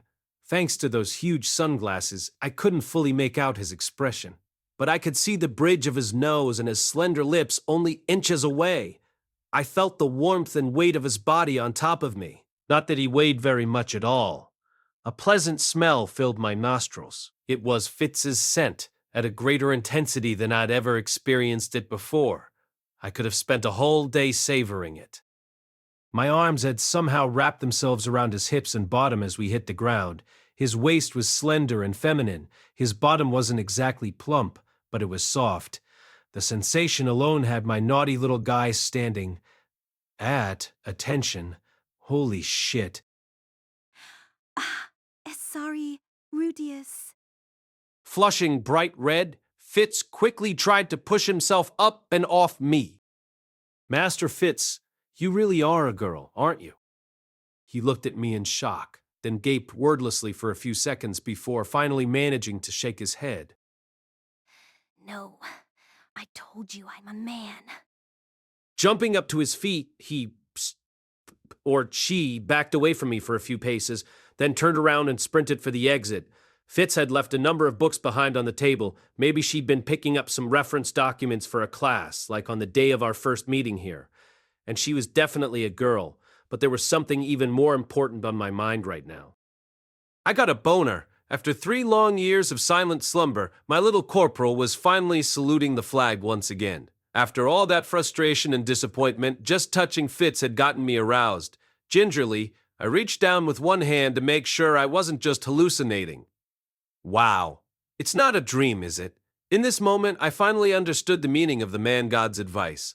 This was why he'd told me to poke around the library. That said, I'd known from the very start that Fitz was hiding things from me. Whatever his gender, if he was concealing anything, it had to be for a good reason. I didn't want to blow his cover with my theories and my blundering. I was in love with Fitz. Fitz wanted to be known as a man. Would it be fair to prioritize my feelings under those circumstances, or my desires for that matter? Obviously not. I had no right to expose her secrets. If anything, I had a responsibility to respect her wishes and help her keep up the act. That felt like the only safe approach, actually. If I didn't force myself to think that way, I was afraid I might sneak up and whisper, "I'll keep my mouth shut, so come over to my room tonight," in her ear. That would be one hell of a way to repay her for everything she'd done for me. "I never thought you were such a scumbag," she says bitterly, getting down to her underwear. And then, at long last, no, bad thoughts, very bad thoughts. He'd, or she'd, helped me out so many times, in so many ways. It would be truly unforgivable to betray her like that. And I didn't want her thinking of me as a scumbag, either. I was a gentleman at heart, really. Sort of. I'd just have to treat her the same way I did before. And if she ever seemed in danger of being exposed, I'd quietly step in to help out. She'd done the same for me on my first day at this school, after all, even though it had probably been a risky move for her. Complaining about the dorm's regulations could have put her on some seriously shaky ground. But even so, she jumped in to help me. She'd come to my rescue, though I still didn't know why. If that situation was ever reversed, I'd have to return the favor. I'd help Fitz, just like she'd helped me. Wait a second, though. If Fitz is really a woman, at this point my mind went off on something of a tangent, and a few memories flashed vividly through my head. I was suddenly recalling all the dirty jokes I'd made in front of Fitz in the past. My one-liner at the slave market, the stuff I said when I captured Linya and Persenna. Oh God, and that thing I made him say when he brought me my staff. I writhed in agony for a while. Once I'd finished up with this delightful trip down memory lane, I found that my little soldier had resumed his lifestyle as a shut-in. No matter how I urged him, he stubbornly refused to emerge. I guess he was less obnoxious about it than the old me, at least, since he didn't start pounding on the floor when I pestered him. I'd really wanted to give the little twerp a proper jerking for the first time in years. But apparently, I was still far from being totally cured. Oh well, at least I had reason to be hopeful now. No point rushing things. For the time being, I headed back to my room to try and fix that wonderful sensation in my memory. The next morning, it took a serious effort to pull my sluggish body into a sitting position. I'd been so preoccupied with my partner's brief recovery that I hadn't managed to get much sleep. The little guy in question was still pretending nothing had happened, sadly. My mind was filled with thoughts and images of Fitz, but I didn't get so much as a twitch of a reaction from that traitor downstairs. When was he going to stop sulking and help me blow off some of the steam that was building up inside me? Maybe memories just weren't enough to please him. I still didn't know exactly what had set him off. It might have been her scent, her voice, or the feeling of her body. Either way, something about Master Fitz was clearly the key to curing my condition. The man god was right on the money all along. I hadn't realized it for months, but the medicine I needed had been close at hand all along. Still, when I slowed down to think about this rationally, one major problem still remained. How was I going to get myself a prescription? Fitz couldn't reveal her real identity, and I didn't want to do anything that would make her uncomfortable or angry. Curing my condition was important, but so was keeping Fitz's trust. If I'd thought Fitz was a girl 6 months earlier, I might have courted her more aggressively, caring more about my own problem than her opinions. But now I had actual romantic feelings for her. I didn't want to repeat the mistake I'd made with Eris and get physical too early. I didn't want Fitz to walk out of my life without a word. I guess I'll just see where things go. Ha! So now I was the guy who was counting on the cross-dressing bodyguard of a princess to cure his impotence. Huh. Sounded like an amusing concept for a show. If you're enjoying this, man god, how about throwing me a tip? With a sardonic little smile, I rolled out of the bunk bed, which I still had to myself, and stretched. I couldn't suppress a loud, long yawn. This was definitely going to be a long day. I walked over to the empty bucket I'd left in one corner of the room and filled it up with warm water. The face that stared up at me from inside it was relatively handsome. I'd inherited a mixture of Paul's bad boy womanizer look and my mother's softer features. By the standards of my old world, at least, the result wasn't bad, although it wasn't what people in this one thought of as perfect. No matter how many times I looked at this face, I couldn't think of it as mine, but I'd gotten used to that by now. It was a better one than what I had last time, and that was good enough for me. Did it appeal to Fitz at all, though? That was the important thing. Okay, stop. There's no point even thinking about this. Fitz was a man, and I wasn't going to do anything to him. That was my official stance for now. As I began to wash my face, I noticed a hint of something on my chin. When I tugged on it, my skin stretched out a little with it. It was a whisker. A single, soft, downy whisker. Guess I'm getting to that age now, huh? Humans didn't age too differently in this world. From all appearances, my dad wasn't a hairy guy, so it had taken a while for me to develop anything on my face, but I had hair growing in the other places you'd expect by now. I wasn't sure how that worked for people from the other races like Fitz. Were elves different somehow? Did he have hair down there yet? Something about that thought nagged at me for some reason. I felt like I was on the verge of remembering something, but it just wasn't coming to me. Ha, whatever. With a shrug, I shaved off the stray hair on my chin. 2 days passed without any progress whatsoever. I had no contact with Fitz at all in that time. I wasn't going to risk doing anything suspicious, like trying to track him down. Nothing to see here, officer. Everything was the same as always. On the third morning after the incident, however, I found Luke waiting for me in the hallway of the boys' dormitory. I didn't panic. I'd been expecting something like this to happen eventually.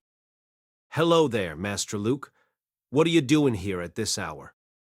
Luke didn't seem too chipper himself.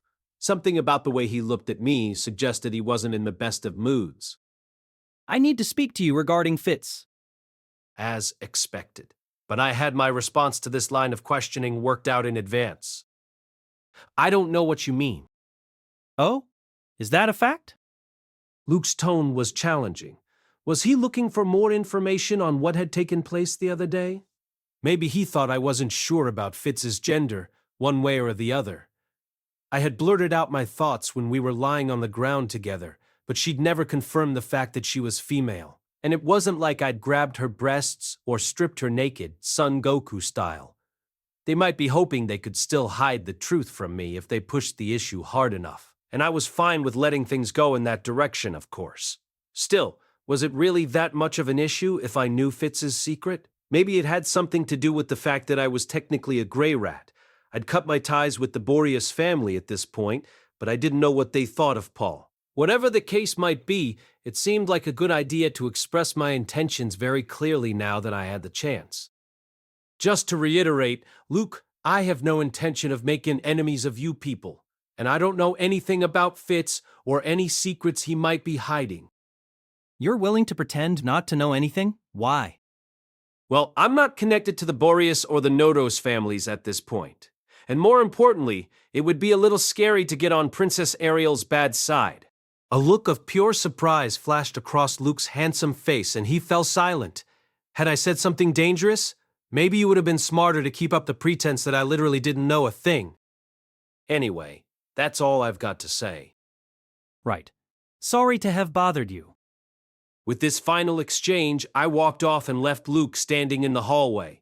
After finishing up my classes that same day, I headed over to Nanahoshi's rooms for our regularly scheduled experiments. For some reason, though, I found Fitz standing just outside.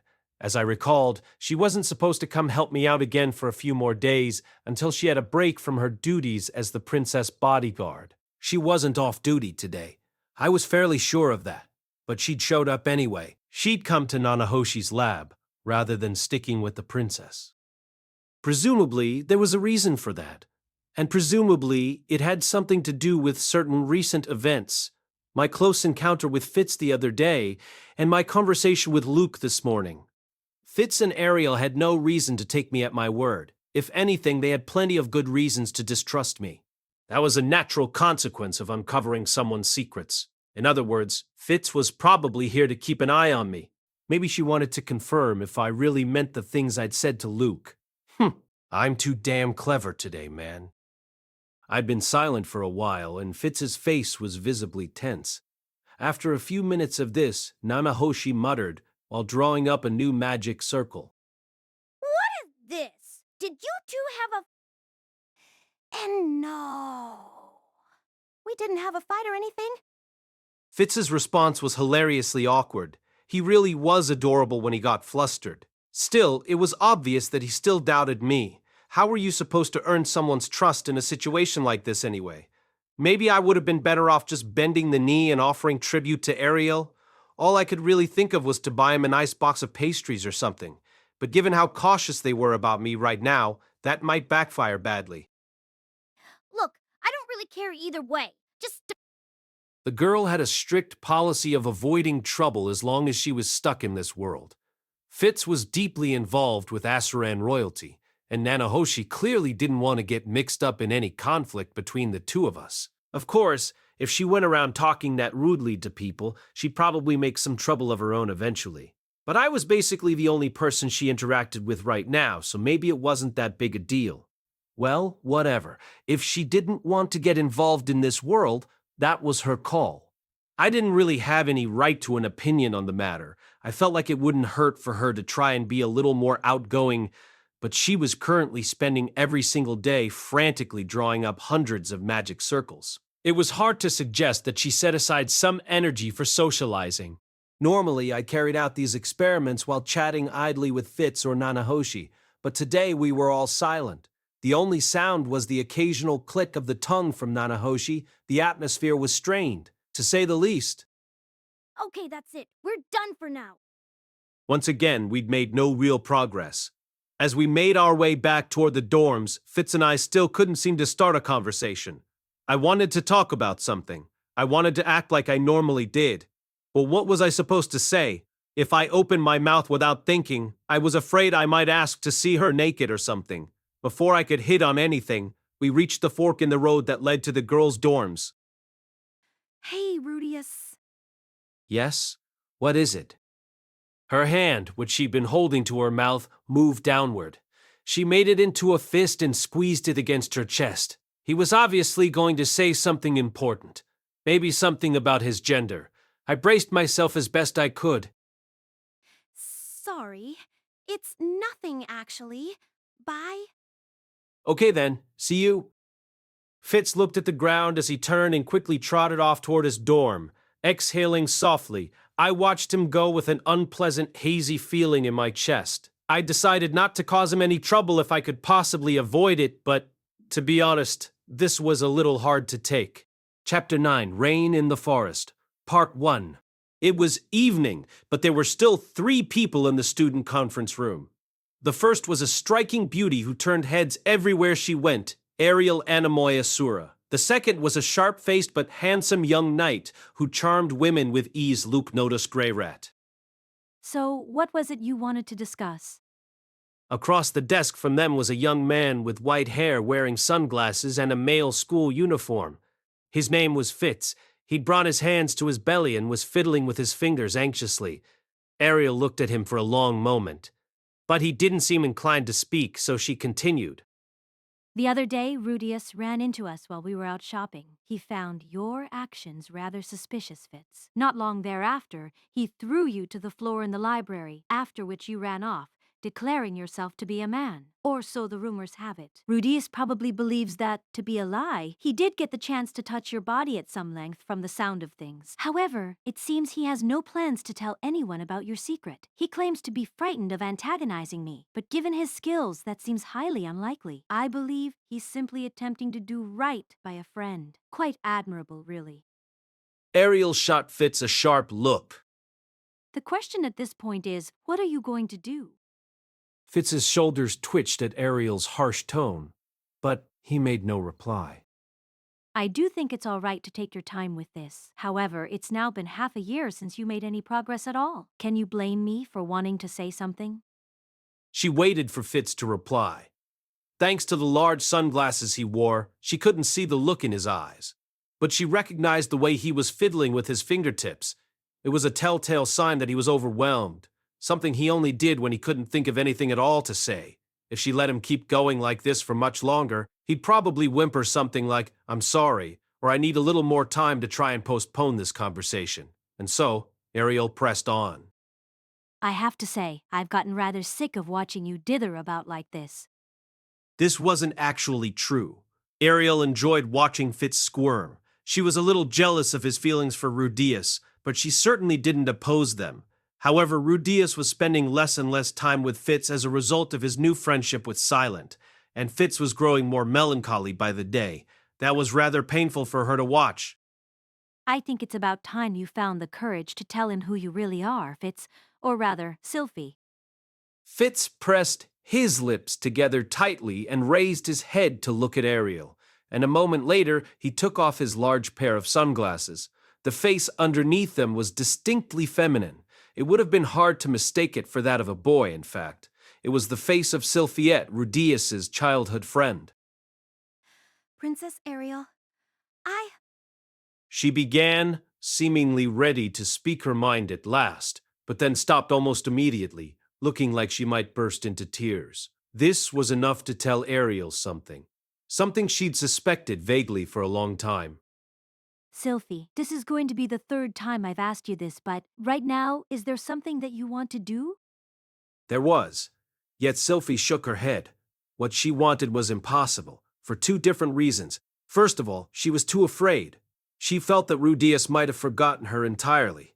Secondly, she cared too much about the friends in front of her. If she chose to pursue this new goal, it might mean parting ways with Ariel. That would mean betraying her and Luke, these friends who'd fought at her side, struggling to survive and realize their objective. Together, these doubts kept Sylphie silent.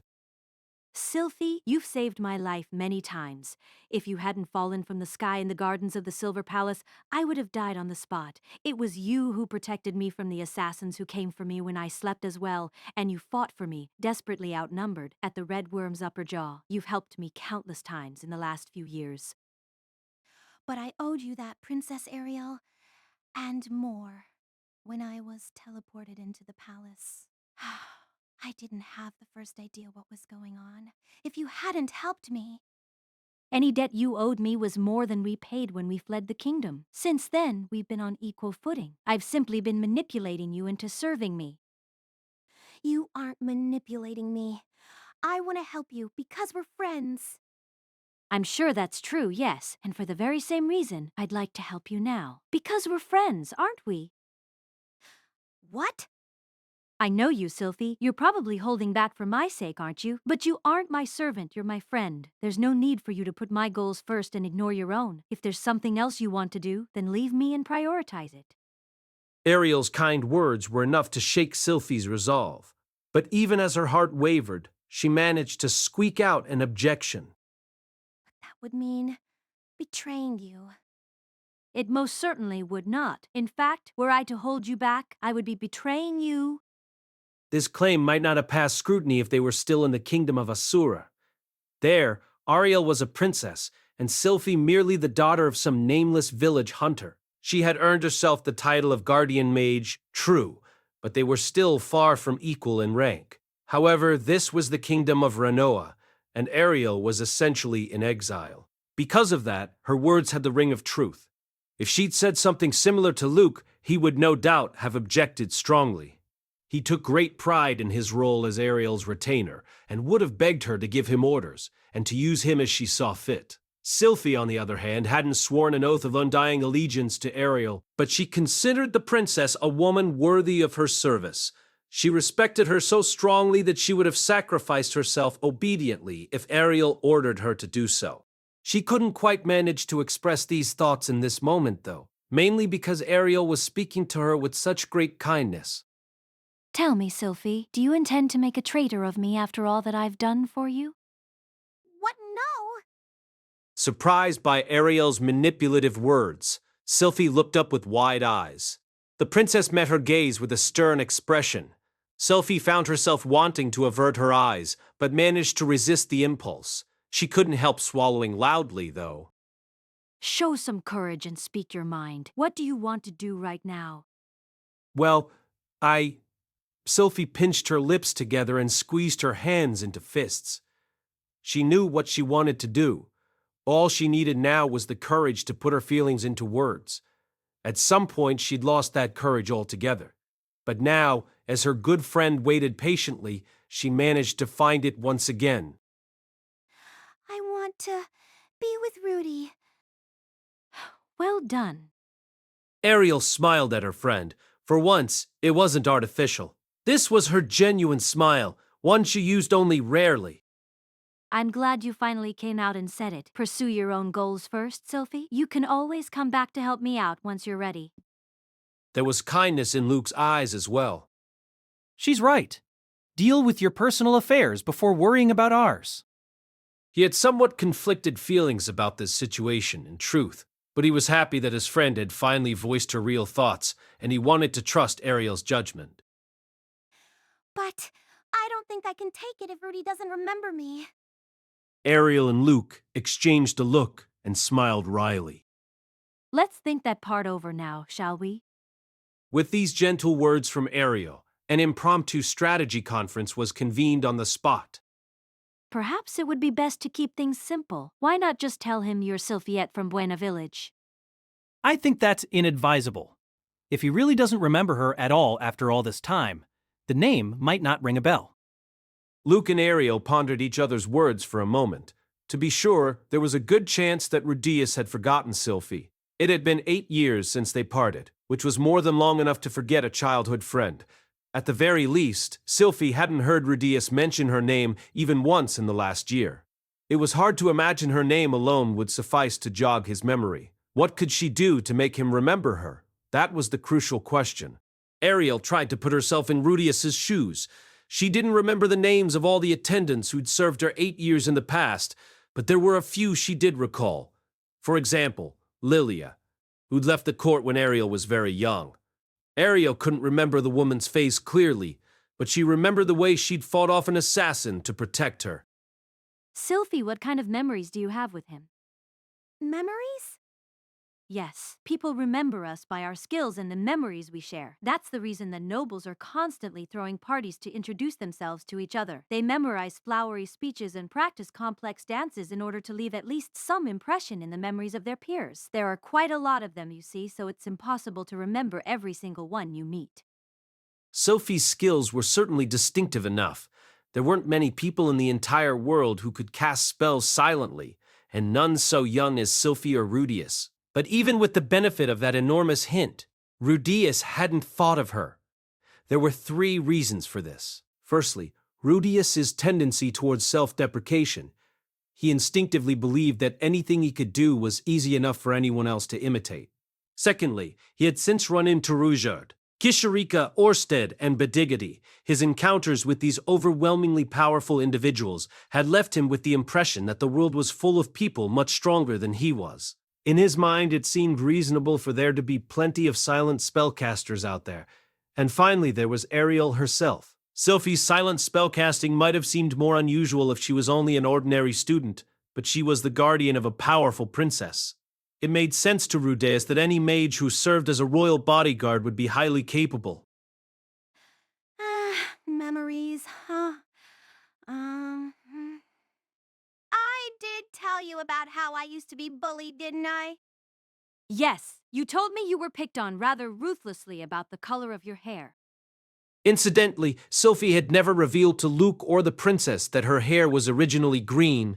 She'd feared it might cause them to treat her with suspicion. It wasn't that she didn't trust them. The thought of admitting it was simply frightening, so she decided to pretend that her hair had been white all along. Once the lie was out there, it was hard to take back. And her hair showed no signs of changing back to its original color, so she didn't really have to. This was probably the ideal moment to reveal the truth she'd hidden from them until now. But the bullying she'd suffered in childhood had left its mark on her mind, and she couldn't bring herself to do so. The first time I met Rudy was when he saved me from those bullies. It's the strongest memory I have of him. I see. Ariel thought it over. Could they arrange to have Sylphie attacked by a group of ruffians, giving Rudeus the chance to swoop in and save her? There was a problem with that plan, unfortunately. Sylphie was a powerful mage. You wouldn't know it to look at her now, but in real combat, she was decisive, quick, and deadly. Your average pack of thugs wouldn't last 5 seconds against her. In all likelihood, Rudeus held his friend Fitz's strength in some regard as well. Were there any potential attackers available that were skilled enough to put her in real danger? The answer was yes, actually. Most of the adventuring clan Thunderbolt, known for its skill in combat, was currently staying in this city. For the right price, they could probably be convinced to pretend to assault Sylphie. However, rumor had it that they were on friendly terms with Rudeus. Someone claimed to have seen Quagmire Rudeus drinking tea with Soldat of the party's stepped leader in a cafe recently. Elenilus Dragonroad and Cliff Grimoire had been there as well. Based on this fact, hiring Thunderbolt wasn't a suitable option. Choosing another random group of adventurers to play that role also didn't strike Ariel as advisable. Rudeus probably had more acquaintances in that community than Ariel even suspected. Even if she tried to find a group that didn't know him, there was a good chance they'd have met somewhere before. That might make things complicated and messy. Someone might even end up getting hurt, and Ariel certainly didn't want to risk that. Do you have any other memories of him?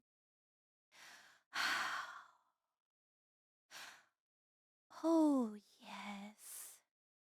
One other thing comes to mind.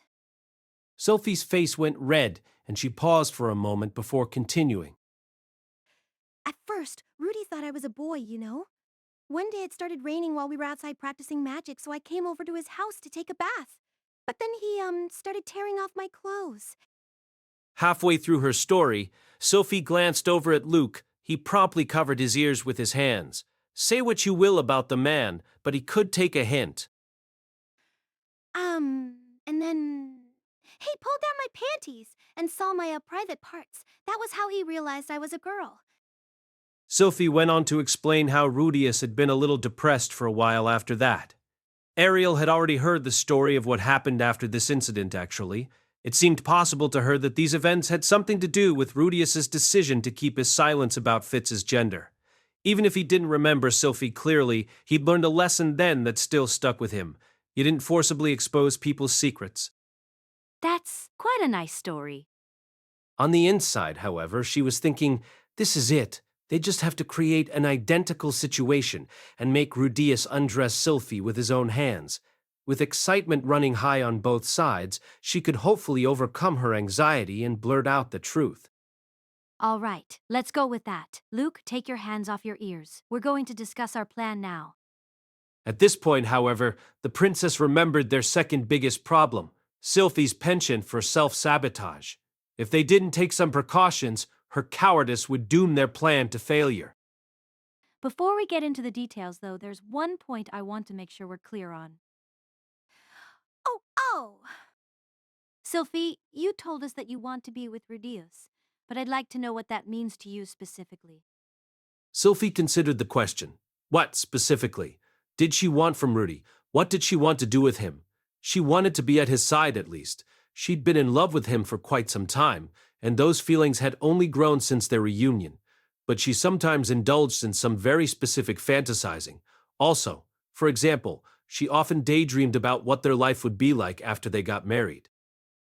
In these fantasies, the house they lived in was the one Rudy's family owned back in Buena Village, or at least one of the same size. The two of them shared the same bed, naturally. When she woke up every morning, Rudy was lying by her side. He greeted her with a good morning and a kiss, then got dressed and went off to do his morning training. Heading downstairs, Sophie made breakfast. This was one of her jobs around the household. It wasn't anything too fancy, but Rudy always had a solid appetite, so she made plenty of food. By the time everything was ready, Rudy was back. He ate the food and said something like delicious as always. Once he finished, he didn't talk while he was eating, though. Sylphie just watched him pack it in, serving second helpings when you wanted one. Once breakfast was over, Rudy headed off to work. Sylphie handed him a lunchbox and waved goodbye, then headed off to meet up with Princess Ariel. They both had jobs, just like Rudy's parents. She hadn't come up with a specific job for Rudy, but it was just a fantasy, so that wasn't too important.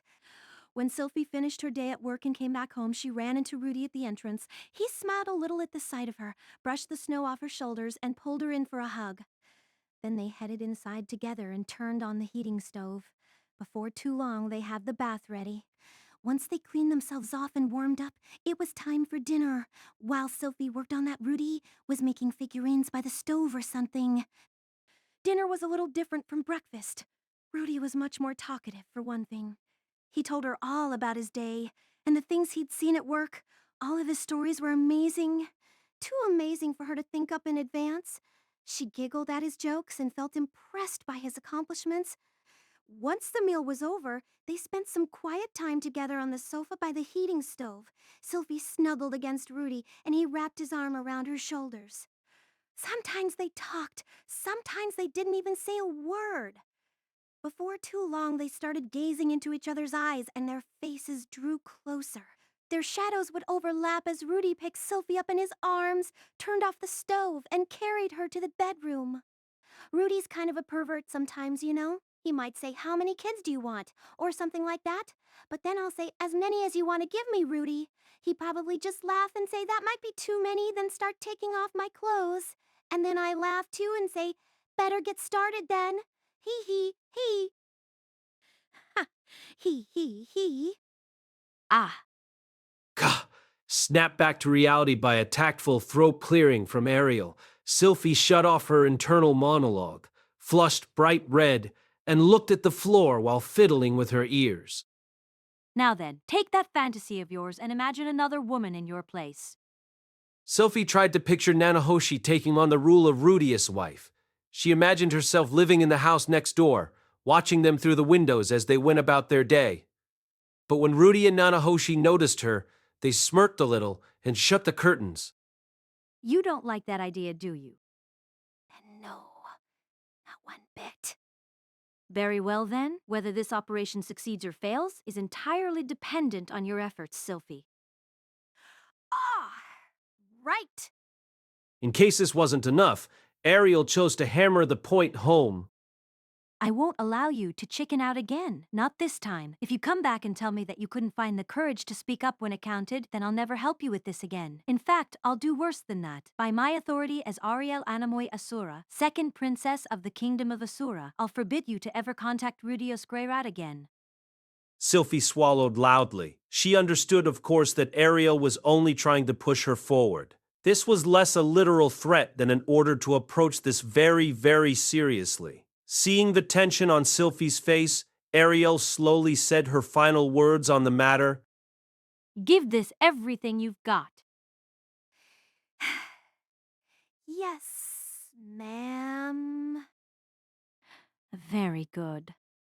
Ariel nodded deeply one more time and proceeded to outline her plan. We wasted no time putting our operation into action. It was lunchtime on a school day, and I was on the first floor of the dining hall. The room was packed full of common students, ex-adventurers, beast folk, demons, and all sorts of other people. The noble-born students tended to mock this group ruthlessly at every chance they got. But most of their insults were based on nothing more than prejudice. Princess Ariel found that attitude absurd. She liked to point out that only 400 years ago, some of the very tribes they mocked so freely had nearly driven humanity to total defeat. Not that any of that was too relevant right now. I spotted Rudy sitting at the very back table chatting casually with a small group of friends. He was with Zanoba, King Badagati, and Julie, who sat at the far end of their table holding a cup in both hands and shooting glances at the other three. Do explain, Sir Buddy. What are the most crucial qualities of a figurine, in your estimation? They must be cuter than the real thing. And more importantly, they must be sexy enough to excite all those who see them. Ah, yes, the erotic element. Your tastes are truly refined. Your Majesty, here, have another drink. Badagati was guzzling down large amounts of beer. His dark skin looked slightly flushed. Rudy and Zanoba watched with big smiles on their faces, regularly refilling their mugs. This was strange. This dining hall didn't even serve alcohol. Had they gone out to buy some beforehand? Incidentally, Sir Body, what would you think about me making a figure of Empress Kishirika? A very sexy one, of course. You wish to depict my fiancée, but you don't even know what she looks like fully grown, boy. That's exactly the point, though. Once she's back to normal, you won't get to see the charming miniature version of her any longer. That's why we need to preserve her current appearance for posterity. I see. You may have a point there. The woman's a bit careless at times, though, and she's been known to get herself killed rather abruptly. I'd expect she'll be back in a smaller form sooner or later. But surely the decor of your castle would be much improved by a display of Empress Kishirika at various ages. You're a human, boy. You won't live long enough to see her at all her ages. That's the problem, all right. If we're going to make that dream come true, I'll have to pass on my figurine-making techniques to future generations. And that's why I could really use your support, Your Majesty. For all your power, you play the role of a wheedling salesman oddly well. I approve of your naked greed, boy. What is that you desire, then? Money? Men? Men! Oh, nothing like that. I was merely hoping you could put in a good word for me every now and then. Rudy had his evil smile on again. It really did make him look like a total... He didn't smile very often, but when he did, it tended to turn out like that. That was one thing that hadn't changed since I met him. There'd been someone who smiled like that in the royal court as well, a man I knew as Minister Darius. He was our mortal enemy, and the one who eventually drove us out of the country. But his smile looked like Rudy's, so I'd never flinched when he turned it on us. Maybe it was just something that came with being a clever person. Rudy and Zanoba seemed really devoted to their hobby of using earth magic to make little sculptures of people. It was hard for me to comment on the quality of their work, but at the very least, the figurines were really detailed and precise. When Rudy showed me a red worm sculpture they were working on, I'd been seriously impressed. They were also training Julie, who'd proven to be a talented young dwarf, to help them out. And now they were trying to rope a demon king into the business as well. It was obvious they were really serious about this project. I did want to join in and help them out, since I was a pretty good mage myself, but that wasn't an option. I had to save my mana for protecting Princess Ariel. Hello, Rudeus. Oh, hello there, Master Fitz. When I called out to him, Rudy looked up at me with a pleased expression. I'd been acting a little strangely around him recently, but it didn't seem like he was wary of me or anything. Honestly, he could be kind of oblivious sometimes. Still, It felt like proof that he trusted me completely. That did make me happy. What can I do for you? Um...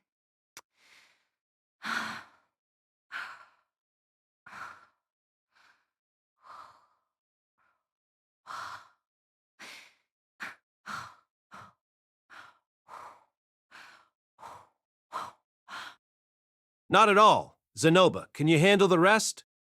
Of course, Master. Leave all the details to me. Rudy and Zenoba sure were close these days. I couldn't help feeling just a little jealous. I led Rudy out of the dining hall and found a quiet, isolated spot to talk. Now it was time to get to the point. Go right ahead, please. He looked so handsome when he had that serious expression on his face. It wasn't even fair.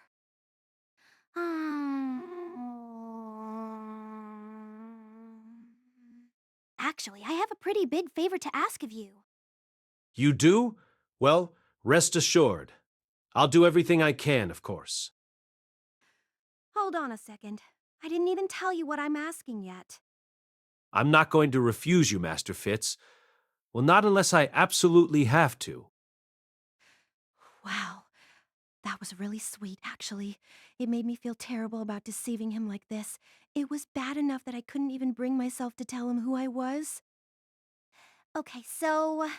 You remember how I told you Princess Ariel was spending a couple days at the home of a noble she knows? Well, they had this bodyguard there, and apparently she's really strong. You want help fighting this bodyguard, then? What? No. Oh, I see. That's good, then. I'm not much for fighting. Not much for fighting. Is that supposed to be a joke? Should I be laughing right now? Let's just move on. Princess Ariel started to get annoyed by how much this noble boasted about this bodyguard. She insisted that her Fitz was even stronger. Got it. So then the noble tells her, my bodyguard braved the forest of hail with a party of only 4 and brought back the flower that grows in its depths in this really boastful tone. Rudy put a hand on his chin and nodded thoughtfully. A flower that grows deep inside the forest of hail, she must mean the freeze fringe, right? Its petals can be used to make a powerful tonic, but it's well known for only growing there, and only in the winter. Wow, that's our Rudy. He knew that off the top of his head. It was a good thing we'd taken the time to do our research and pick a plant that actually existed. The forest of hail is dangerous in the winter, but if you head in there with a party of 4A ranked adventurers, it's not that impressive an accomplishment. As long as everyone moves carefully, you could get the flower and get out without putting yourself in too much risk. He went on to rattle off the names of the various monsters that resided in the forest of hail: snow hornets, white cougars, mustard trants, and so on. I was a little stunned by how easily he pulled this information out of nowhere. How did he have all of this memorized? Right. Anyway, Princess Ariel couldn't bring herself to back down, so she told him Fitz could pull that off with an even smaller group. Not that she asked me first. Now I see. So that's the issue, is it? I'll get in touch with an adventurer friend of mine and have them sell you the flowers at a good price. That noble will never know you didn't go there yourself. What? That would just be cheating, Rudeus. I'm supposed to get the job done myself. Power comes in many forms. Having connections is one of them. I've got tons of adventurer friends, and I'm your friend. You're just putting the relationships you built to use. That's a totally valid way to get things done. Oh, well. Listen to him playing around with words. What is he even talking about? Sorry, I just can't do that. If word got out, I'd end up humiliating Princess Ariel. Okay then, let's go get the flowers ourselves then. Rudy changed his tune easily enough. The idea of facing that dangerous forest with a party of 2 didn't seem to intimidate him in the slightest. Or so I thought, until the next sentence left his mouth. Give me 3 days and I'll round up some guys I know. This should be simple enough with a group of 10 or so helping out. Don't worry, step leaders in town right now. I'm sure I can get some of them to come along. What? Rude! No. Ariel said I'd go with a smaller party. Why would we bring 10 other people with us? Oh, don't worry about that. They'll just enter the forest a few hours before us coincidentally. Maybe some of them will be gathering materials there, and others hunting monsters for a job. They might happen to wipe out all the threats in our path, but none of them will touch the flowers. We'll grab those all by ourselves. Wow. Talk about sneaky. Was this just how adventurers did things? No. Rudy had been an adventurer for years, and he'd learned just how dangerous forests really were. He was just worried about me getting hurt, since I was an amateur at this sort of thing. Yeah, that had to be it. Probably. Look, Dee, do we really need all those other people? I bet you and me could handle it just fine on our own, Rudeus. Oh, wait.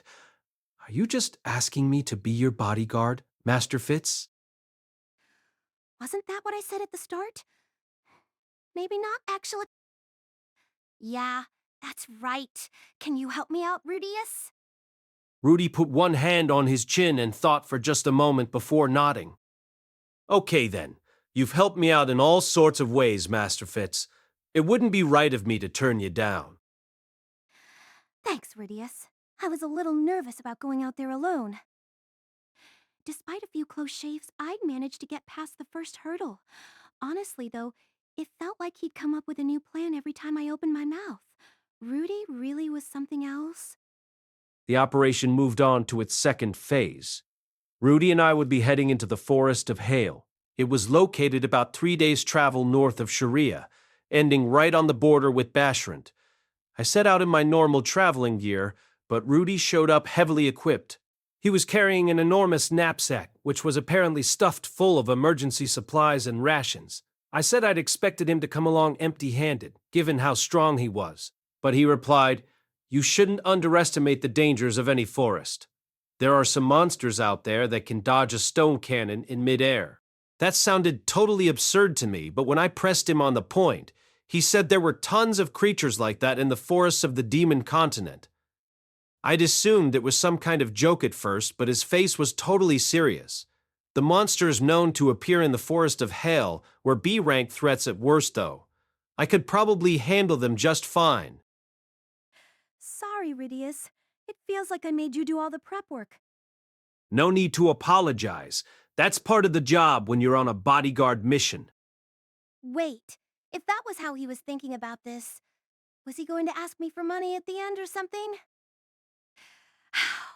Should I be paying you for your services then?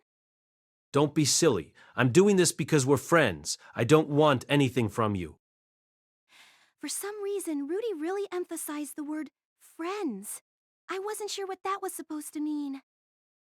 I mean, I could afford to pay you if you want. It's no big deal. Ariel did pay me a regular salary, if not a large one. I didn't have much to spend the money on, so my savings had been accumulating for a while. I could afford to rent Rudy for a couple days at least. Oh, but he's supposed to be a king-tier magician now, right? Dee, do I actually have enough? I don't come cheap, you know. Well, I guess you wouldn't, but...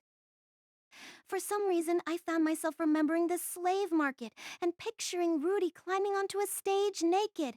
Buying Rudy might be kind of fun. A funny feeling rushed through my lower half. I felt my face growing hot with embarrassment. Anyway, let's get started. Right? Together, we stepped forward into the Forest of Hail. At first glance, it looked like a perfectly ordinary wood of the sort found all across the Northern Territories. We were surrounded by tall trees packed with snow. However, there was some sort of magical abnormality in this area that caused hail to fall very regularly. When you stepped on the snow here, it made a distinctive crunching sound. The flowers bloom on a cliff on the far side of the forest. We'll head straight there while clearing the snow in our path. Follow me and keep an eye on our surroundings, please. With this announcement, Rudy started to march steadily forward, melting the snow in front of him as he went. I tried to help out as well, but I couldn't get the hang of it. I had to assume he was using fire magic given the limited range of effect, but it wasn't easy to continuously generate enough heat to melt a thick bed of snow. I could have done it if I wanted to, but it would have cost me way too much mana. Rudy spent his reserves of magic really lavishly. The snow here was deep enough to reach our shoulders, but he just kept clearing it as we moved along. At first, I was worried that the clouds of water vapor might attract monsters, but somehow he wasn't making any. When I asked him how he was doing it, he said that if you carefully controlled the temperature, you could get it just hot enough to make the snow melt without producing any clouds of steam. How much practice would it even take before you could do something like that? Focus, Sylphie. That's not really important right now. It was time to get started with the plan. Taking a deep breath, I pointed to the staff that Rudy carried. I remember bringing you this the other day, Rudeus. It's an amazing staff. I've never seen a custom-made one with a colored magic stone outside the royal court before. Yeah, the young lady I was tutoring gave it to me as a gift on my 10th birthday. Rudy looked a little sad for some reason. Come to think of it, he'd never told me much about this young lady he'd spent years tutoring. It felt like he didn't want to talk about her. From everything I heard, she sounded like a really violent girl. Maybe he had some bad memories from that time in his life. Do you think I could try holding it for a while? All I have is my beginner's wand, you know. I've always wanted to use a staff like that. Really? I assumed they'd give the bodyguard of a princess a nice staff if they wanted one. They said I didn't need one, since I could cast spells silently anyway. Talk about cheap, huh? Of course, this wasn't the real reason I'd stuck with my little wand for so long. Rudy had given it to me as a gift, so it meant a lot to me. It was a common kind of rod, though. I couldn't blame him for not recognizing it. Well, go ahead. Get a nice good grip on the shaft there. Pretty thick, huh? For some reason, Rudy had a strange smirk on his face as he said this. Was there something funny about this that I wasn't seeing? Feeling slightly nonplussed, I squeezed Rudy's staff in my hands. It was a little awkward holding onto this thing. My hands were too small for it. Yeah, it's super thick. Are you supposed to hold this in both hands? Maybe. I think they wanted to make sure I could still use it once I grew up. Smiling to himself, Rudy resumed his forward march and snow-clearing duties. I followed closely after him, still holding his staff. Okay, so far so good. Time for the next step.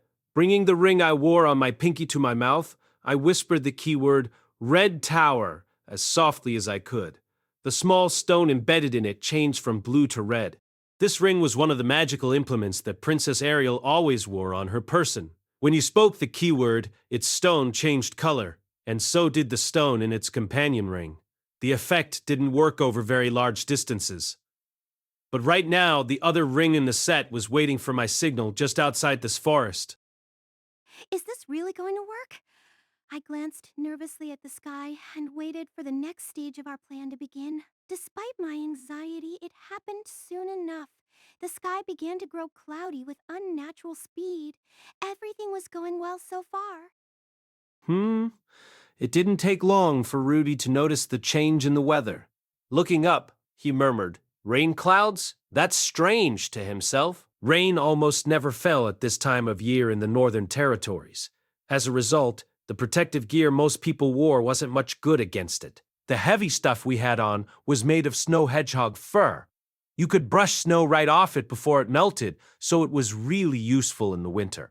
Rain would soak right into it, though. And once it got drenched through, a single gust of Arctic wind would basically freeze you solid. It looks like it's gonna rain, Master Fitz. When something like this did happen, your only real options. Mushoku Tensei Volume 9 by Rifujin Namagimote, cast by Artale Studio. If you are interested in creating your own audio drama like this, please visit artale.ai and use promotion code ARTALE to activate your account. Now, enjoy the story.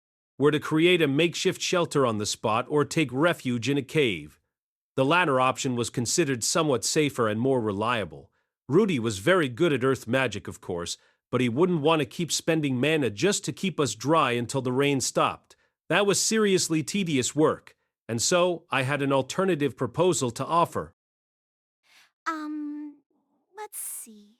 Looking at the map, I think there's a cave just ahead, so let's take shelter there. But before I could get the words out, Rudy shook his head and interrupted. Don't worry, I'll scatter those clouds in no time. He then lifted his hands toward the sky. Oh, crap! In that instant, I realized I'd made a serious mistake. Rudy was a Saint-tier water magician. Manipulating the weather was second nature to him. Princess Ariel had told me that she'd hired 2 advanced tier water magicians for this job, but they'd be no match for Rudy. He'd probably get rid of those clouds in no time at all. What do I do? What do I do? If it doesn't start raining, the whole plan falls apart. Acting on reflex, I started to channel mana into the staff I held in my hands. I could feel it amplifying my power to a remarkable degree. Maybe I could do this after all? Still pointing his hands upward, Rudy tilted his head in puzzlement. He was probably confused by the cloud's stubborn refusal to dissipate. What he didn't know was that I was fighting to keep them together. I don't know if Rudy wasn't giving it his all or if the staff gave me an edge, but the two of us were basically canceling each other out, which meant the 2 advanced tier magicians outside the forest could maintain control. Whispering silent prayers to no one in particular, I channeled more and more mana upward. I visualized the rain clouds growing fatter and spreading across the sky. I did it just like Rudy had taught me, gathering moisture, cooling it until it condensed, and letting it fall. Rudy frowned again. A moment later, the first cold drops of rain fell upon us. Sorry, Master Fitz. Looks like I'm not performing well today. He looked a little upset at this development. Understandably. That's okay. Rudeus, it's probably because I was holding your staff. Even without my staff, I should have been able to scatter those easily enough. I guess I haven't done this much lately. Am I just rusty? Or maybe... I got the idea he suspected those rain clouds might have been intentionally created. Still, it probably hadn't even occurred to him that I might have actively interfered with his attempt to dispel them. Oh well, there's not much we can do now that it's coming down. There's a cave up ahead, isn't there? Let's take shelter there. Akia! Good idea. Good idea. I nodded forcefully, and we started moving again at once. Our snow hedgehog gear sucked up the water like a sponge. Before too long at all, we were both freezing cold. All according to plan. There it is! Finally, shivering and soaking wet, we stumbled into our shelter.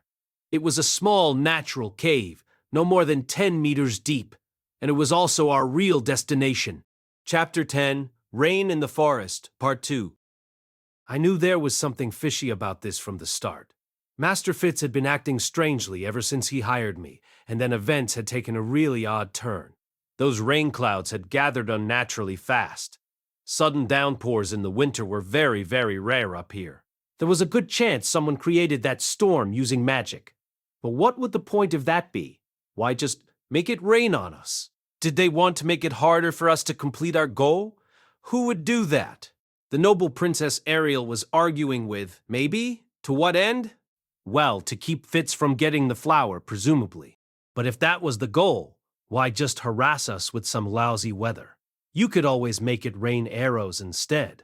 Had Master Fitz picked up on any of this? There was a tense look on his face, which suggested the answer was yes. But he also seemed oddly calm, considering. Maybe he'd been expecting something like this to happen. If that was the case, though, I couldn't understand why he hadn't warned me up front. Could he be planning to assassinate me? That didn't make much sense either. He could have killed me quite a few times by now if she wanted to. What the hell was going on here?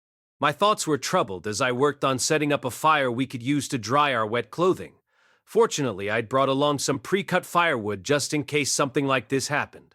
It was possible to keep a fire going using nothing but magic, of course, but it would be immediately extinguished if I had to turn my attention to some passing monster.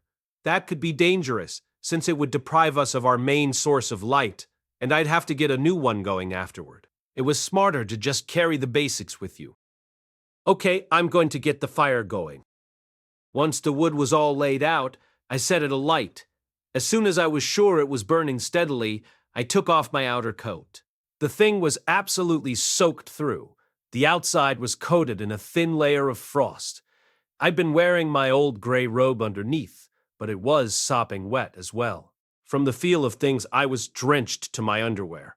At least I'd brought a spare set of those so I could prioritize drying out my other clothes. Using a mixture of wind and water magic, I carefully evaporated the excess moisture in them. I couldn't force the water out completely, though. It would severely damage the fabric if I tried. Once I'd done what I could, I made a simple drying rack using earth magic and hung up everything except my underwear to dry. I turned to the fire and moved in close, but it was still freezing in the cave. I used magic to seal the cave's entrance. Of course, completely closing us in here would be a good way to die of carbon monoxide poisoning, so I opened a ventilation hole in the ceiling to let the smoke escape. I'd made things slightly more comfortable at least. Now the question was, what to do about my underwear? It might be a little awkward to strip totally naked right in front of Fitz. I shot a glance over at him and found him hugging his shoulders, trembling like a leaf and whimpering softly. He'd taken off his outer coat, but was still wearing his cloak and everything underneath it. The guy was going to give himself hypothermia at this rate. Shouldn't you take those off to dry? Was the sentence I had in mind, but I cut myself short. Fitz might claim to be a young man, but I suspected he was actually a girl who was hiding her real identity. Stripping in front of me might not be an option. But this was a genuinely dangerous situation. What now? Master Fitz. What is it, Rudeus? He answered me a little too loudly. Clearly, he'd also realized the dilemma he was in. This was not good at all. I needed to give him some way out. You know, a girl I know told me that elves have a rule against letting people from a different race see them naked. Why don't I turn around and cover my eyes? You just take those clothes off, dry them with magic, and tell me when you're done. Fitz sounded more than a little surprised. That made sense, given that I'd made up the whole thing on the spot. If there really was a taboo like that, then it was one that Elise violated every single day of her life. However, the misinformation I was choosing to believe here should be very convenient for Fitz as long as he just played along. I slowly turned around, closed my eyes, and began to listen carefully. No reason not to enjoy the sounds of him stripping down, at least. My imagination would do the rest. For some reason, I wasn't hearing anything. His clothes were wet, yeah, but even so, taking them off and drying them out with a spell should have produced at least some faint hint of a sound. This was really odd. Did he have some way of changing his clothes without making any noise at all? Come to think of it, there had been a girl at my elementary school who could change into her swimsuit without taking her clothes off first. That was a pretty cool trick. That school wasn't equipped with actual changing rooms, so the boys and girls were forced to change clothes together in the classrooms. Those were good times, in retrospect. Later, once the internet got popular, I stumbled across an explanation of that stealthy clothes-changing method. I developed a certain interest in tricks of that sort. My interest in this matter was purely academic, of course. It definitely wasn't a sexual thing. Probably. If Fitz hadn't taken off his clothes, he'd probably be freezing right about now. With that excuse in mind, I slowly turned around. My eyes met Master Fitz's at once. He still had his sunglasses on, but I could tell he was looking at my face. I didn't look away this time, mainly because his face was alarmingly pale. Master Fitz! He was still clutching his shoulders with both arms, trembling more fiercely than before. There was no color in his face at all. It was obvious that he was chilled to the bone. In winter, temperatures in the northern territories were constantly well below freezing.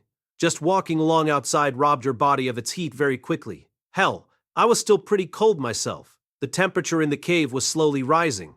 But with those wet clothes on, Fitz was basically giving himself an ice bath. This was incredibly dangerous. Please, you've got to change out of those clothes. Do you want me to make you a little stall or something? Or maybe I could just leave the cave. Yeah, that's fine. I'll get out right. Wait. As I turned toward the entrance, Master Fitz called out to me. He stared at me for a moment, still trembling, and then, standing up on quivering legs, he slowly walked over and looked at my face. He was just looking at me, like there was something he wanted to say. But what was it? What was he trying to tell me? You're going to catch cold, Master Fitz. Yeah, you're right. I was beyond flustered at this point. I couldn't begin to understand what he was thinking. You've got to get those clothes off. It's dangerous. Getting too cold can kill you. Yeah. I guess I'm going to die. At this rate. Fitz nodded, but showed no sign of taking off his clothes. Not that I was hoping he'd strip naked while I watched, of course. I know nothing. Master Fitz is a boy. Definitely not female. That's my official stance on the matter, damn it. I really needed to close my eyes now, right? I can't take these off myself. You do it for me. What the hell was he talking about?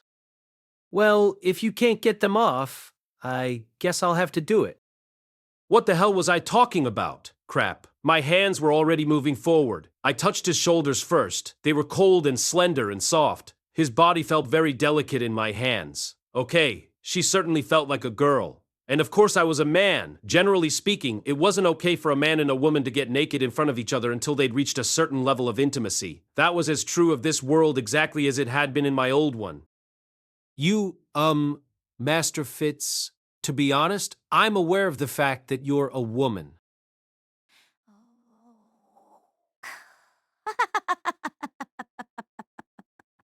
But if you don't take my clothes off, I might die.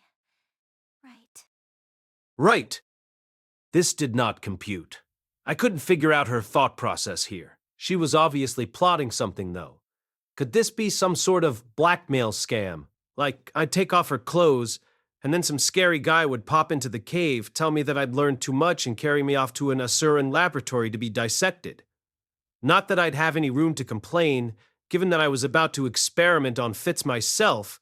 My hands, which had acquired a mind of their own at some point, slipped Fitz's thick front button cloak off. This revealed the drenched white shirt beneath. Not to repeat myself, but this was a white shirt, as you may know. Shirts of that color are prone to becoming transparent when wet. This meant that I could see Fitz's underwear specifically, something that looked like a sports bra. The contents appeared modest, but with the wet bra clinging tightly to her skin, there was no denying they were there. Fitz had natural padding of the kind that tends to captivate the masculine mind. Master Fitz.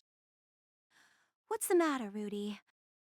When I heard that familiar nickname, I felt an old memory rising slowly toward the surface of my mind. I'd experienced something similar to this before. Something very similar to this. Pardon me then. Go ahead. Fitz's face was bright red all the way to the tips of her ears. Somehow, even that felt weirdly familiar. I peeled off her white shirt, exposing the pale skin underneath. For a moment, I just stared at her delicate shoulders and her slender neck. She was thinner than I'd expected. Seeing her up close and touching her directly was having an effect on me. Some invisible knight was lifting my sword steadily upward as part of some holy ceremony. What was it about Fitz? I couldn't put my finger on it, but something about her got me so excited. I had to fight down a sudden urge to push her to the ground right then and there. Ignoring my desires as best I could, I reached down to Fitz's belt. After a few clumsy, clattering seconds, I managed to undo it.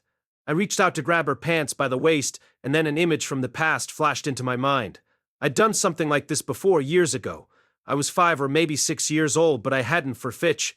When I pulled down Fitz's pants, I exposed a pair of white panties. Unlike the first time around, I hadn't pulled her underwear down as well. That said, the panties were so drenched with rainwater that they were bordering on see-through. Was I seeing things, or was that a smooth curve down there? I swallowed loudly. Fitz silently pulled her legs up out of her pants, then sat down in front of me with her legs splayed out to either side. I sat down on my knees right in front of her. The floor of the cave was rugged and rough, so my shins started hurting immediately. I reached out to her once again. She still had those drenched white gloves on her hands. Let me get those too. As I stripped the gloves off, I found that one of her hands was marked by an old scar. I recognized this hand. How had that happened again? Right? Right. She'd stuck her hand into a stove once and burned herself. I remembered wondering if that accident had anything to do with her struggle to learn fire magic. Rudy.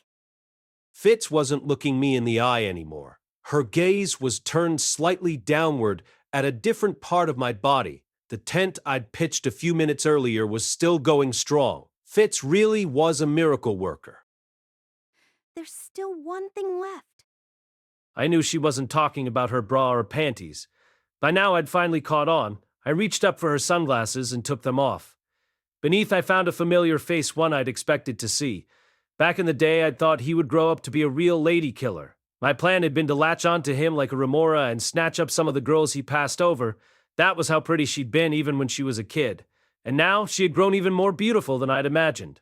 Her features still had a hint of childishness about them maybe, but beautiful was the only description that applied. Her eyes were sharp and clear, her nose was a little long, and her lips were slightly thin. I thought I saw a resemblance to her fellow elf, Ellen Elias, but somehow her face was more approachable and endearing. Maybe she'd inherited that from her human ancestors. Ah, Master Fitz. Yes, Rudy? The way she tilted her head to listen, even as she blushed, hadn't changed at all. Why the hell had it taken me so long to figure this out? Her hair? Yeah. Her hair color was different. She'd had green hair before, but now it was pure white. But of course, people's hair changed color all the time. You could just bleach it if you wanted to, for one thing. Is your real name Sylphiette, by any chance? Yes. Fitz or rather, Sylphie smiled shyly and nodded. Yes, it is. I'm Sylphiette, from Buena Village. After only a few seconds, she was overcome with emotion, and her smile crumpled and disappeared. Before she broke down completely, she managed to lean forward and throw her arms around me. I finally said it. Her body was very, very cold. We stayed like that for a few long minutes. I was still shocked, to say the least, but at the same time, I was starting to feel like everything finally made sense. Sylphie was sobbing and sniffling quietly while squeezing me tightly in her arms. It was pretty similar to how this had played out last time, actually. It looked like she was still a crybaby.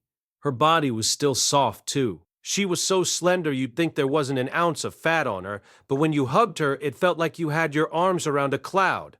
Did she use fabric softener on herself in the bath, or what?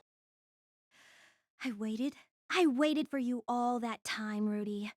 I stayed in Buena Village and I worked really hard. I knew that much was true. Paul had already told me all about how Sylphie had spent her time once I went off to tutor Eris. Saying nothing for the moment, I just stroked her head. She reacted by squeezing me even more tightly. After a moment, she raised her face to look at me. Her tears and runny nose had left it something of a mess. I wasn't sure what to say to her. I've always... Sylphie knew what she wanted to say, though. She looked me right in the eyes and said her piece. I've always loved you. All I could do was stare down at her in stupid blank surprise. I loved you so much back then, Rudy, and now I love you even more. Don't leave me again. Please. I want to stay with you forever. My mind short-circuited. I was quite literally stunned. Of course, Sylphie had been really attached to me back in the old days. You might say I'd arranged it that way, really. But things were different now. I'd spent a year learning to trust and respect Master Fitz as my friend and equal. She was her own person, standing on her own 2 feet. I had real respect for her. Were her feelings for me just some lingering trace of my attempts to brainwash her? As a kid, still, I'd come to genuinely trust and rely on Fitz. She was a smart, knowledgeable person who listened to my problems and helped me think them through. I wasn't the only one who held her in high regard, either. Princess Ariel placed great trust in her as well, and she was telling me that she loved me. A warm, pleasant feeling swelled inside my chest. It was still hard to wrap my head around the fact that Sylphie and Fitz were the same person, but I was still so happy that I felt like dancing. For a moment, I found myself thinking about Eris. Had I ever actually told her that I loved her? We talked about becoming a family at one point, but she'd been the one to bring that up. I couldn't remember what I'd said. What about Sarah? No, things had never gone that far with her. I wasn't sure if I really had loved Sarah, honestly. I definitely liked her, and I'd tried to get her into bed.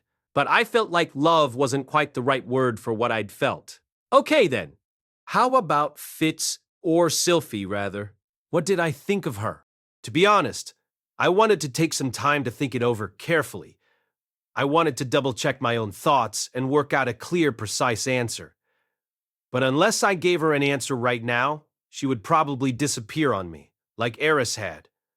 I found myself taking Sylphie by the shoulders and setting her an arm's length away. She tried to resist, but it was a pretty feeble effort. I love you too. Sylphie's face was a total mess at the moment, but that was all right. I stroked her gently on the head, then brought my face to hers. Her lips were very soft, also slightly slimy from all the snot, though that didn't matter right now. By the time kiss was over, Sylphie had finally stopped crying. She just looked up at me in a daze, her face still flushed bright red. I'd lost the ability to speak myself. Words weren't really necessary at this point. Now that we'd confirmed our feelings for each other, the next step was obvious. When you're in love, you're supposed to make love, right? Not to be crass or anything, but my little buddy had gone 2 years without any form of release, and he was about ready to explode. Sylphie didn't object when I made my move. She let me lay her down gently on her back on the camping blanket I'd brought along. It felt like she'd been prepared for this to happen from the start, honestly. Maybe she'd organized this whole mission just so she could tell me the truth in total privacy. But this wasn't the time to be thinking about any of that. Right now, I just had to make sure I didn't screw everything up again. Is this your first time, Sylphie?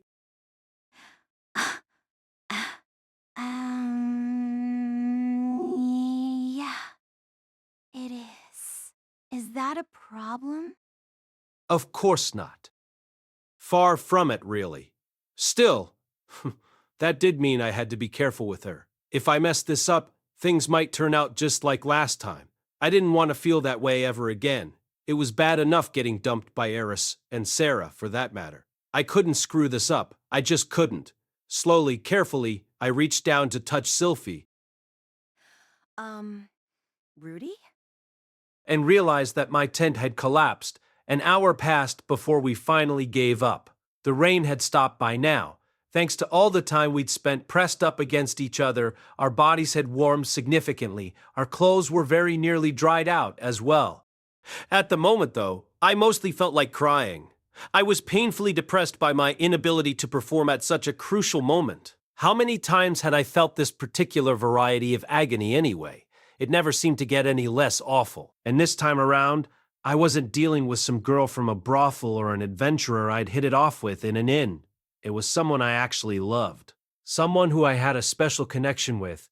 I was terrified Sylphie might turn to look at me with disappointment on her face, heave a long sigh, and then walk right out of my life. And so, I just lay there, trembling slightly as I held her hand. Sylphie didn't go anywhere, though. She seemed shocked by this turn of events as well, if not quite as devastated as me. There was an awkward little half-smile on her face. It's not your fault, Rudy. My breasts are pretty small, aren't they? I know I'm not really sexy or anything. Don't be ridiculous, Sylphie. You're beautiful. The thing is, it's been like this with me for 3 years now, actually. Rudy. I told her the story. The whole long, humiliating story, starting with the day 3 years ago when I'd slept with someone for the first time. I even admitted that I'd come to the University of Magic in hopes of finding a cure for my condition, and that I'd had no luck so far. Embarrassing you was the last thing I wanted to do, Sylphie. Please accept my sincerest apologies. I ended up groveling in apology. There was nothing at all wrong with her body, of course. Her breasts were on the small side, yes, but she was wonderfully slender and beautifully proportioned. She was the definition of a petite beauty, and I was a big fan of petite beauties. I mean, she was the only girl who'd even gotten me ready to go in the last 3 years. Of course, this wasn't her fault. Don't talk like that, Rudy. I'm not embarrassed, okay? Come on, go back to normal. Sylphie's voice was pleading and a little sad. That just made me feel even more pathetic. I'd love to go back to normal, of course. But there seems to be nothing I can do about this, I'm afraid. No, I just meant you can stop apologizing to me so formally. Oh, right, my bad. I just got kind of flustered. God, I just can't stop screwing this up. I'd been bowing and scraping by default for a while now. I tended to slip back into that mode automatically when I wasn't thinking straight. Still, is it that weird for me to be a little formal with you? I mean, I've been calling you Master Fitz for months now. Yeah, I guess. But when you talk like that, it kind of feels like you're keeping people at a distance. Really? This was the first I'd heard of it. Had Eris and Ruijerd felt the same way? What about Zenoba? Well, I tended to boss him around more than anything. From now on, I want you to be more casual with me. As you wish. Okay, that's not casual. Come on. You can't cut me a break on one little as you wish? Well, maybe I'll make an exception. This conversation seemed to be improving the mood slightly, at least. Still, it was a while since I'd consciously been casual with anyone. After coming to this world, I'd mostly gone with polite to a fault. I did spend a few years of bantering with Soldat and company, but then I'd landed at this school and gone right back to the bowing and the scraping. Come to think of it, though, there was one other exception. Back in Buena Village, I'd been pretty relaxed around my cute little friend Sylphie. In that case, maybe casual was just the norm for us. For a while, we just sat cuddled up against each other in our underwear, saying nothing in particular, listening to the crackling of the fire. When I turned my neck just a little, I could look right down at Sylphie's collarbone. Her bra was slightly loose, so when I glanced down from that angle, I sometimes caught a glimpse of a pretty little pink something or other. After a little while, though, I broke the pleasant silence. So anyway, can I ask why you were cross-dressing all this time, Sylphie? What happened to you after the displacement incident? I wanted to know why she was Princess Ariel's bodyguard, why she dyed her hair white, and why she was hiding her identity. I didn't know if it was okay for me to ask those questions, but it seemed worthwhile to try. Oh, right. Where do I even... Slowly, Sylphie began to walk me through her story. She began with her training at Buena Village, and her attempts to find out where I was from Zenith and Lilia. They'd ended up thoroughly training her in healing magic and etiquette, respectively. She also mentioned making me the pendant I still wore to this day.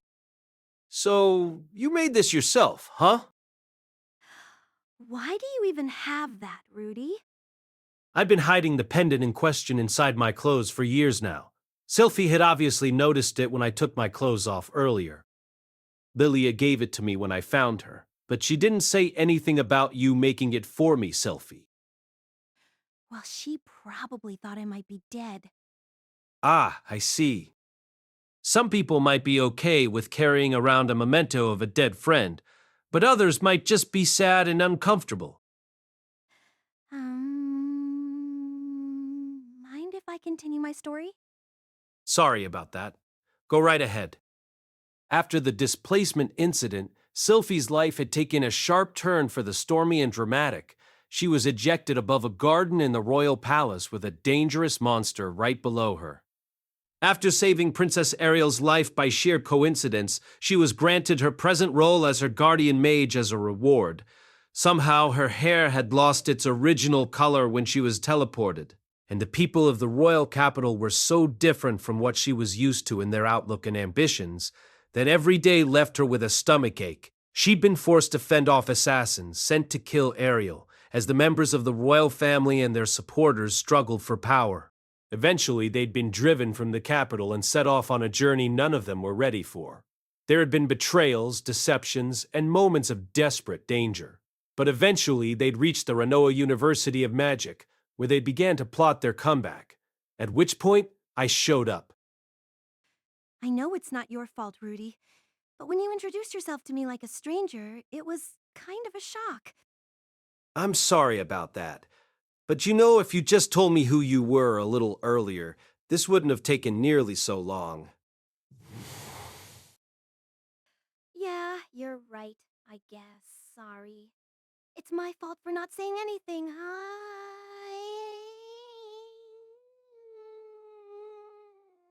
I'm really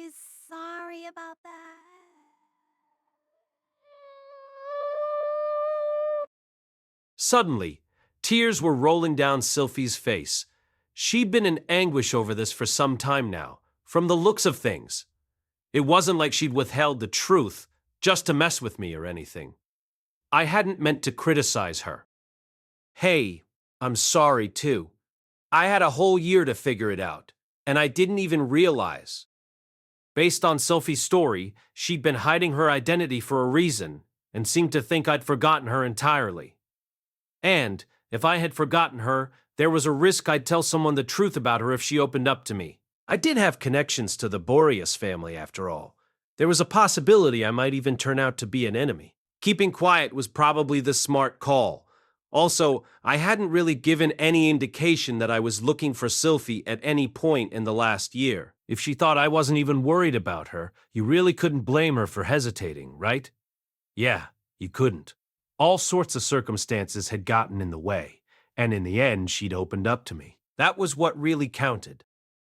I wrapped my arms around Sylphie's shoulders, and she leaned her head against me.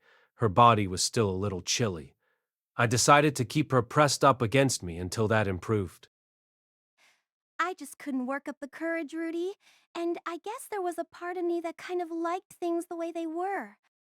Yeah, it wasn't half bad being friends with Master Fitz, I've got to say. However, she'd apparently started to get worried. There were a few pretty girls in my life these days, and she thought one of them was going to snatch me away unless she acted fast. Thanks to my condition, that scenario felt kind of unlikely, but you never know.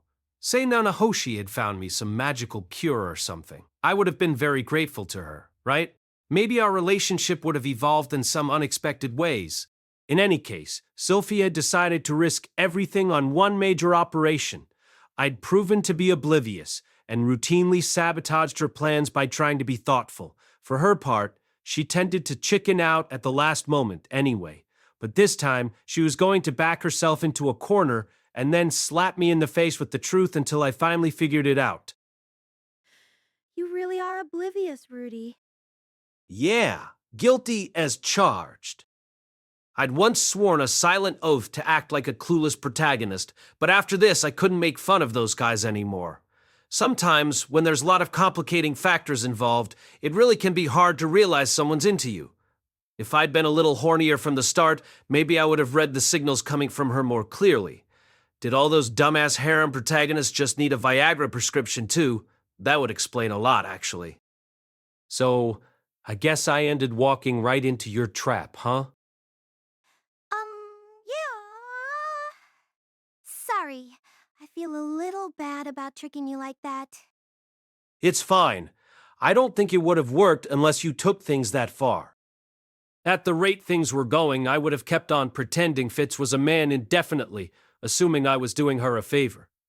And to be honest, I wasn't sure how well I'd remembered my old friend Sylphie before she gave me that helpful reminder. By the way, does Princess Ariel know you're doing this? Oh, absolutely. She planned the whole thing. Did she really? Yeah. That was a relief then. If Sylphie had acted on her own, it might have been safer to continue pretending that I didn't know the truth, although the Fitz character wasn't going to go away in either case. She was kind of worried about this whole thing, though. She could never figure out what your objectives were or what you were thinking. I don't think she had any idea you came here because of your, problem. There were rumors about my condition going around, but from the sound of things, she'd probably dismissed them out of hand. Truth can be stranger than fiction sometimes. In that case, maybe I should join her team after all? Honestly, I still wanted to avoid getting mixed up in dangerous power struggles, but if it would help Sylphie, I'd offer them whatever support I could. Princess Ariel's done a lot for me, so personally I'd be happy to have you on her side. But you don't want to get mixed up in a Surin politics, right? Don't force yourself, Rudy. Sylphie smiled shyly at me once again. Her cuteness really was amplified by 100 when she didn't have those giant sunglasses on. For the second time today, I felt a surge of heat down in my groin. Unable to restrain myself, I leaned over and licked her ear.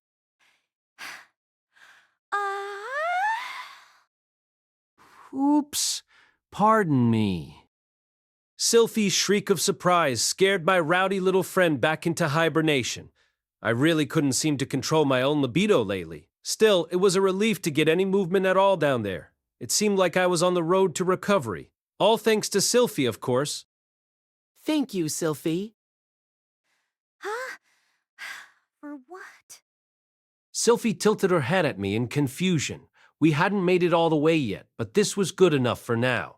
Rome wasn't built in a day, right? Chapter 11. The Final Push. It took 3 days for me and Rudy to make it back to the city of Sharia. In that time, we talked about all sorts of things. One of the major topics of conversation was what Rudy had gone through in the last few years. He'd apparently been abandoned by a young lady named Eris, which had left him kind of traumatized. Ever since then, he'd been having trouble performing with women. I'd heard a few rumors about this Eris Boreas Grey Rat at the royal court, actually. People said she was uncontrollable and violent, more like a wild beast than a well-bred girl. From what Rudy told me, she probably wasn't quite as bad as I'd imagined her. But still, he'd escorted her from the demon continent all the way to Asura, and then she just tossed him aside because he wasn't good enough. That was just unbelievable. I told Rudy that if I ever met her, I'd give her a piece of my mind.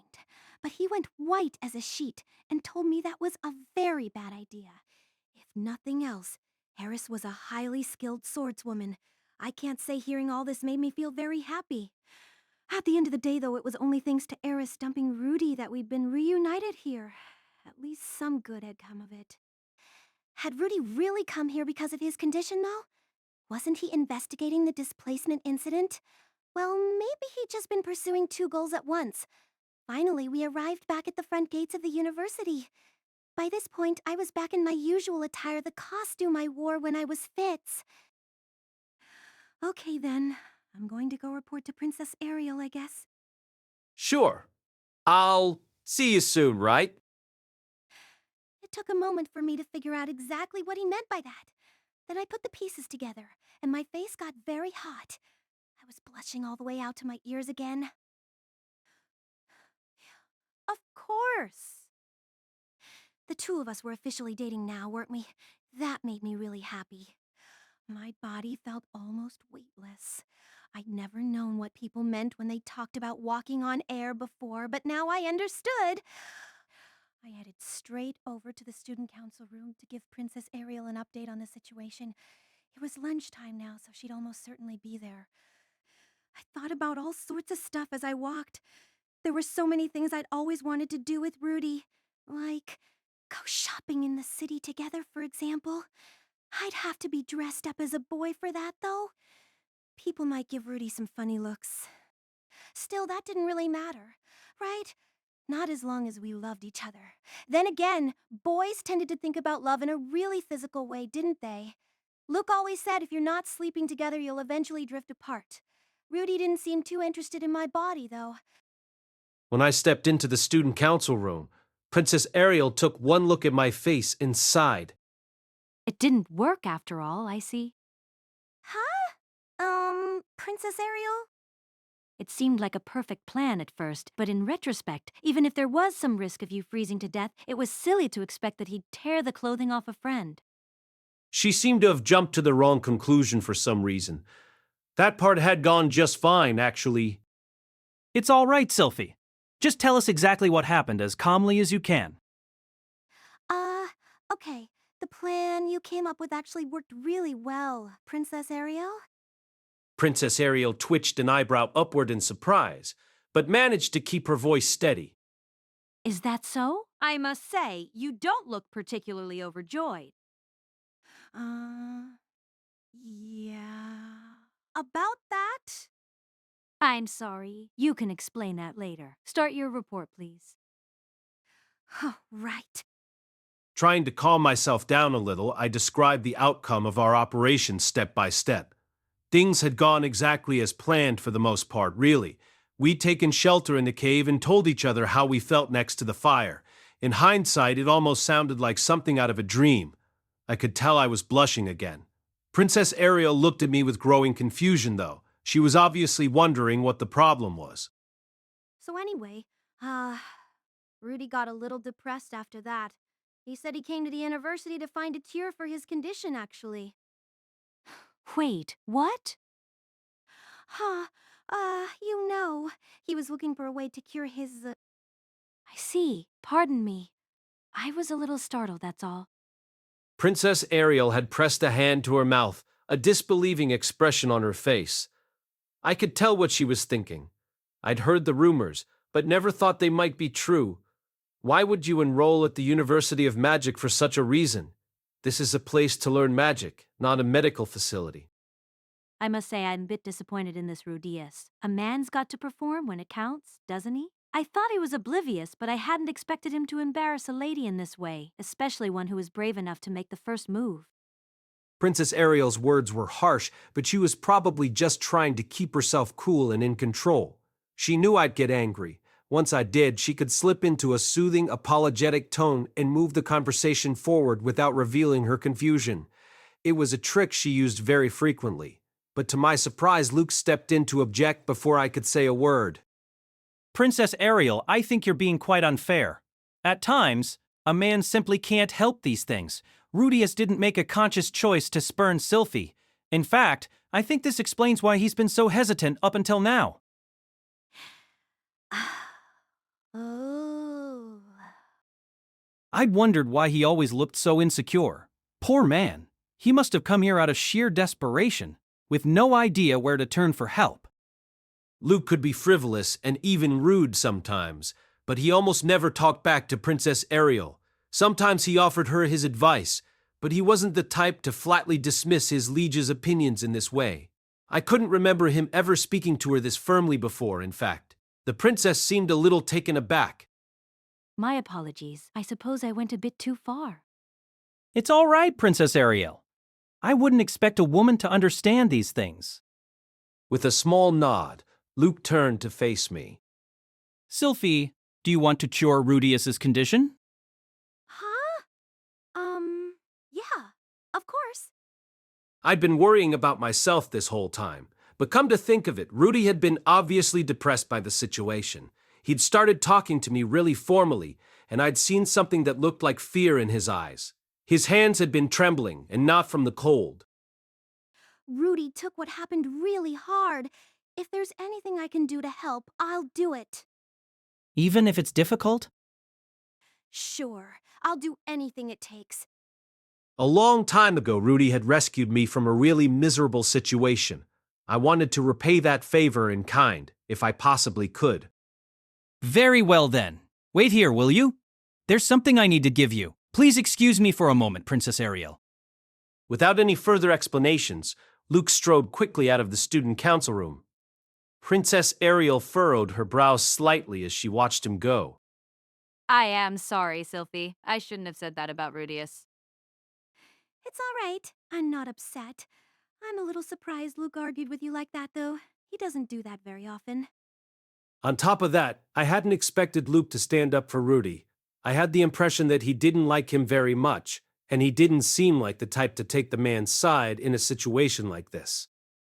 In any case, this does sound like a rather serious obstacle. Yeah. What should I do, Princess Ariel? Well, Luke seems to have a plan of some sort in mind, but I do know of a few cures for impotence myself, as it happens. Really? Indeed. It's one of those little things you're taught as a member of the royal family. That made some sense. When a princess got married off to someone, it was really important for them to have children. Even if their husband had a problem like Rudy's, they'd still need to find a way to make that happen. I was taught about this when I was rather young, and I'm afraid I didn't pay that much attention. I do remember a few things, though. In general, you start off by getting them drunk. I found myself remembering what I'd seen in the dining hall the other day.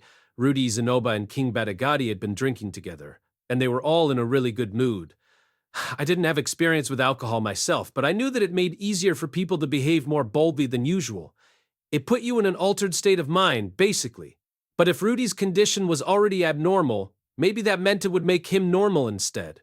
Princess Ariel went on to list a number of specific methods for seducing men. Rather than physically curing impotence, Most of her tips seemed to be about arousing an otherwise disinterested target. Still, I didn't doubt they'd be effective. The royal family of Asura made sure its members were well educated in all sorts of things.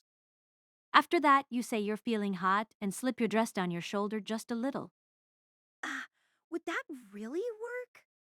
Oh, I imagine it would. You're extremely cute after all. Once the mood's right, all you really need is a good finishing line. By the time Luke returned, we'd worked out the general outlines of a plan. He listened to us talk for a few seconds, in silence, then abruptly interrupted. What sort of a fool complains about the heat in this frigid weather? Your whole approach is misguided anyway. Sylphie's not curvy enough to tempt a man with her body. I found myself at a loss for words, and Princess Ariel shot Luke a reproachful look. Did you have to put it so bluntly, Luke? The poor girl's worried sick about this.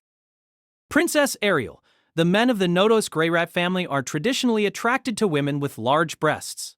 As a case in point, I myself feel no attraction to Sylphie whatsoever. The Nodos Grey Rats love busty girls. That was common knowledge among anyone who associated with the Asura nobility, just like the Boreas family's unnatural love of beast folk.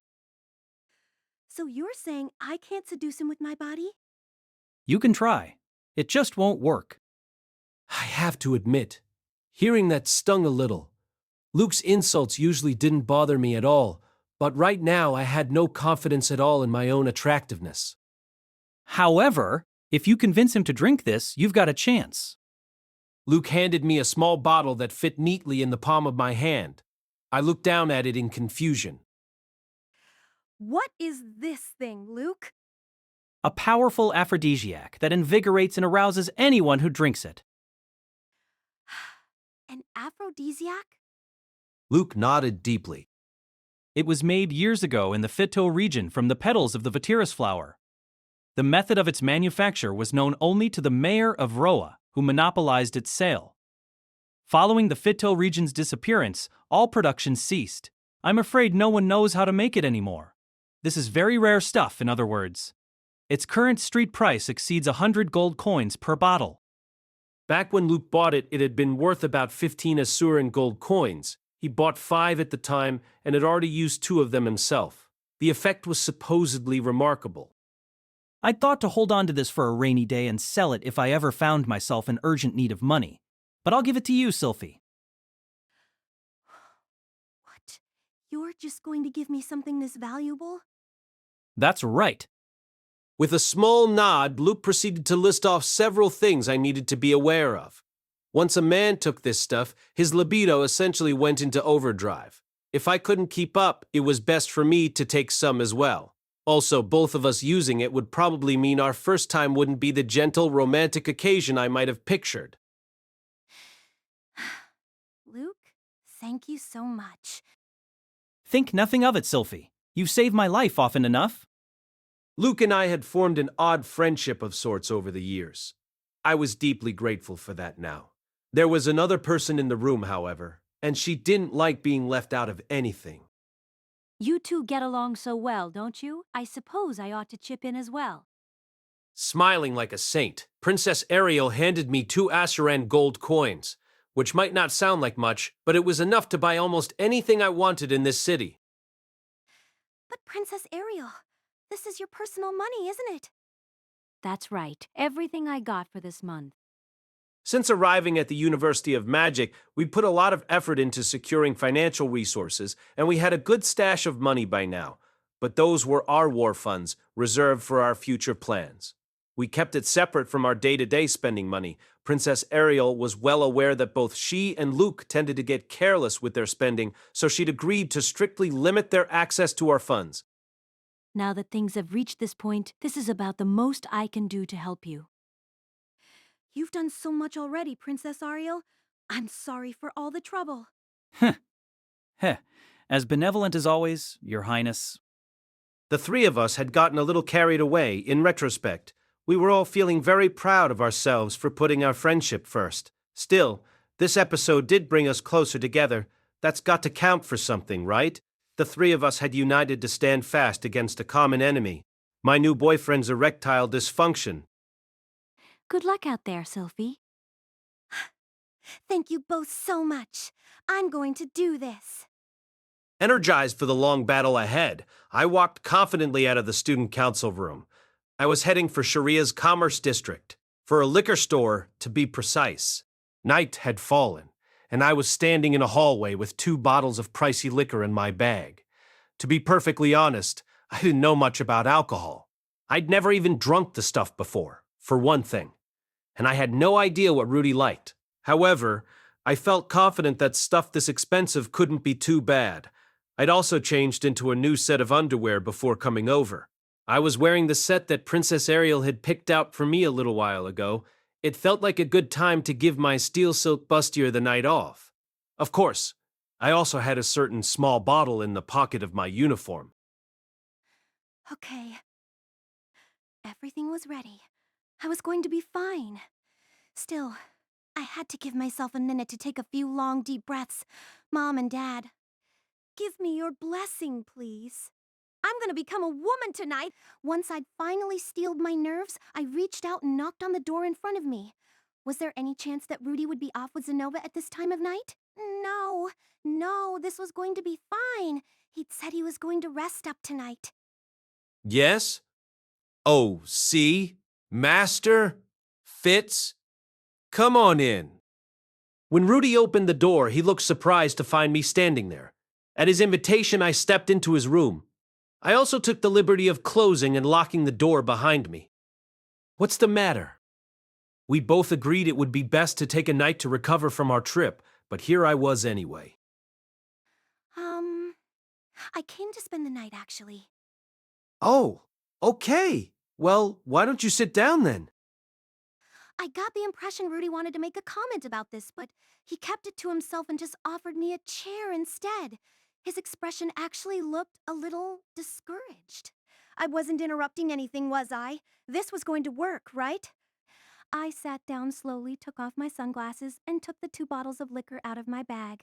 I set them down on the table along with a little snack I'd made, some mixed nuts with spicy flavoring. I'd also picked up some smoked meat in case Rudy didn't care for them. What's all this? Well, I thought we could celebrate our reunion or something, you know? Right, of course.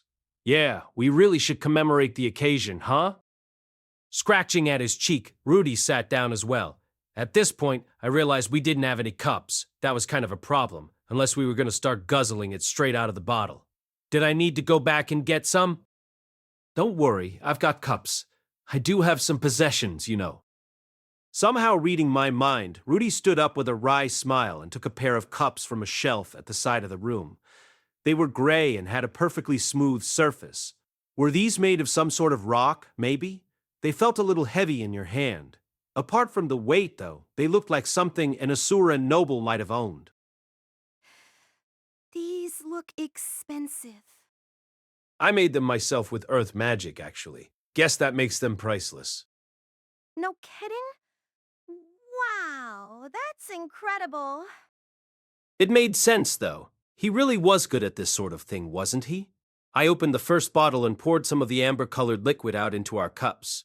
Rudy narrowed his eyes slightly as he watched. That looks like pretty strong stuff.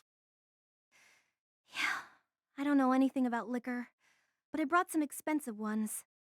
You sure that's a good idea?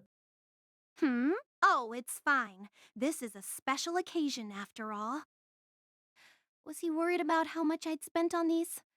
I'd have to keep it to myself that Princess Ariel had given me the money for them. Knowing Rudy, he'd probably feel like he owed her something. In any case, I'd poured the drinks and put out our snacks. So far, so good. The aphrodisiac was supposed to come out later in the evening. Well then, let's have a toast. To the reunion of 2 old friends from Buena Village. And to our future together, Sylphie. Cheers! Our future together. Honestly, sometimes Rudy said the most embarrassing things out of nowhere. Feeling myself blushing again, I took a big gulp from my cup and promptly choked on it. What was this stuff? My throat was on fire. Are you all right? Maybe we should have watered it down after all. watered it down. When you're drinking something this strong, people usually dilute it a little bit to make it easier to drink. Wait, really? Nobody bothered mentioning that to me. Rudy had a slightly amused smile on his face, which ticked me off a little. Well, how would I know that? I've never even tried this stuff. Hey, I'm not laughing at you or anything. Hold on just a second, okay? Rudy moved the majority of the liquid in my cup over to his, then summoned some steaming hot water into mine using magic. Go ahead, try that. Slightly reluctant, I took a tentative sip. The painfully strong smell that had lingered in the back of my nose was washed away, replaced by a gentler and more pleasant aroma. This was actually pretty good. That reminds me, that hot water trick was the reason I started learning magic from you, wasn't it? Was it? What did you forget? One of those bullies had thrown mud on me in the street, and you washed it off. That really brought me back. Even as a child, Rudy could silently cast combined magic without even thinking twice about it. I still couldn't pull that off the way he could. I had to use different spells in quick succession to produce a similar effect. Oh, right. Wow, that brings back some memories. Yeah. That got us started reminiscing about the good old days. My memories of Buena Village were beginning to grow a little fuzzy, but when we started talking about the subject, lots of things came back to me. We could never go back to that period of our lives again. For one thing, Buena Village was gone for good. That hill we played on was still there, but the tree had disappeared. They had been good times, though. I spent my days playing and practicing magic without a care in the world, and the progress I made day by day always left me overjoyed. I still got excited when I managed to improve my skills or learn something new, though these days, I was usually thinking about how I could put a spell to use in battle. I really miss those days. The longer we talked, the more mellow I felt. Was this what it felt like to get drunk? Oh, wait. Before I forget... Snapping out of my nostalgic haze, I took the little bottle out of my breast pocket and slowly placed it on the table. What's this? Well, it's a special kind of medicine for your problem. I'd been really unsure about the best way to get Rudy to drink the aphrodisiac. I could have mixed it into his drink without him noticing, but that felt like a pretty nasty trick to play on someone you cared about. Then again, coming out and admitting I'd brought an aphrodisiac might cause him to misunderstand some things. I didn't like that idea very much either. So I decided to call it medicine. That wasn't exactly a lie either. Really? I feel like I've seen this stuff somewhere before. Yeah, really. I was hoping you'd give it a try, Rudy. Rudy smiled a little sadly at this. It was obvious he wasn't optimistic. He'd probably tried many supposed cures, none of which had ever worked. Still, he took a swig from the bottle without a word, draining 2/3 of its contents at once. I was a little amazed how readily he'd swallowed all that dangerous-looking pink liquid just on my word. What if it had been poison or something? Oh, I'd forgotten to tell him how much to take. It's okay to take this stuff with alcohol, right? They said it was fine to mix it in a drink, even. Ah.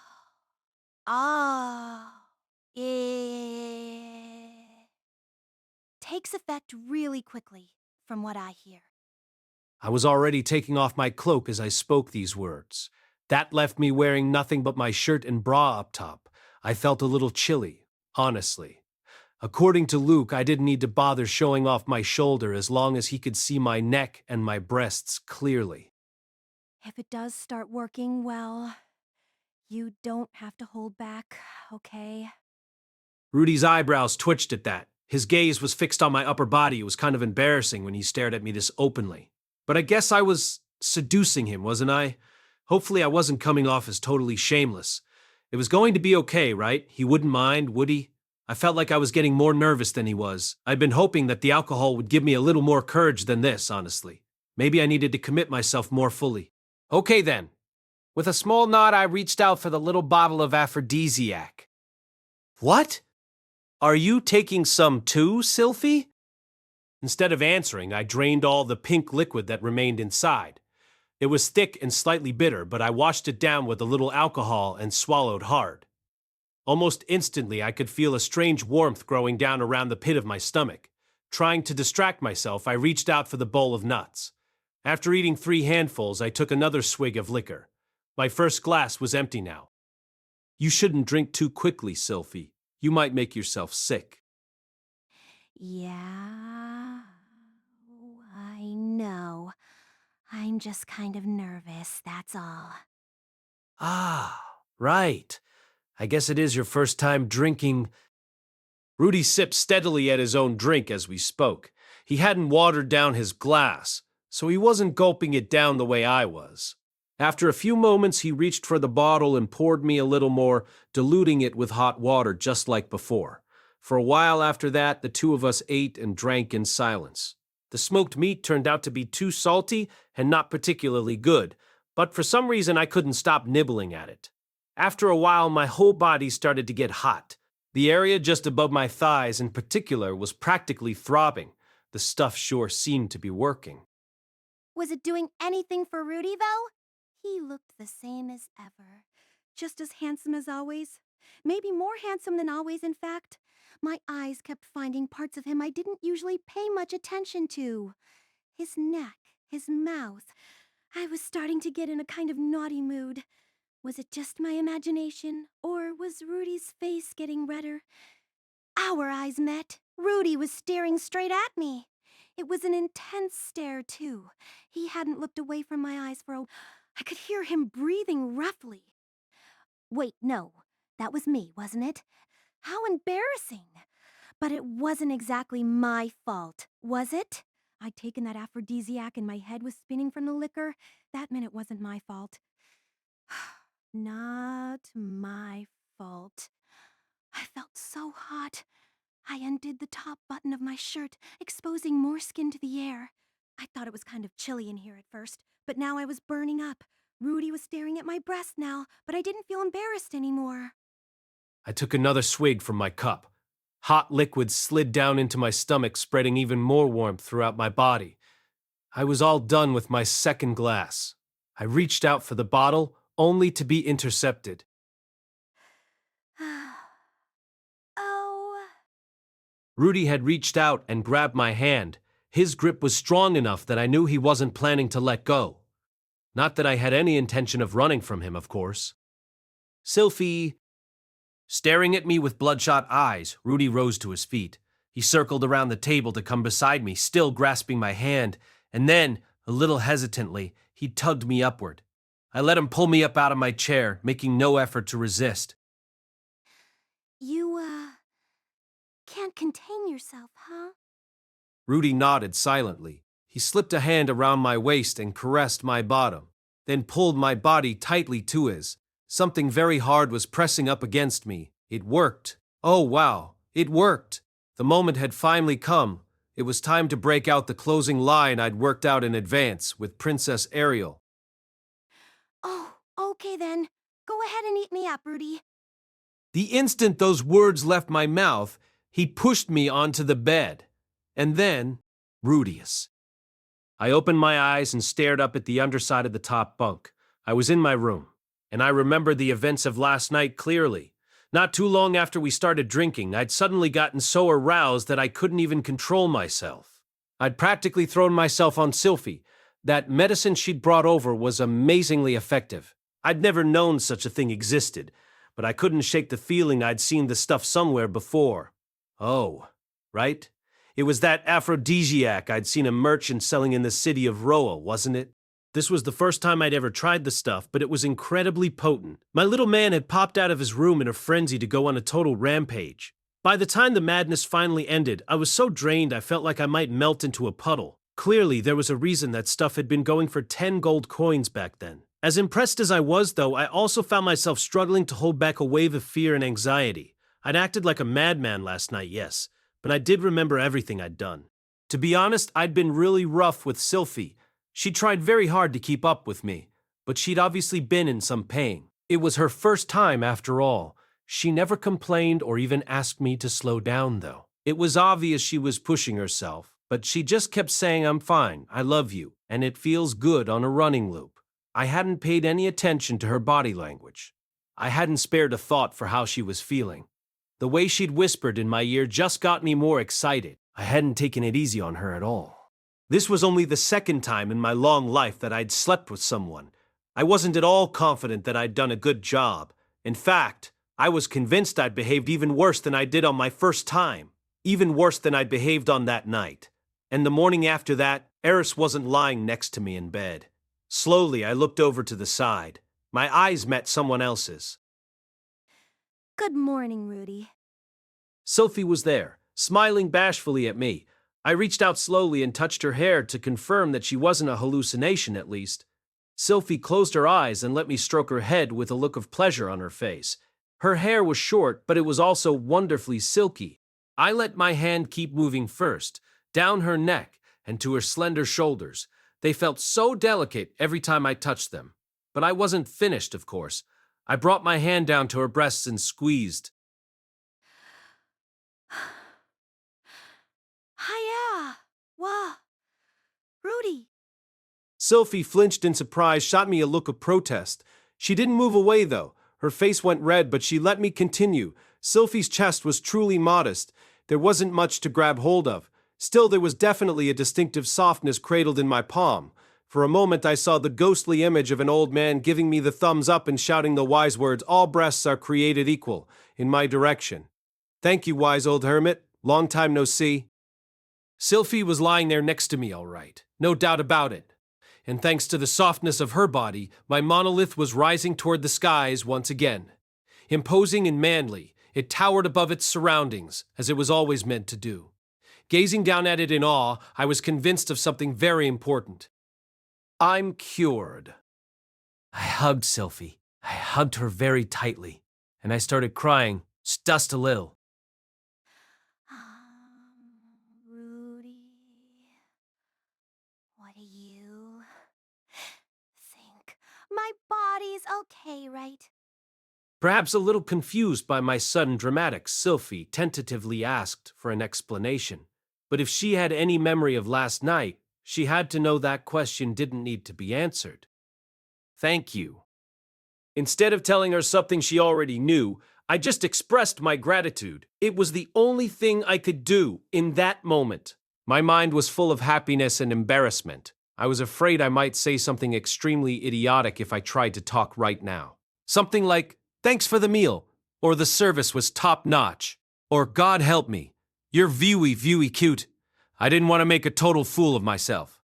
So instead, I just hugged her tightly to express my gratitude. At long last, my struggle had come to an end. Side story, Sylphiette, Part 0. Earlier, I dreamed about the past about Rudy's arrival at the university. It was my 3rd year at the Renewal University of Magic. Linnea and Prasenna had settled down after their defeat, and Princess Ariel had secured the position of Student Council President. Those successes had attracted many new supporters to our camp.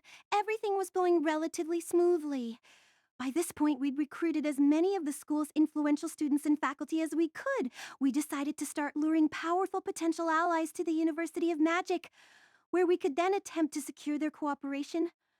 And as we worked on this, we stumbled across something totally unexpected. Specifically, our research led us to a person known as Quagmire Rudeus. I knew immediately that it had to be Rudy. Quagmire was described as a young magician who'd quickly worked his way up to the A rank in the Adventurers Guild. He'd only been in this region for a few years, but word of his exploits had already spread throughout the magic nations. His specialty was earth magic. It was hard to judge how powerful he truly was from the rumors, but most said he could summon a bob without speaking a word. The silent spellcasting was the detail that convinced me it had to be him. And in hindsight, he'd used mud-based magic the very first time we met, too. Rudy could use Saint-Tier water magic, so people tended to expect him to rely on that. But he'd favored using clever tricks like blasting himself around with shockwaves or summoning bogs to slow down his opponents. I explained to Princess Ariel that Quagmire Rudeus was almost certainly the boy who taught me magic, my old friend who'd been missing for many years. Well, if he's the genuine article, it would certainly be nice to have him on our side. At the time, Princess Ariel was obviously skeptical about Rudy. That was understandable. The rumors going around about him sounded really fishy. They went something like this. Rudeus Grey Rat was born in Buena Village, located in the Fito region of the Kingdom of Asura. While only 3 years old, he began studying under the King Tier water mage Roxy Magurdia, although she was only Saint Tier at the time. At the age of 5, he became a Saint Tier water magician in his own right. At 7, he took a position as the tutor of Eris Boreas Grey Rat, the daughter of the mayor of the Citadel of Roa. Over the next few years, he transformed this wild, uncontrollable child into a respectable young lady. After this, he went missing in the displacement incident. Back in the day, I probably wouldn't have raised an eyebrow at any of this. But now, after the time I'd spent living in the Silver Palace and studying at the University of Magic, I had to admit, it sounded bizarre, even fictional. Of course I knew that Rudy really had studied under Roxy and that he respected her deeply. I'd never met Roxy myself, but I knew she'd spent some time in Buena Village. In fact, the wand I carried was something she'd given to Rudy. The part about him becoming a tutor at the age of 7 made sense, too. That would have been right when he was shipped out of the village by his parents. Trust me, Princess Ariel. This information is accurate. It's definitely him. Perhaps so, but I must say, in all honesty, that these rumors are rather difficult to believe.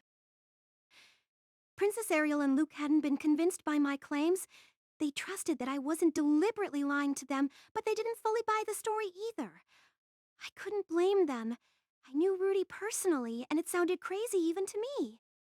In any case, would such a remarkable magician really lend us his aid, let alone one with ties to the Boreas Grey Rats? I still wasn't that familiar with the tangled web of alliances and rivalries that defined the noble families of Asura.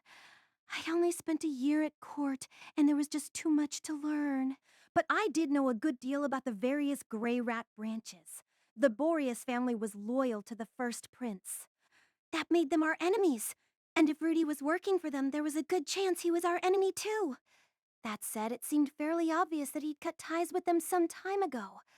Otherwise, it wouldn't make much sense for him to be wandering around the Northern Territories as an adventurer. I'm sure he'll help us out if I ask him. My voice wasn't particularly confident. I couldn't even convince myself that it was true. With a chest that flat, you're not going to win over any notice man. I covered my chest with my arm and shot Luke an angry look. He was always like this. He never missed a chance to mock me about the flatness of my chest. According to him, women without proper breasts weren't even women, which meant I was the definition of unattractive. I'm not sure what he wanted me to do about that. I had elf blood in my veins, and elves just aren't voluptuous. To be fair, Luke usually softened the blow in the end. I suppose that's the reason that we're friends, though. It was nice to know that he thought of me as a friend. Still, the constant insults about my appearance weren't exactly doing wonders for my self-esteem. I knew my looks were unremarkable compared to Princess Ariel's, but that was a really high bar to clear. That's not even what I meant, Luke. Well, what did you mean then? Surely you don't intend to reveal your true identity to him. Huh? Oh, you're right. I was supposed to be Silent Fitz now. I couldn't go around blowing my cover. What now? Still, I'm very happy for you, Sophie. It must be wonderful to find someone you've been looking for all this time. Really? The princess was a kind person. Sometimes she could be very stern, and she did spend a lot of time cooking up all sorts of sneaky plots. But deep down, she had a good heart. I knew that by now, but even so, I wasn't expecting what came next. I'll make a special exception. You can reveal your identity to this Rudeus. Uh-huh. What? She's willing to unmask Silent Fitz? But Princess Ariel, our whole plan might fall apart. I was conscious of the importance of the role I played in our overall strategy. Fitz was the living embodiment of Princess Ariel's power. He was a man of mysterious origins and remarkable magical skills who stayed silently by her side, obeying her every order. It added greatly to her mystique and made her seem much more intimidating. Over the last few years, I'd come to realize that I was powerful enough to beat an average magician or swordsman handily. I suppose Rudy had trained me well. I wasn't yet at the King Sword Imperial tier, let alone that of the 7 great powers, but I could probably hold my own against a sword saint. I was no match for the King tier warriors some of the other contenders for the throne could call on, but right now I was the strongest weapon in the arsenal of Princess Ariel's faction. There were a good number of people at the university who decided to support her because she'd won the loyalty of someone as strong as Fitz. If word got out that I was actually just a common girl from a backwoods village, those people might very well break away from our camp. My abilities were still real either way, of course, but people don't always think about these things too logically. But should that somehow result in all our plans falling to pieces, I'm willing to accept that outcome. And in any case, if we're going to cajole this young man to our side, who better to recruit him than his childhood friend? Thank you, Princess Ariel. I hesitated for a moment, but ended up simply expressing my gratitude. The princess was obviously angling for some personal profit here as well, but that didn't bother me at this point. What was Rudy going to think when he saw me now, all grown up? I was already looking forward to it. Our plan to lure Rudy to the university went very smoothly. We passed our information on him to the administration, lightly hinting that it might be a good idea to recruit him. Vice Principal Genius took care of the rest without any further nudging. A few months later, the day I'd been waiting for finally arrived.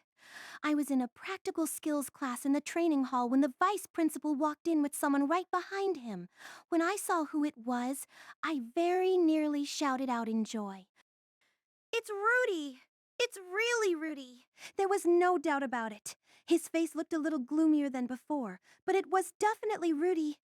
There was no mistaking him. Oh, wow! He's so handsome. You could still see traces of the boy I'd known back home. But he'd done a lot of growing up.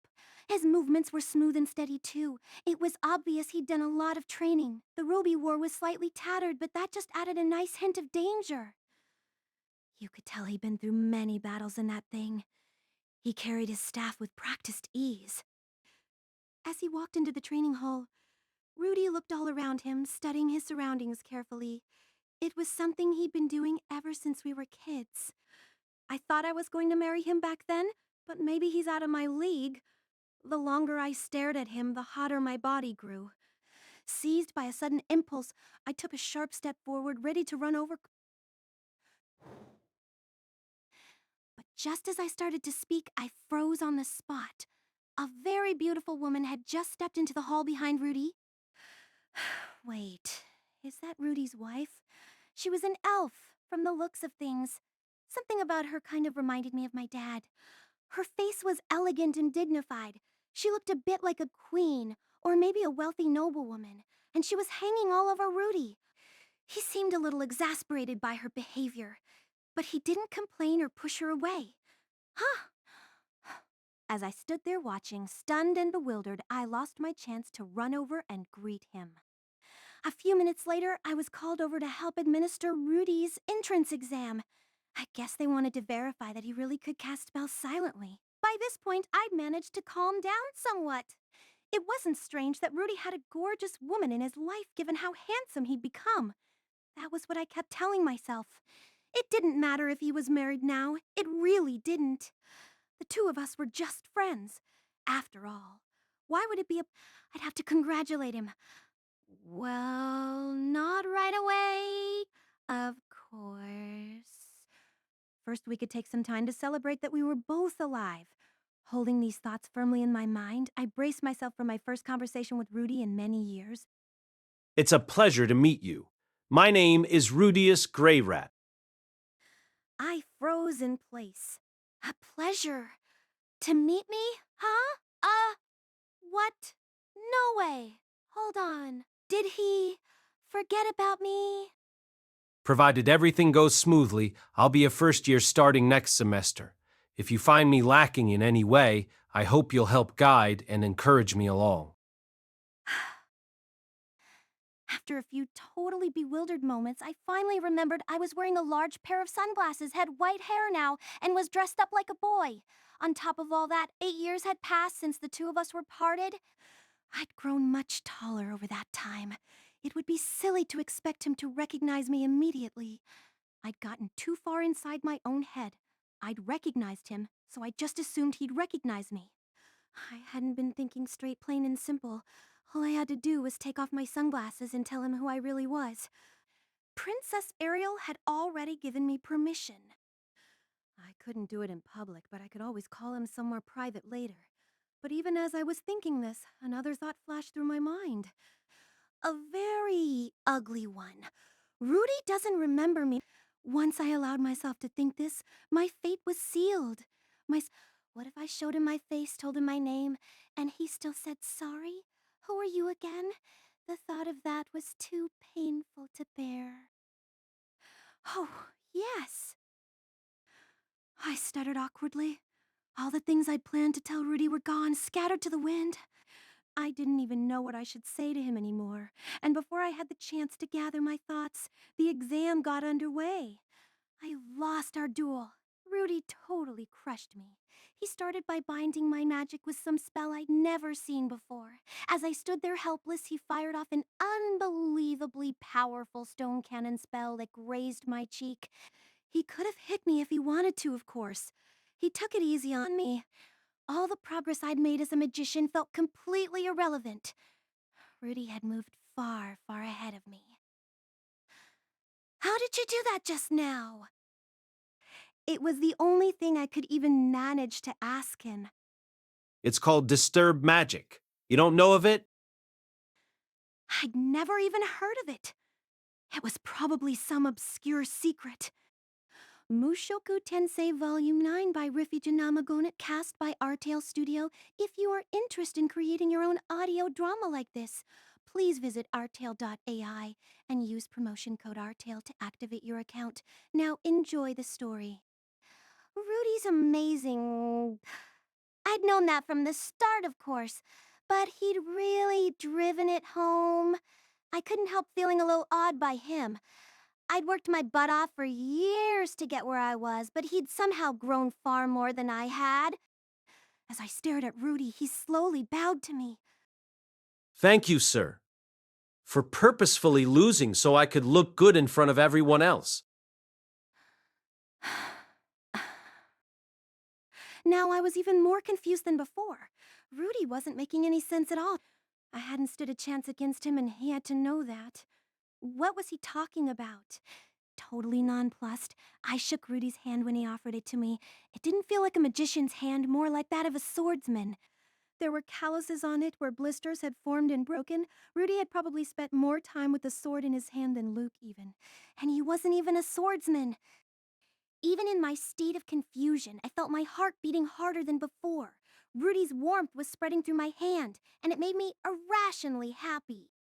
He kept right on saying things that made no sense, though. I'll be sure to thank you properly later. What was he talking about? I really didn't understand. Feeling myself begin to blush, I just nodded. Once he left, I remembered that he hadn't recognized me all over again. I had to take some time to cry. A month later, I saw Rudy at the entrance ceremony. He looked even sharper than before, now that he was wearing our school uniform. When our eyes met, my heart skipped a beat.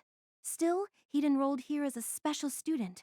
There probably wasn't much left for him to learn here, so I figured we wouldn't run into each other very often. After the entrance exam, I discussed the matter with the others, and we decided that I shouldn't approach Rudy too aggressively if he didn't remember me. Princess Ariel and Luke said all sorts of things to justify their opinion on this, but they mostly just seemed upset that Rudy had forgotten me. That cheered me a little. I could tell they cared about me as a friend. Ultimately, the princess said she'd leave the matter up to me. It seemed we wouldn't be recruiting him to our cause immediately, but we could always wage a slower campaign to win him over, as we had with many others. She added that Fitz, as a fellow silent spellcaster, was best suited to the job of recruiting him. In hindsight, I think she was well aware that I had feelings for Rudy. How should I even start talking to him, though? For the rest of the day following the ceremony, I thought it over while sitting through classes with Princess Ariel. The princess was expected to be an exemplar for the other students, so she had to maintain superb grades. Sometimes it's tough being on top. They taught combined magic very differently here, for some reason. Rudy had supposedly learned it from his master Roxy, who'd studied at this school, so I'd expected the methods of instruction to be familiar. I felt like they made it really complicated.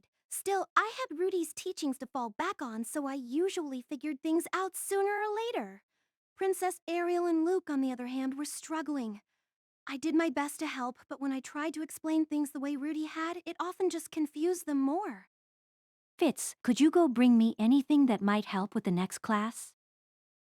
When my explanations weren't enough, Princess Ariel often asked me to stop by the library to look for helpful reference material. The library here was its own building, and there wasn't that much time before our next class. Still, I'd been visiting it for 3 years now, so I had a good idea where to find books on any particular subject. It only took me a moment to picture where I'd find the material she needed. Once I made it over there, I moved quickly through the aisles, grabbing one book after another. At this rate, I'd be back in no time. But then I saw a certain someone standing in front of the nearby bookshelf and let out a small gasp of surprise.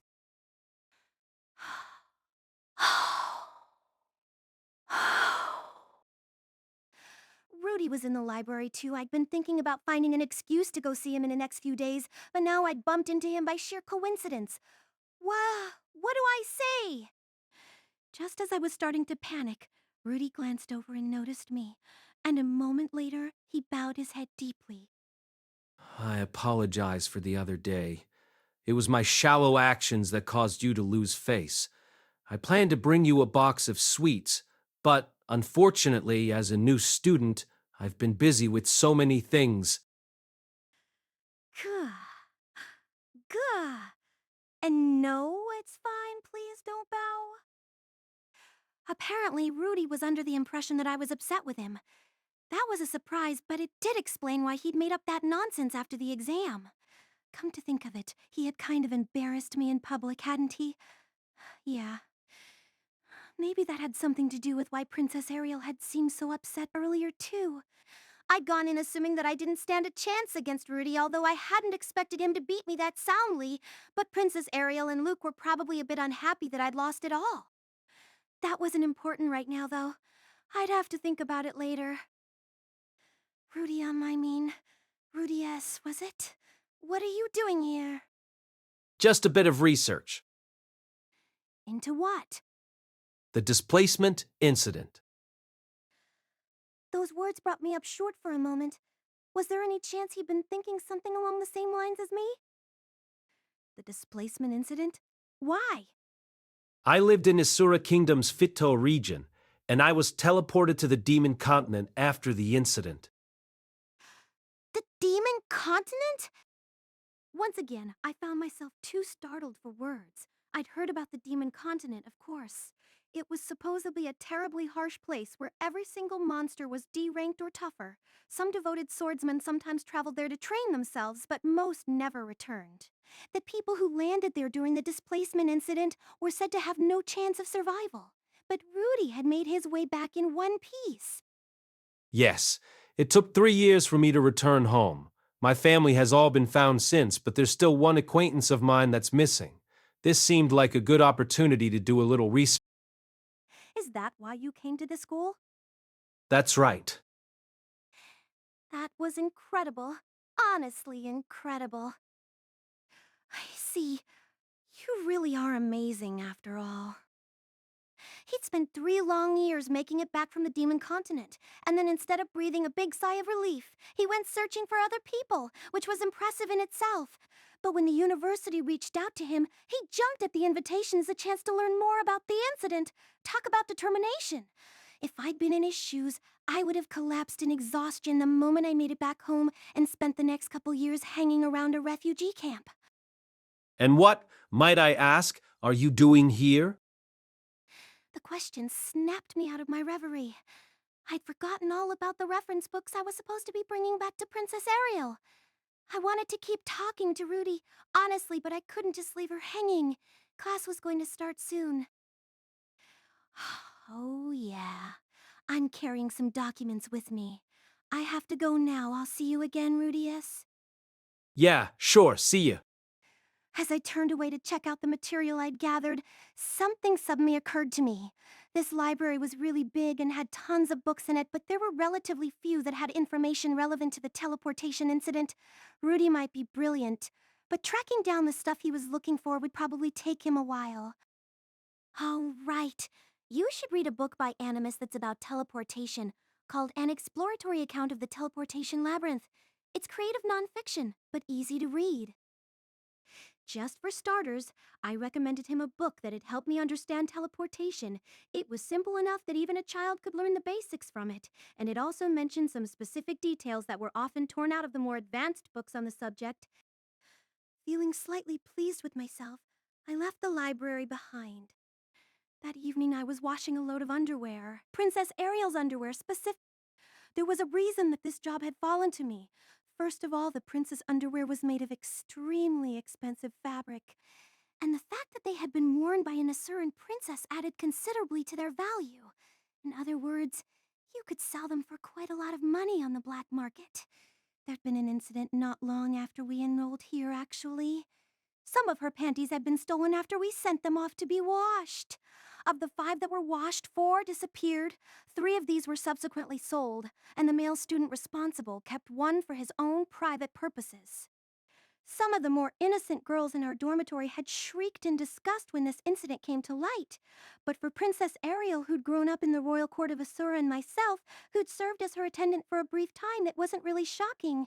There had been many people in that place who did far more depraved things on a regular basis. That didn't mean the situation wasn't unpleasant, though.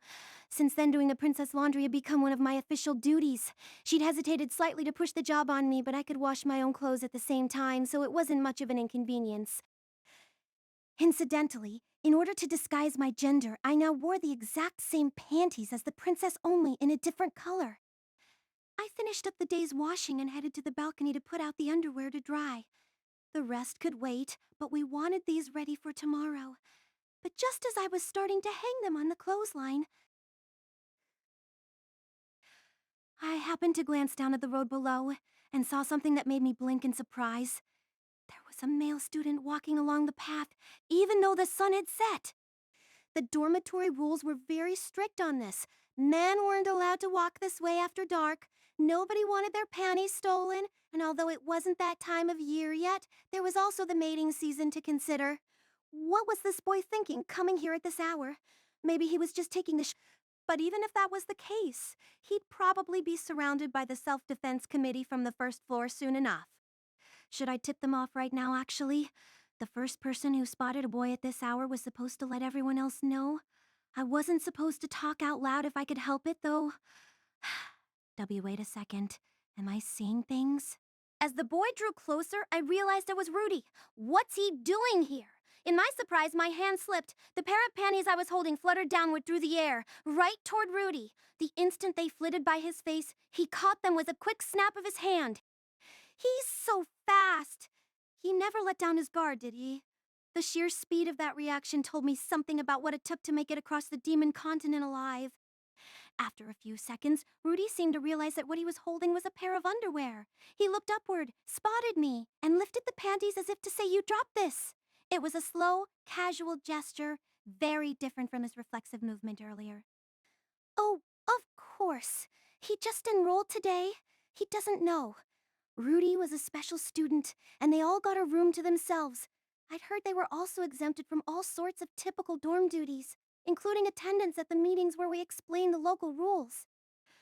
I needed to warn him right now. If he stood outside our dorm holding a pair of panties, somebody was definitely going to get the wrong idea.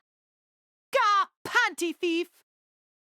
My fears became reality almost instantly. A girl screamed from below. The self-defense committee that lived on the first floor came running out, and Rudy was quickly surrounded. Well, it's Rudy, though. Maybe he'll be able to wriggle out of this. Rather than intervening immediately, I succumbed to some optimistic thinking. I was somewhat interested in seeing how Rudy would handle this situation. Would he just take them all down?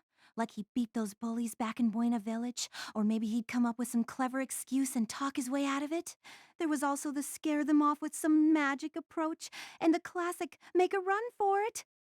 I watched and waited in anticipation, but Rudy didn't do much. A girl named Goliad had seized him by the arm, and he just looked at her unhappily. Seeing him like that reminded me of the way I'd been bullied back in Buena Village.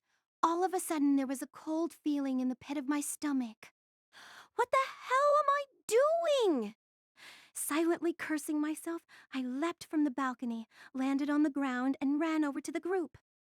Oh, what's this? You plan on resisting? How gutsy for a panty thief. You really think you can fight this many people? It was dark, so the others didn't seem to realize, but Rudy had fixed his legs to the ground with earth magic. I didn't understand the reason why, though. Maybe there wasn't one? I mean, this was Rudy. It was hard to imagine his legs were shaking or anything. But even as that thought crossed my mind, I remembered something from my childhood. When Rudy chased off Samal and those other bullies, his legs had been shaking. And then, a little later, after he found out I was a girl, and things got kind of awkward for a while, he trembled slightly as he said, "Man, I feel like you're really cold lately, Sylphie." Yeah, he was scared because he thought I hated him, just like a normal boy.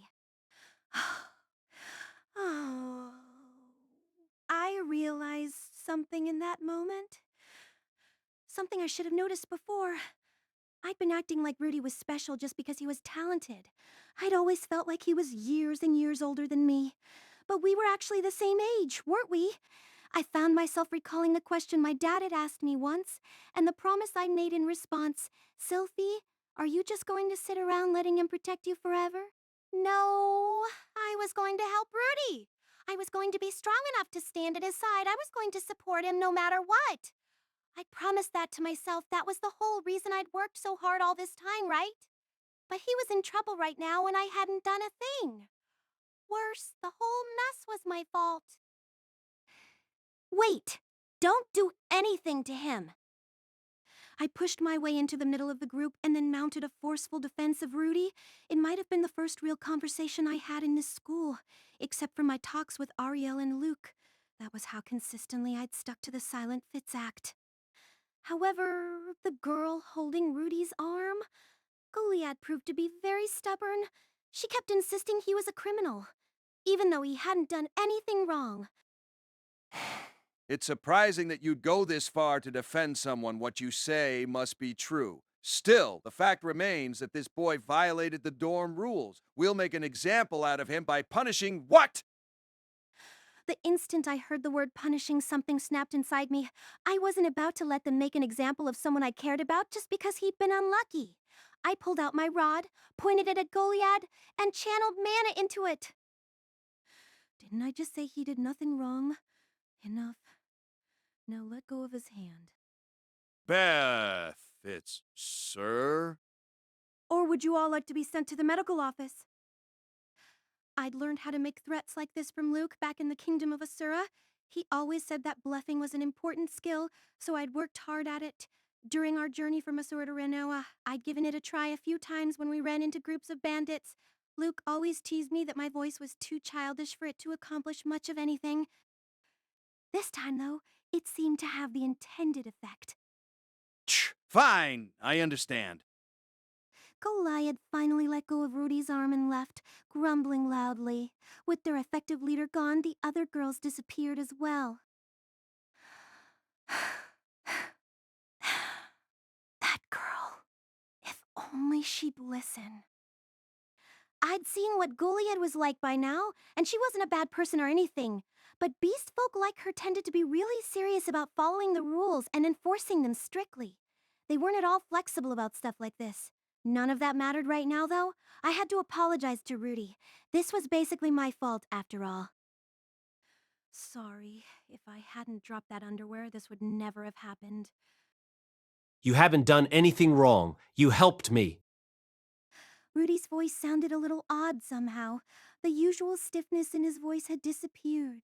I looked at his face and realized he was looking at me a little differently, and then all the pieces came together. Rudy was wary of me until now, wasn't he? His attitude had seemed a bit strange from the start now that I thought about it. He was always bowing to me, for one thing, but now I understood why. It made sense, of course. I was Silent Fitz now, not his old friend. Why wouldn't he be wary of me? It seemed like I'd earned a little trust now, though. That makes me kinda happy. None of this would have happened if I hadn't screwed up, but it felt like the two of us were a little closer now. I took the opportunity to explain the dorm rules to Rudy, warning him about this road being off limits after sunset. Just as I'd suspected, it seemed like nobody else had told him any of this. He nodded deeply as I spoke. I'm truly grateful to you, Master Fitz. And with those words, he bowed his head again. It felt a little weird seeing him acting all grateful to me. Back when I was being bullied, our positions had been totally reversed. Had I ever thanked him so politely? Something about this struck me as weirdly funny. It feels kind of weird to hear you thank me. Oh? Why is that? I very nearly said, well, because the first time we met, at the last moment though, I hesitated. Did I really want to reveal my identity? Anxiety swelled inside me at the thought. If he said, sorry, I don't remember you right now, that would really hurt. I convinced myself that it didn't matter anyway. So what if he didn't remember me?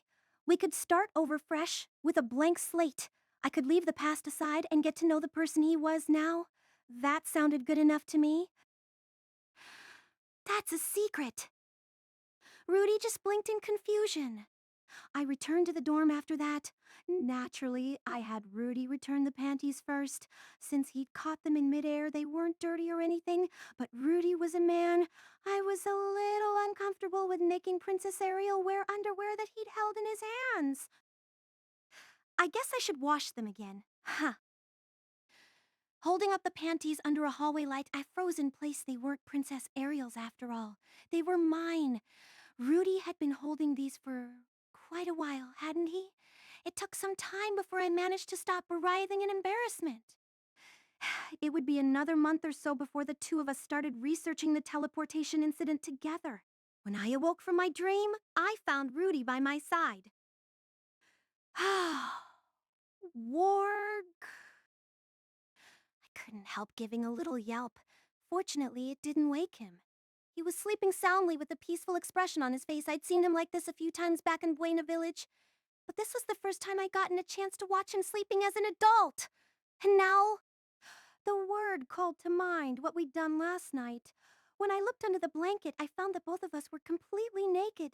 The pleasant fog of drowsiness gave way to embarrassment, and I was suddenly conscious of a lingering soreness between my legs. We actually did it. It was something I'd dreamed of for years, if not in graphic detail. But now it was reality. The more I remembered from last night, the more I wanted to squeeze a pillow to my chest and roll around, kicking my legs in mingled embarrassment and ecstasy. In the course of covering my face with both hands, I accidentally bumped an elbow against Rudy's shoulder. For no particular reason, I gently pressed my cheek against that shoulder. Rudy looked slender at a distance, but he actually had a surprisingly muscular body. He was big enough to swallow me up completely in his arms. Ah! Stop it. I really needed to get these stray thoughts under control. My face was gonna set something on fire. I pulled away from Rudy, but as I moved, he furrowed his brow. He was grimacing in his sleep, almost like he was in pain. When I took his hand in mine, though, his expression softened. At this point, he finally opened his eyes, and after staring at the ceiling for a few seconds, he slowly turned over toward me. Good morning, Rudy. When I spoke to him, a clear look of relief spread across his face. Roughly 2 seconds later, he reached out to me and grabbed my breasts. Rudy. I didn't punch him or anything, mainly because I kind of liked the way it felt after groping me for a little while. Rudy hugged me tight and murmured, "I'm cured," in a voice full of feeling.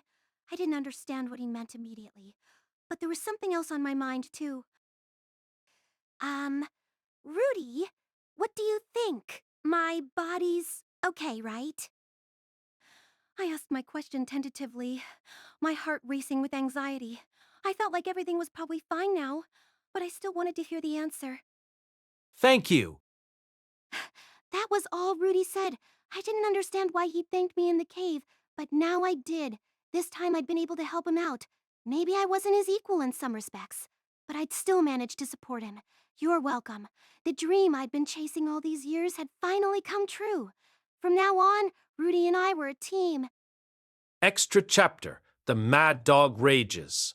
The place known only as the Sword Sanctum lay to the far north, in a harsh and unforgiving region covered in snow the whole year round. This was where the first sword god had chosen to establish his school, and where he'd spent his final years training his students. In modern times, it was a destination of choice for many swordsmen and women, and a place from which many new talents emerged. Anyone who truly wished to study the sword was encouraged to make at least one pilgrimage here. Young masters in the making were continually gathering here in great numbers. Many were youths who'd first revealed their talents with the blade in their teenage years. At present, there were 3 true prodigies staying at the Sword Sanctum whose talents outshone even their gifted peers. First of all, there was the daughter of the current sword god, Nina Phaleon. Nina was currently 18 years old, but even at 16 she'd been called a peerless talent. She'd already earned the rank of Sword Saint.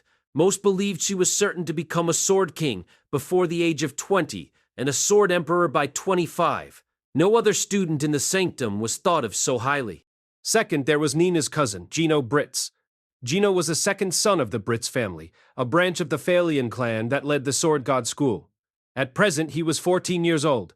He'd earned his current title of Sword Saint at the tender age of 12, and remained the youngest student to hold that rank. While he was still a step behind his cousin, there was no telling which of them would ultimately prove superior.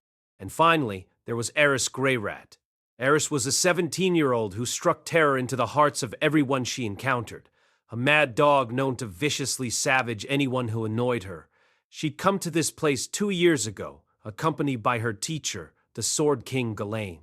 This girl was utterly uncompromising in every respect.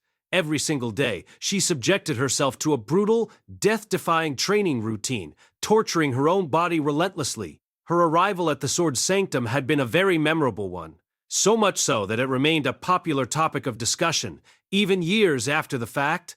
Roughly 2 years ago, Eris followed in Ghislaine's wake as they stepped into the Sword Sanctum's ephemeral hall for their audience with the Sword God.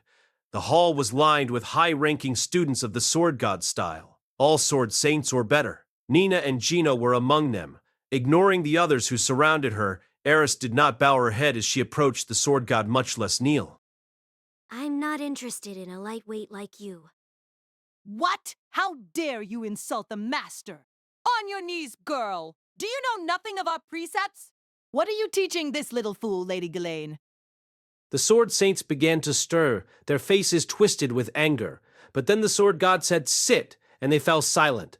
Gal Phaleon was going to cut this insolent mutt down. All of them believed this. No one had ever spoken to him so arrogantly and left this place alive. Even Ghislaine, who was infamous for her insolence, was looking at Eris with a shocked expression. Her ears and tail were standing on end.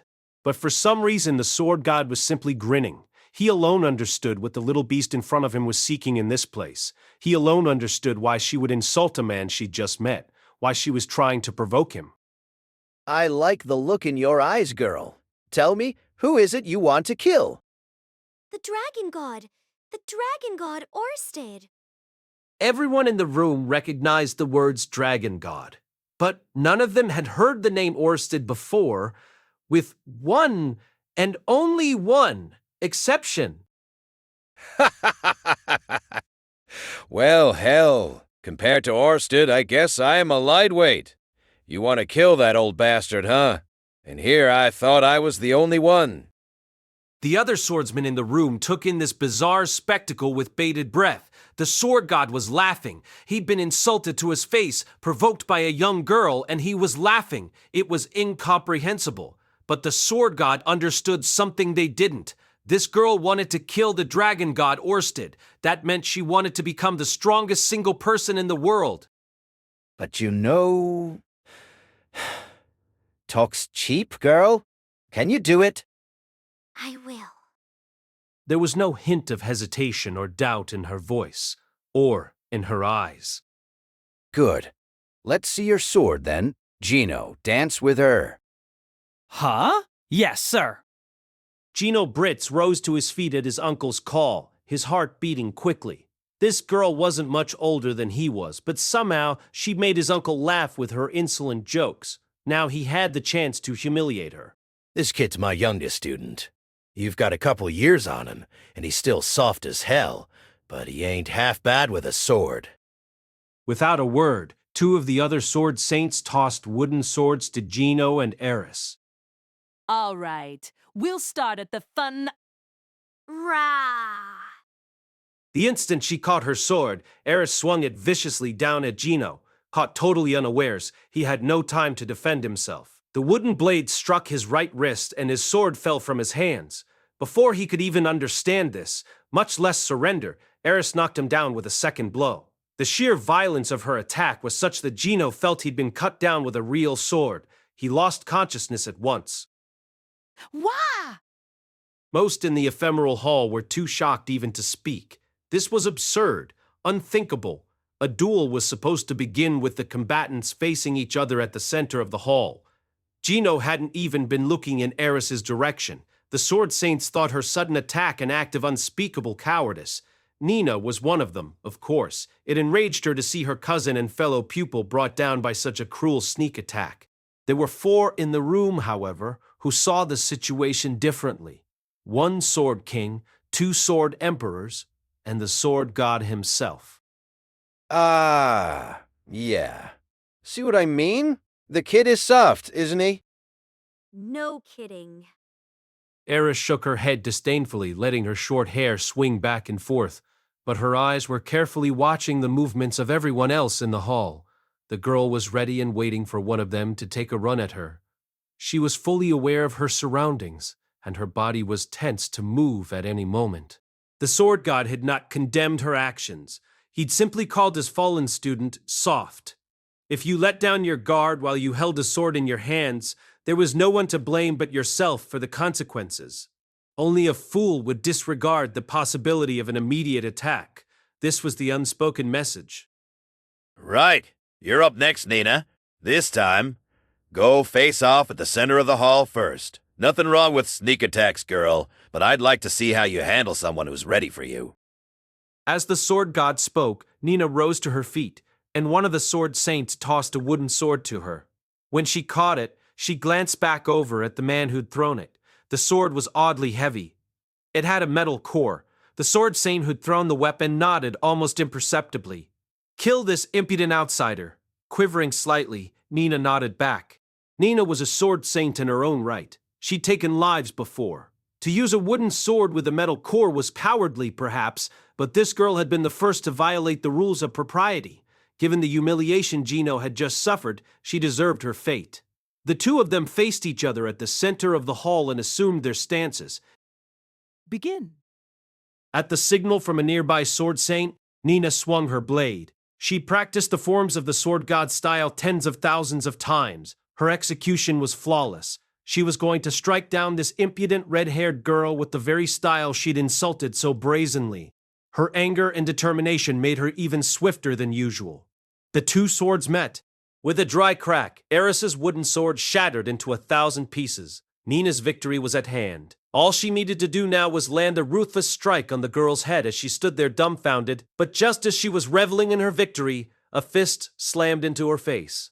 The next punch caught her on the chin, and as she staggered backward, a sharp kick sent her flying to the ground. All of a sudden, the girl was on top of her. Before Nina even knew what was happening, her arms were pinned beneath Eris's legs. Looking up, she saw a demon with murder in its eyes swinging its fists down at her. Stop! Stop! That's enough! By the time the Sword Saints called the fight, Nina had taken perhaps a dozen punches to the face.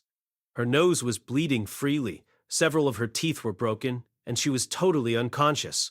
A puddle of steaming liquid spread out on the floor beneath her lower body. Eris stood slowly and picked up Nina's suspiciously heavy wooden sword. Do you have anyone who isn't soft here? How? How dare you? This time, the sword saints lost their temper. Cries of coward went up from all around the hall. Those ranked Sword King and above, however, looked down on their angry students coldly. They understood who was in the right here. Eris had been fully justified once again. A true duel didn't end when a sword was broken. It ended when the swordsman was. Sorry, girl. Guess I underestimated you a bit. I'll play with you myself. But when the sword god himself stood, the two sword emperors in the hall looked at him with surprise on their faces. Surely there's no need for you to handle this personally, Master. Ghislaine could... but I suppose the girl is her student. Shall I, then? Ignoring their words, the sword god picked up his weapon. Its blade was real.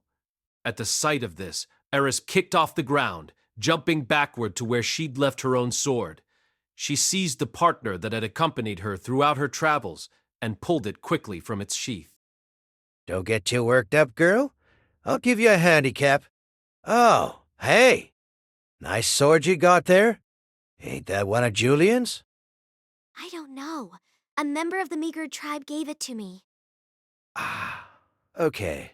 Well, this here's a Julian too, as it happens. The sword god drew his sword deliberately. Its blade shone with an eerie golden light. This was one of the 7 sword god blades. It was also one of the 48 magic swords created by Julian Harisco, a legendary craftsman of the demon realm. From the bones of the king dragon Kajikut, it was known as Windpipe. The sword god held it loosely in his hand, letting it dangle downward. The sword saints watched with bated breath. The sword god almost never held a naked sword, except in his mock duels with the sword emperors. Okay, let's go. All but simultaneously, Eris was sent flying through the air. Her body crashed through the doors at the entrance to the ephemeral hall and kept going, landing on a massive pile of snow outside. The sword god stood where she had been, perfectly still, his sword fully extended. No one in the room had seen him move. Splendid. Astonishing. Splendid, Master.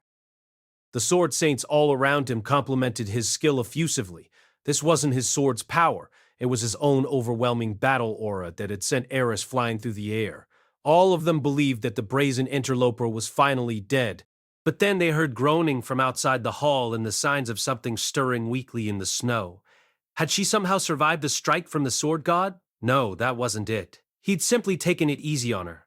But of course, there was no need for Galphalion to take that stray dog seriously. Now they would simply banish her from the sanctum and toss her out into the snow.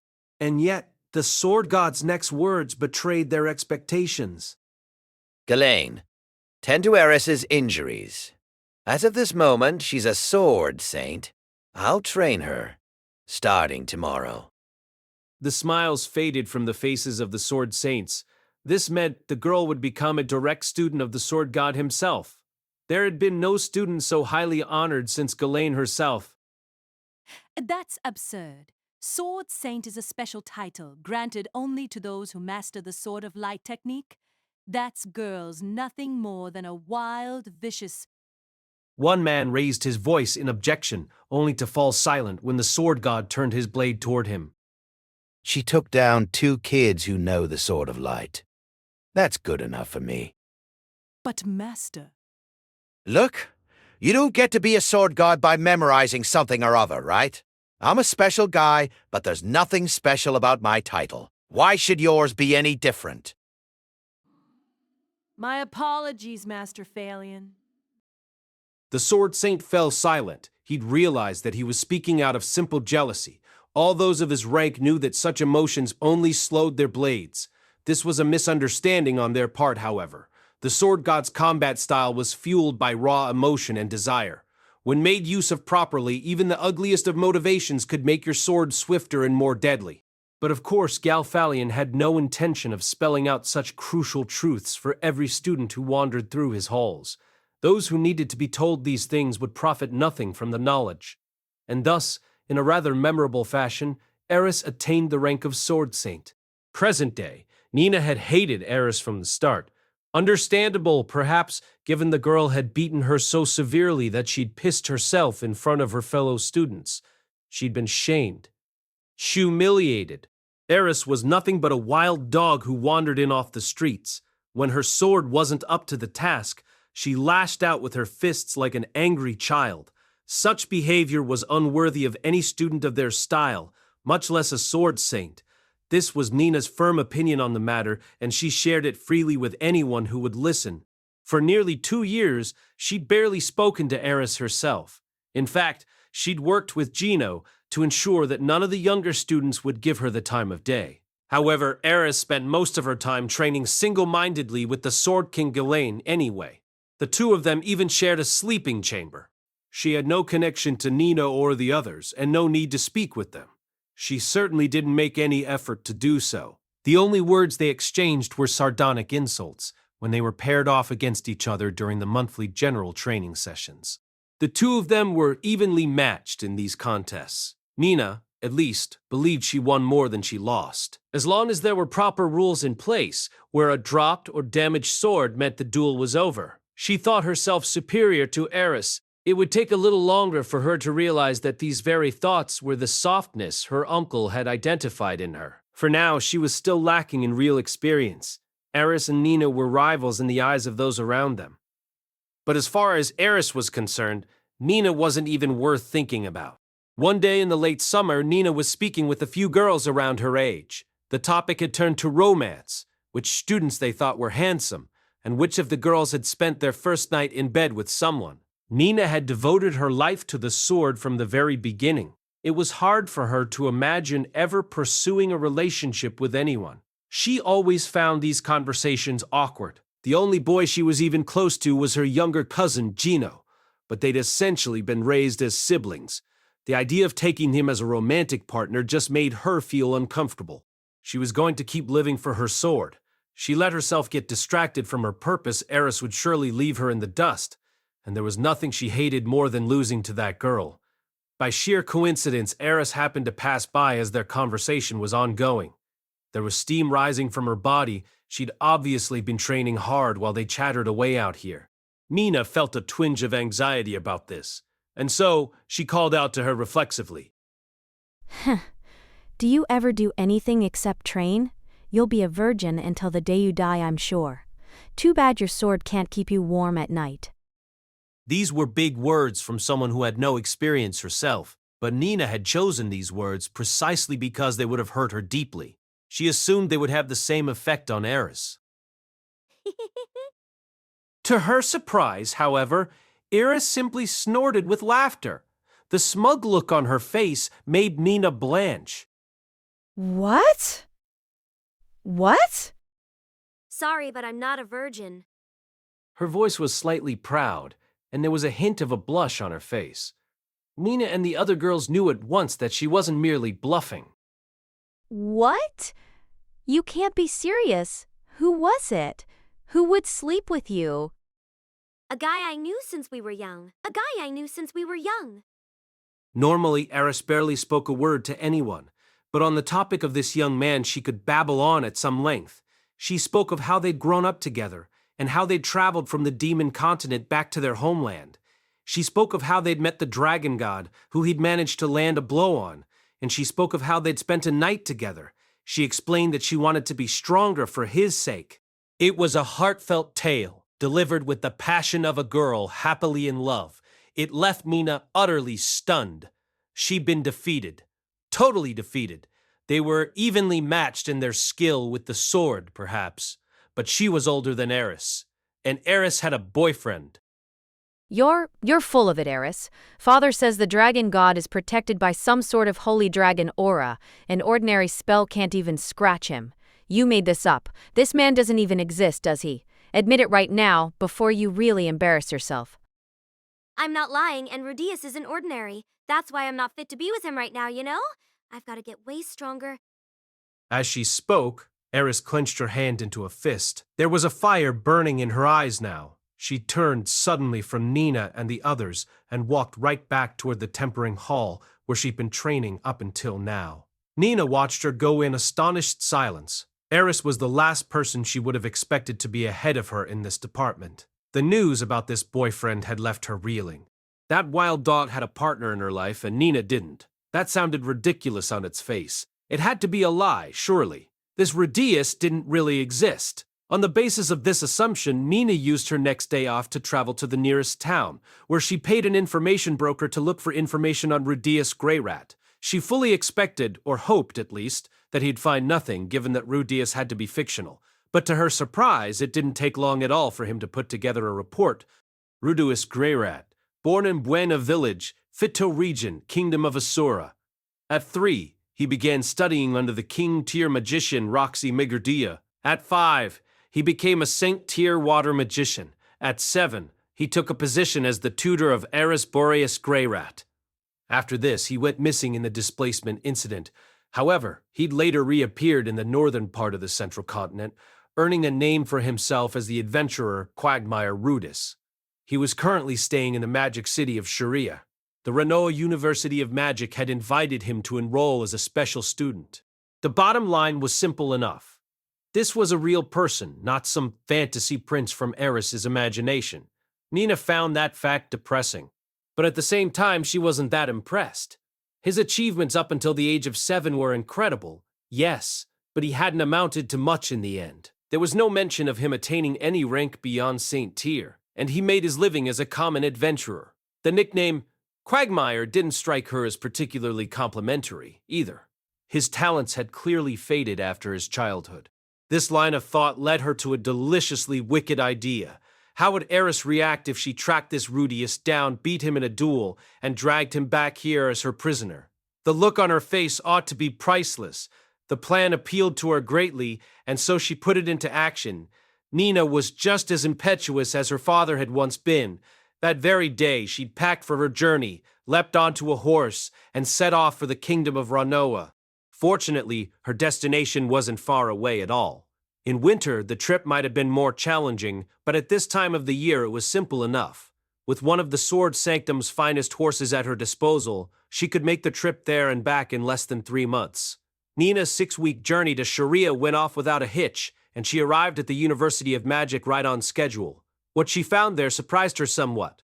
In all honesty, Nina had always looked down on magicians. She'd thought of them as arrogant weaklings who felt that knowing how to mutter a few incantations made them strong. But inside the University of Magic, many of the people on the streets were brawny men. There seemed to be an oddly high number of beast folk, and the majority of them were dressed like warriors. She did see some smaller pedestrians who wore robes or a cute uniform of some kind. On the whole, however, there were far more muscular people here than she'd expected. They obviously trained their bodies as earnestly as their minds. Nina felt a bit ashamed at her own ignorance. For all of her 18 years, she'd apparently been harboring unfair prejudices toward magicians. After looking around for a little while, she approached a man who happened to be passing by. He was a muscular young beastman who dressed very much like a warrior. When she asked him where she might find Rudeus, the beastman said that he was looking for the very same person and had a good idea where to find him. How convenient, Nina thought, and tagged along. Before long, the beastman spotted a boy who wore a uniform. Rudeus looked more or less exactly how Nina had pictured him. He wasn't quite as skinny and weak-looking as she'd expected, but he certainly wasn't intimidating, and while his face wasn't unattractive, his insecure body language made him very unappealing, a good match for that mangy heiress.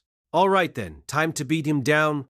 But before Nina could speak, the young beastman strode up to Rudeus and began to bellow at him. I take you to be Quagmire Rudeus, the A-ranked adventurer who cut down a stray worm single-handedly. I challenge you to a matrimonial duel, sir. Nina was startled, to say the least. The beastman hadn't mentioned anything about challenging Rudeus to single combat. You know, I've actually got piano practice today. Rudeus, for his part, declined the duel in the least manly possible way. But the young beastman spouted off some confusing justifications, jumped right in front of him, and instantly attacked. Nina assumed Rudeus would be torn apart in a matter of seconds. This beastman was clearly a competent fighter, although perhaps not on her level, and Rudeus was a magician. Every swordswoman in the world knew that his kind was helpless up close. There was nothing a mage could do when someone got the drop on them. And yet, things somehow turned out very differently. Rudeus defeated the young beastman in no time at all. The fight lasted all of 3 seconds by Nina's count. If you blinked your eyes, you might have missed it. Without so much as a backward glance in her direction, Rudeus promptly walked off, leaving his unconscious foe lying on the street. It took a few minutes for Nina to recover from these startling events. She had to take some time asking around again, but eventually learned that Rudeus was now in the library. By the time she'd gotten directions and headed over there, there was a large group of beast folk lined up neatly outside the building. Nina found this curious, but it clearly had nothing to do with her. She headed straight for the entrance. Do you intend to challenge Rudeus to a duel as well? Yes, that's right. Then get to the back of the line. You don't get to jump ahead. Apparently, this entire line consisted of people who wished to challenge Rudeus to a duel. Confused and astonished, Nina turned around and headed toward the back. There seemed to be at least 30 people ahead of her. As she went, a beastman near the front of the line called out, "Sorry, kiddo. That's too bad." She didn't know what that was supposed to mean. In any case, waiting seemed to be her only option, so she waited. Morning gave way to afternoon, but Rudeus gave no sign of emergent. But Rudeus gave no sign to make it. And then he appeared. A demon with obsidian skin and rippling muscles suddenly stood beside them, looking down at the group with an arrogant smile on his face. Ho! What's this line for, friends? Is there a festival going on? This is the line for those who wish to challenge Rudeus Greyrat to a duel. Is it indeed? And there's so many of you too. Bwah! The boy's in great demand, I see. I'm a patient man, of course. But is there any way I could get a shot at him first? The beast folk didn't take this question well at all. Shouts of "get in line," and various insults came flying from all directions. Nina was furious too. She'd come a very long way and she was waiting patiently. She told the demon to wait his turn like everyone else. But then, in the midst of all the jeering, one fool said something he definitely shouldn't have. You want to go first, big man? Then you better defeat everyone who got here before you.